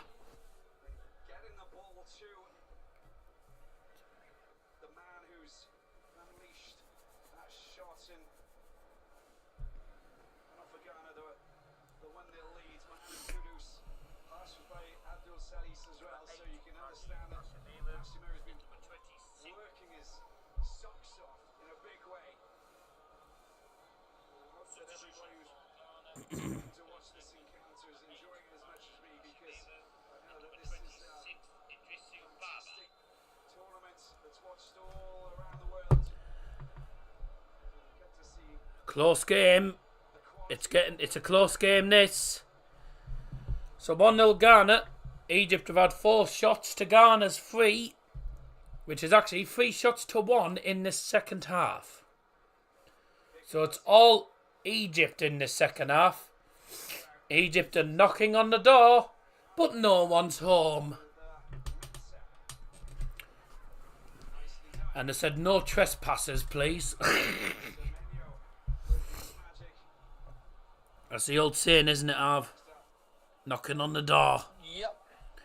But no one's home and trespassing will be prosecuted. Yep. Chris Hughton looking old as ever. Oh, he's been around for years. I know. Here come Egypt coming forward. It's the substitute. The substitute Mustafa Fati.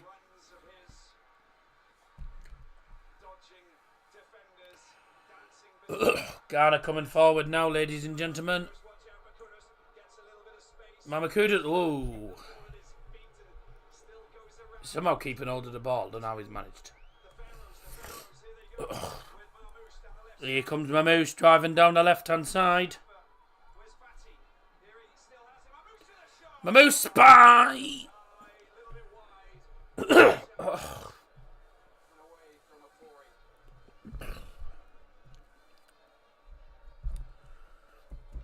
He got power on the shot, but he's got his foot. Got his foot underneath it.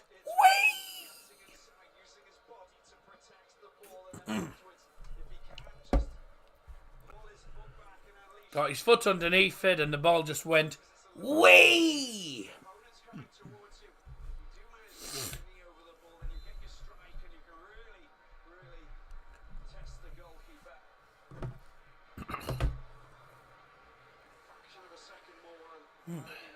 Ghana with a ball forward towards Inaki Williams.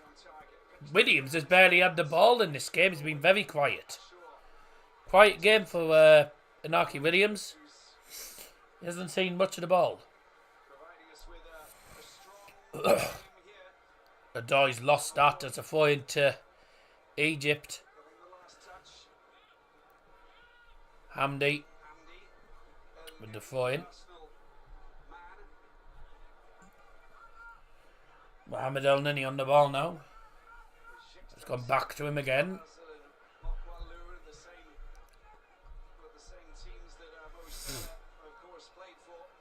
The ball forward towards Hamdi.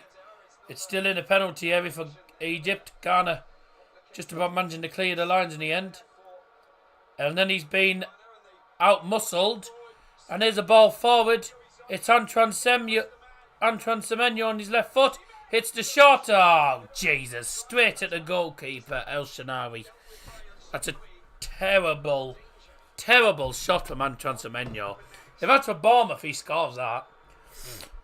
Simple as that. Poor.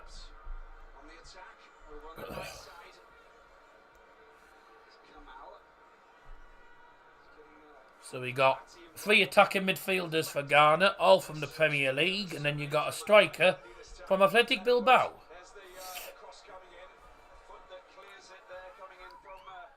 It's a pretty decent front four, to be honest, on paper. But they've been quiet. They've been really quiet in the second half, Ghana. Great ball forward. Hamdi in towards the penalty area. A little bit of uncertainty. Just about cleared away. And we haven't subs. And it's going to be... okay.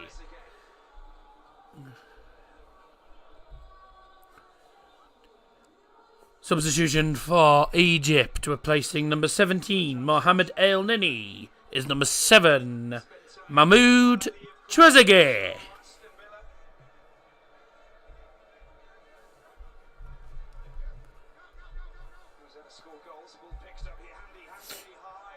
That's a terrible cross. I'd have done better myself. Free kick Ghana.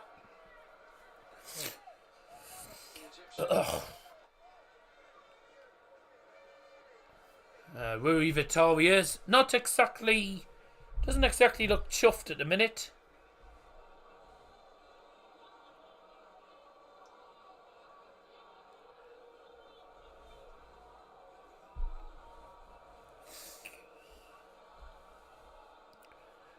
Free kick for Ghana then. Long ball forward from the keeper Afari. He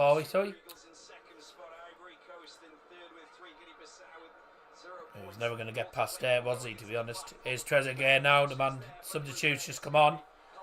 Oh, it's a power back pass! And Mamouche has scored from it! Egypt are level! And it's Omar Mamouche from a defensive cock-up. Oh my word. We are in trouble. Ah!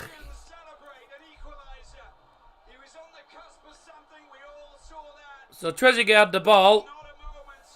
He lost it.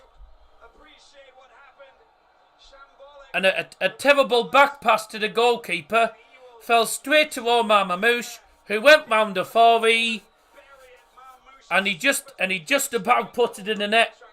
It nearly hit. To be honest, it nearly hit the post.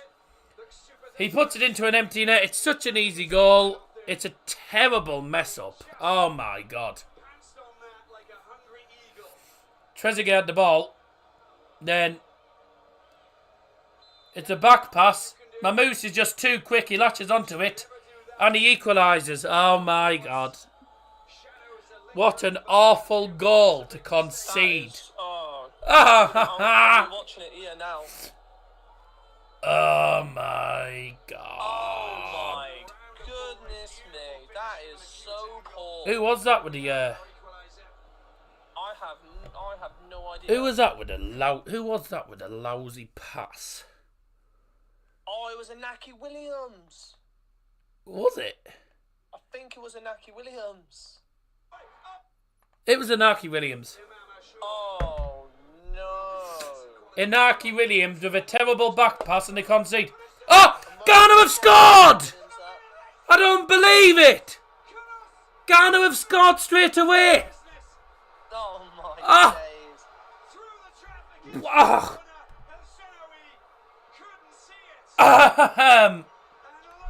What the hell? Right. Let's go through the Egypt goal. Equaliser for Egypt, scored by number 22, Omar Mamouche. Now that that's over. What on earth happened I here? don't even know what's happened. What's I haven't happened? even had time to just... What has actually just happened? So, Odoi plays it to Mohamed Kudus. It's Kudus. Kudus again. Unbelievable. Wow. Second goal for Ghana. Scored by number 20, Mohamed Kudus. Takes a deflection up. That's unlucky, you know. Kudus' shot takes a deflection off the Egyptian defender, who's actually blocking his goalkeeper's vision. So, because it hits him, it actually deflects. The keeper doesn't see it until late, and it's gone in. Welcome to AFCON, everyone. Oh my God.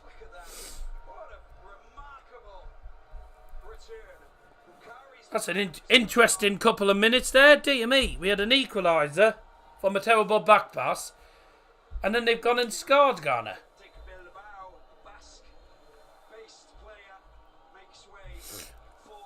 Substitution for Ghana, replacing number 19, Inaki Williams, is number 11, Osman Bukhari.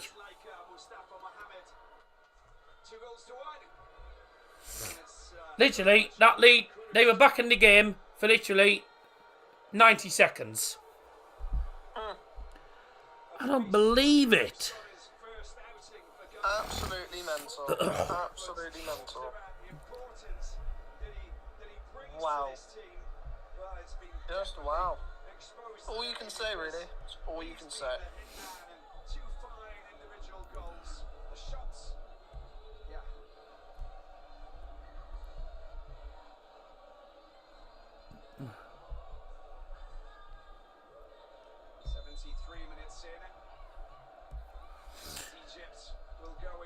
Egypt 1, Mohamed Kudus 2. Yep. Basically. Arigando, game on. 2-1 Ghana. Oh my God. Well, the second half has certainly been a lot more lively and a lot better than that first half. First half was awful. The second half has just exploded to life. Egypt back in the game. They had a goal disallowed. They just got back into the game. And they conceded straight after. Welcome to the Oh, hello. where you get Hello. to experience amazing- Trezeguet into the centre. 2-2. Oh, my word. It's 2-2. What's happening? Days. Mustafa Mohamed. Oh my God. Man, what is going on? This is absolute. It's gone crazy right now. We have had 3 goals in the space of 5 minutes. we've had What's 3 goals happening? in 6 minutes. 3 goals in 6 minutes, everyone. Trezeguet robs him, plays into the centre, and it's Who is it? Is it Mustafa Mohammed. Mustafa Mohammed? Yep. Oh, it goes through before his legs as well. Oh my God. Oh my days, man. What is going on? Through the legs. See you later. Have a wonderful night. And just for the sake of Mo Salah's injury, I hope he's not jumping up. Goal for Egypt. Scored by number 19, Mustafa Mohammed. 2-2. I can't believe what I'm actually watching right now. What is going on? Ghana take the lead and concede an equaliser 2 minutes later. Insane. Oh my God. My head is hurting. Good job. We're on a cooling break now. Good. We need it. Because there's been 3 goals in 6 minutes. We need it. High motivation from both sides. And who was that? Who was running back with the ball? Bakari. Bakari's only just come on the field as well. You can't be running back into your own box with a ball like that. You're asking for trouble if you're doing that. You really are. I think he was trying to bloody hold the ball and then pass it back to the keeper, but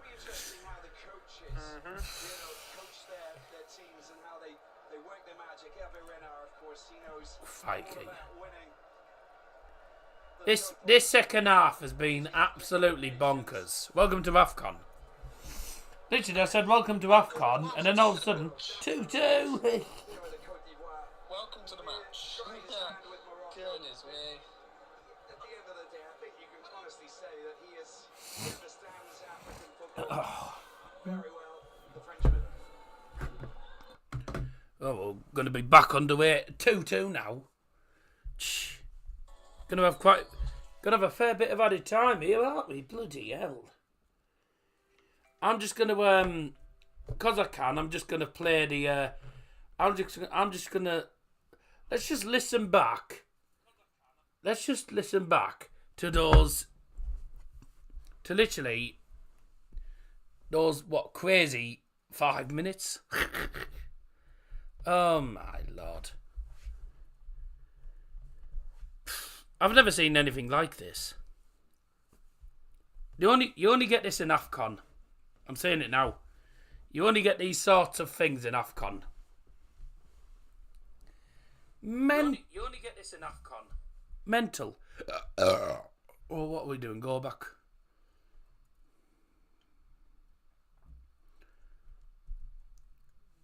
So Egypt equalise.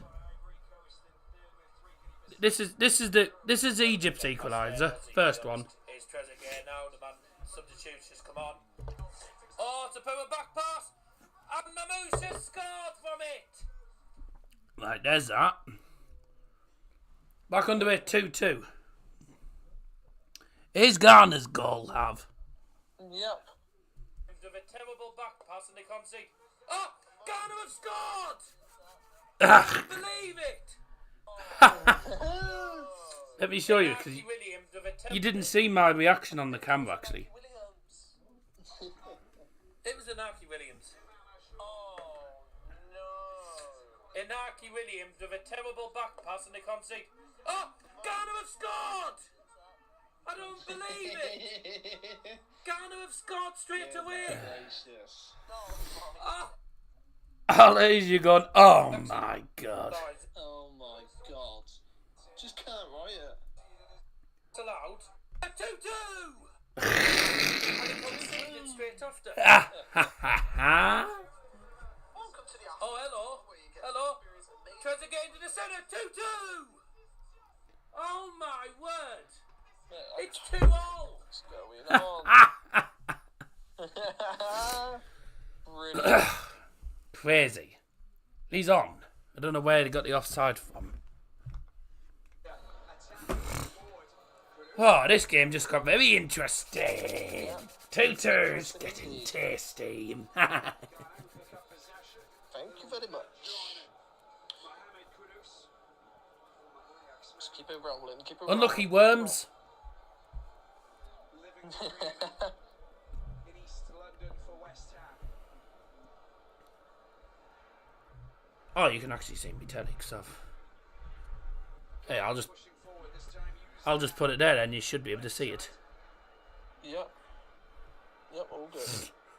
Oh, no. Oh, there we go. Yeah, because it's because I'm going onto YouTube same time, so it might lag, but whatever.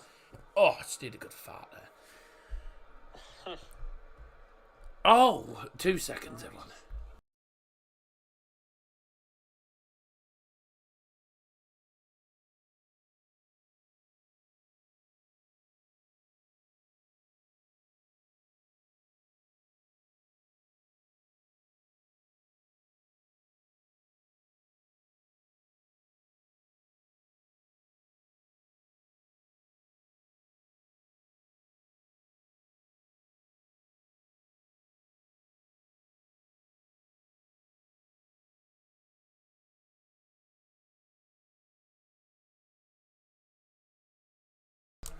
Oh, if you're going downstairs, Yeah, I may as well. have a present. Oh, thanks. Look what he's given me. It's called an empty plate. It's alright, very kind. Yeah, see what you want. See what you want. Yeah. He won a cup. That's volunteering at talk. He That's helped me. out at the hub, hasn't he? Technical, helping the technical things out there. Yeah, it's a very technical I just gave my thing. sister a good present. It's called an empty plate to take downstairs. The infamous sister over an house. Aye. Bye. Ta-ta.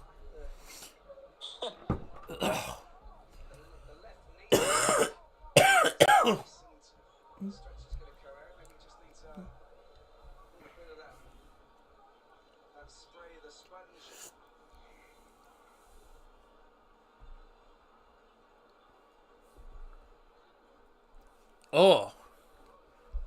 Oh well. Looks like a knee injury here. And they've called the stretcher on. Oh well. Oh, wow. Well. Looks like game over then for Salis. There's the goal from Kudus. Oh, pick that out. Honestly, you're never saving that. You're never saving that. So Salis is having to go off on the stretcher, which isn't ideal. Just waiting for them to. Oh, hang on. Right. Why have they done that? Why have they asked for the stretcher to come on? They've carried him off to the field. And now he's coming back on. Huh? What the hell? What on earth is going on? So he's hurt his knee, but he's like the other side of the field. The referee calls the stretcher on. They all come on with the stretcher. They stretcher him off to the side, and now he's running back on the field. After he's been treated by the physios, and he's back on the field. Oh, fuck. Get out! You're not getting a pen for that. You're not getting a pen for that, you cheating buggers. Must just be practice. Well, I suppose, to be honest, he may have just wanted the medical team to get a bit of fitness in them, you know. Penalty, my backside. Shut up, mop. It's not a pen.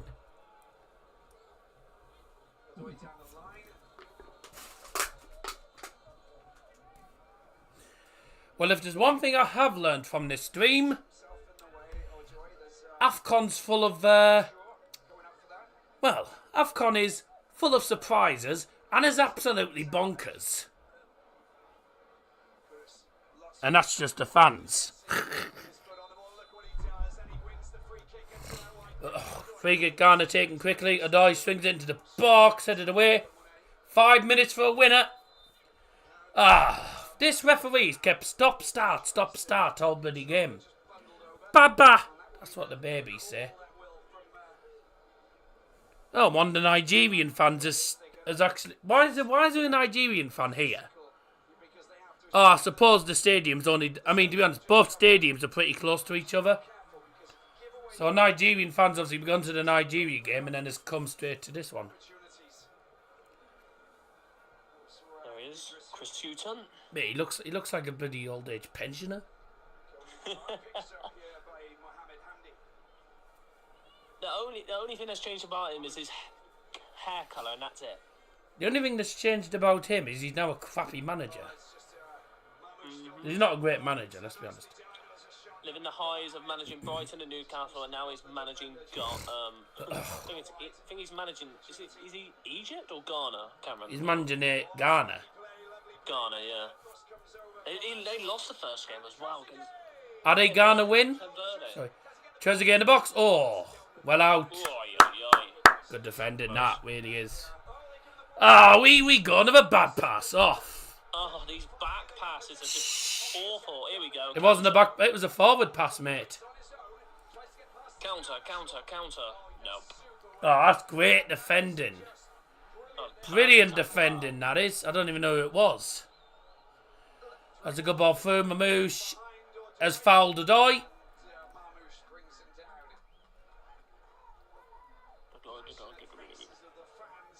Do you know what's funny? You've got an Egyptian manager who's Portuguese. Yes.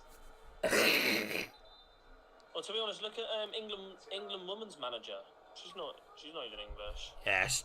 I think she's Dutch, if I'm sure. She's Dutch, yeah. The players Yeah, ask she's for Dutch, yeah. the players always ask her for a waffle after the game. Great defending, that. That's brilliant defending from Mama Shaw. From Shaw, sorry.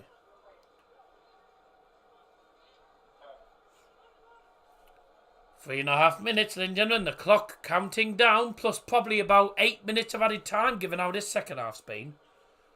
Yeah. 3 minutes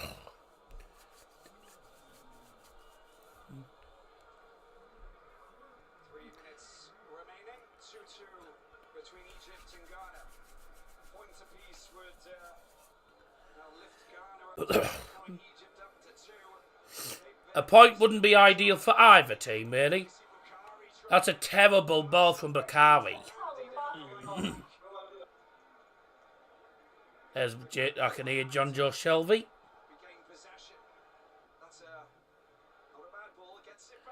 It's a joke.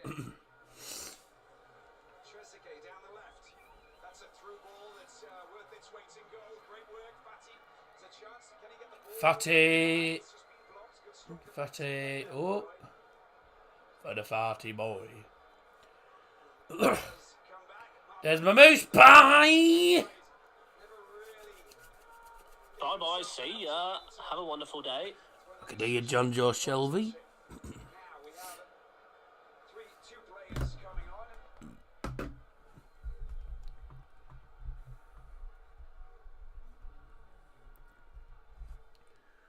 So having subs, and they are for Ghana.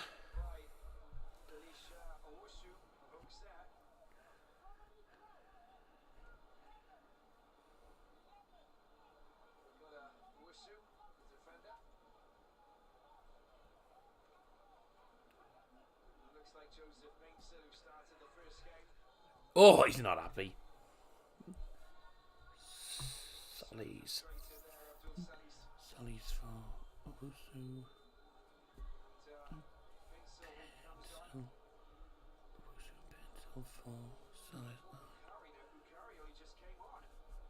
Oh! Bakari came on as a sub and he's been took off now. Whether it's tactical, going adding another defender on, or whether he's just been cack, I don't actually know. Well, anyway.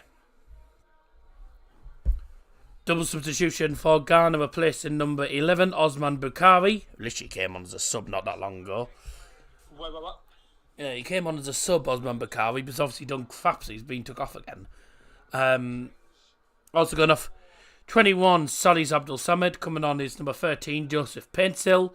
And 15, Pencil's finally coming on. 15 Alicia Owusu.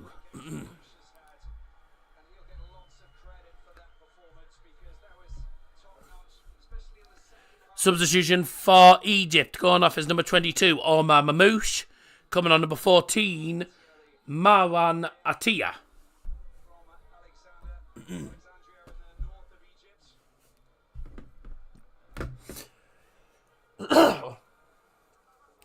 Ladies and gentlemen, the added time brought to you by Double Johnson.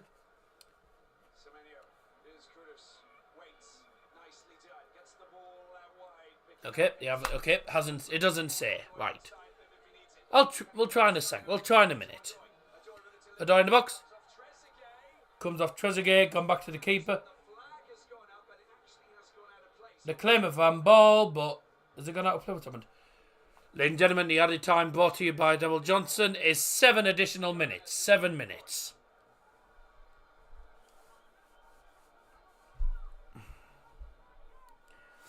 Egypt probably get a winner. I don't know. Be amazing if Ghana won it. If Ghana win it, by the way, then Egypt have to win their final game against Cape Verde. Ugh, come on, Lionel. Ugh.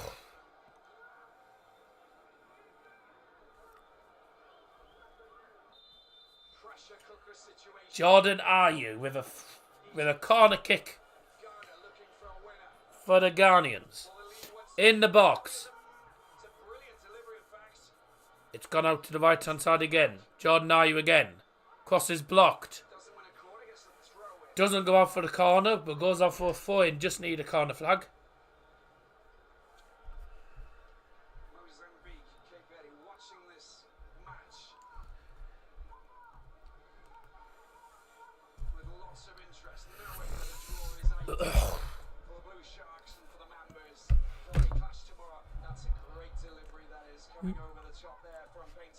That's a great delivery. There was no one there. No one there to play to. Brilliant. Absolutely fantastic. Yeah, great delivery. There was no one to play to. Then the Blue Sharks will qualify for the next round.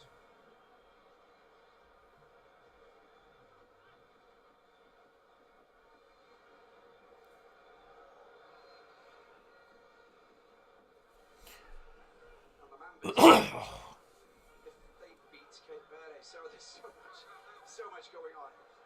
Opportunity, Trezeguet. It's been lost. Good ball. Opportunity, great defensive. Ghana just about get it away. Quality there. Oh, Look at that. That is bit of uncertainty. Egypt have the ball back again. too easy. Ball picked up. Inside is Trezeguet with the delivery. Ball in. Bounces straight to a 4-week. Fatty just hanging around. What's the story of a 4-week? No. That could have been something else. Sometimes Wasn't even a bad ball. It was just no one there to attack it. to come back and just cover himself, I think, coming from Idrisu.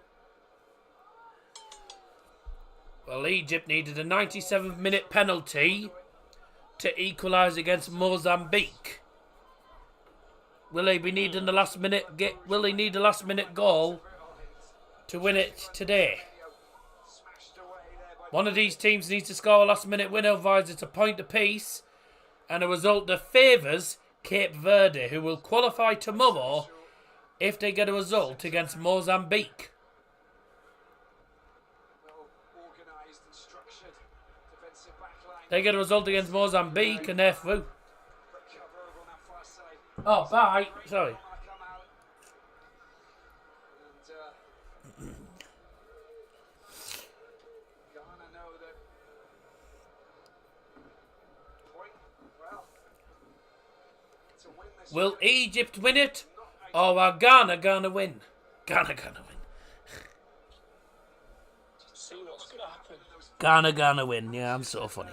in the group, but when it's out of your hands, you don't really want to be in that situation. It might be the Beyond the FIFA after all this. case They're coming forward here. Semenyo in the penalty area. Tries to. Oh, he tried to play to the far post. Pretty easy in the end for. Pretty straightforward in the end for El Shinawi. Shinawi.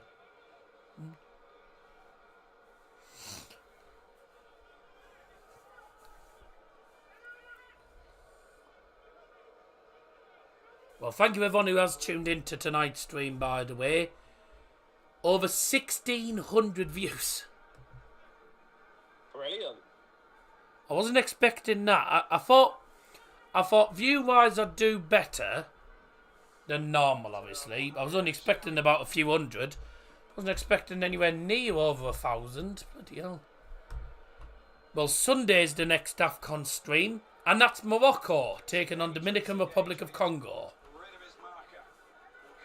Which will be an interesting game. This is fizzled out. It's Trezeguet. To the right hand side. There's a chip ball forward. It's poor. Headed back forward in the end again. Here's a straw. Oh. Thought for a minute I wasn't going to go into the keeper's gloves. It was a show with the shot. It was a decent shot. Well done to the keeper. Semenyo, what a challenge that is. Oh, there's Salad. There's Salah. Well done, Semenyo, but well, I say well done, Semenyo.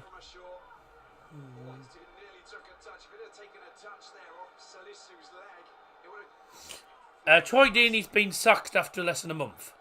Yep. He's been terrible. I wonder if it's because of what he was saying about the players. Oh yeah. He doesn't hold back though. Let's be honest, Forest Green are awful, doesn't matter which manager they have. Garner's just shoving the mic out of the way. Last chance for Garner to win it. In the box from the corner. Oh! Oh! Oh. Oh! Unlucky.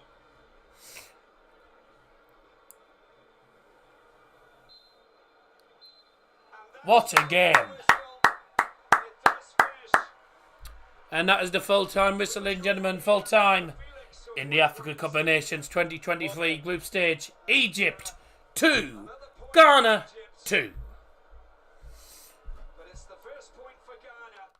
What a second half. My God, that first half was probably the most boring first half I'd seen all year. Other than that goal that Kudu scored. Salah going off made a big difference, didn't it? But second half, Egypt were all over Ghana and it just got crazy. 69th minute leveller for Egypt because of a terrible back pass. Ghana took the lead literally a minute later. Then a minute later, Egypt equalised again. Ugh. And then either team could have nicked it, I think, in the end. But to be honest, I do think a draw was probably a fair result. I think a draw was a fair result, to be honest. Oh yeah. From what I saw, it looked like a fair result. Yeah, I mean, did either team do enough to win it? I don't know. So well done, by the way, to the 10% that said it'd be a draw. 21 votes we had, and there was literally... Hey, one of my rivals as well. Happy days. Good. We had 21 votes, and literally 2 people went for a draw. One of my arena as well. Brilliant.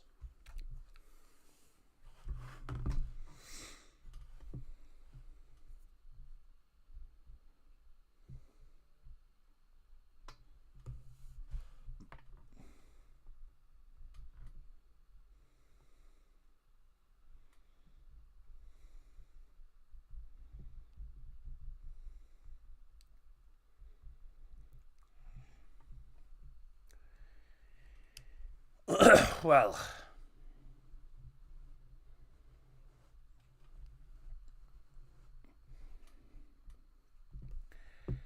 I mean, that first game was a much better game, but the second half in that game, bloody hell. Second half in that game was so much better. Well, that's that for now. I'm exhausted after watching all them games now. I will be back. Well, I won't have nothing tomorrow. I'll be back on Saturday with Boa versus Rotherham match day vlog. Whether we'll get many views for that vlog, I don't know, because Rotherham are a cack team. And I've barely any fans, so we'll see what happens. But, excuse me. Fingers crossed, the vlog does alright on Saturday. I'll be back on Sunday with Morocco versus Dominican Republic of Congo. And then obviously on Monday, we have another game, and I can't remember which one it is. Good job I do these weekly schedules, because Monday is Cape Verde taking on Egypt, and that is going to be the biggest game for Egypt this tournament, because if Egypt lose that, then more than likely, if results don't go their way, they could be out the tournament. Obviously, the reason Morocco versus Dominican Republic is streamed on Sunday is because FC Bayern's game is not televised. Otherwise, I would have been doing it. And then don't forget, next Tuesday night is Bova's second leg at Chelsea, which you'll literally only have me because my dad will not be available for that. And then, well, I'll probably be busy Wednesday anyway. And then we'll see what happens. So, I'll be back on Sunday with the next stream. Morocco taking on Dominican Republic of Congo. But for myself, take care. Thank you very much everyone for watching us. And I hope you all had a good night with us. See you again on Sunday. Bye. Bye bye. Bye bye.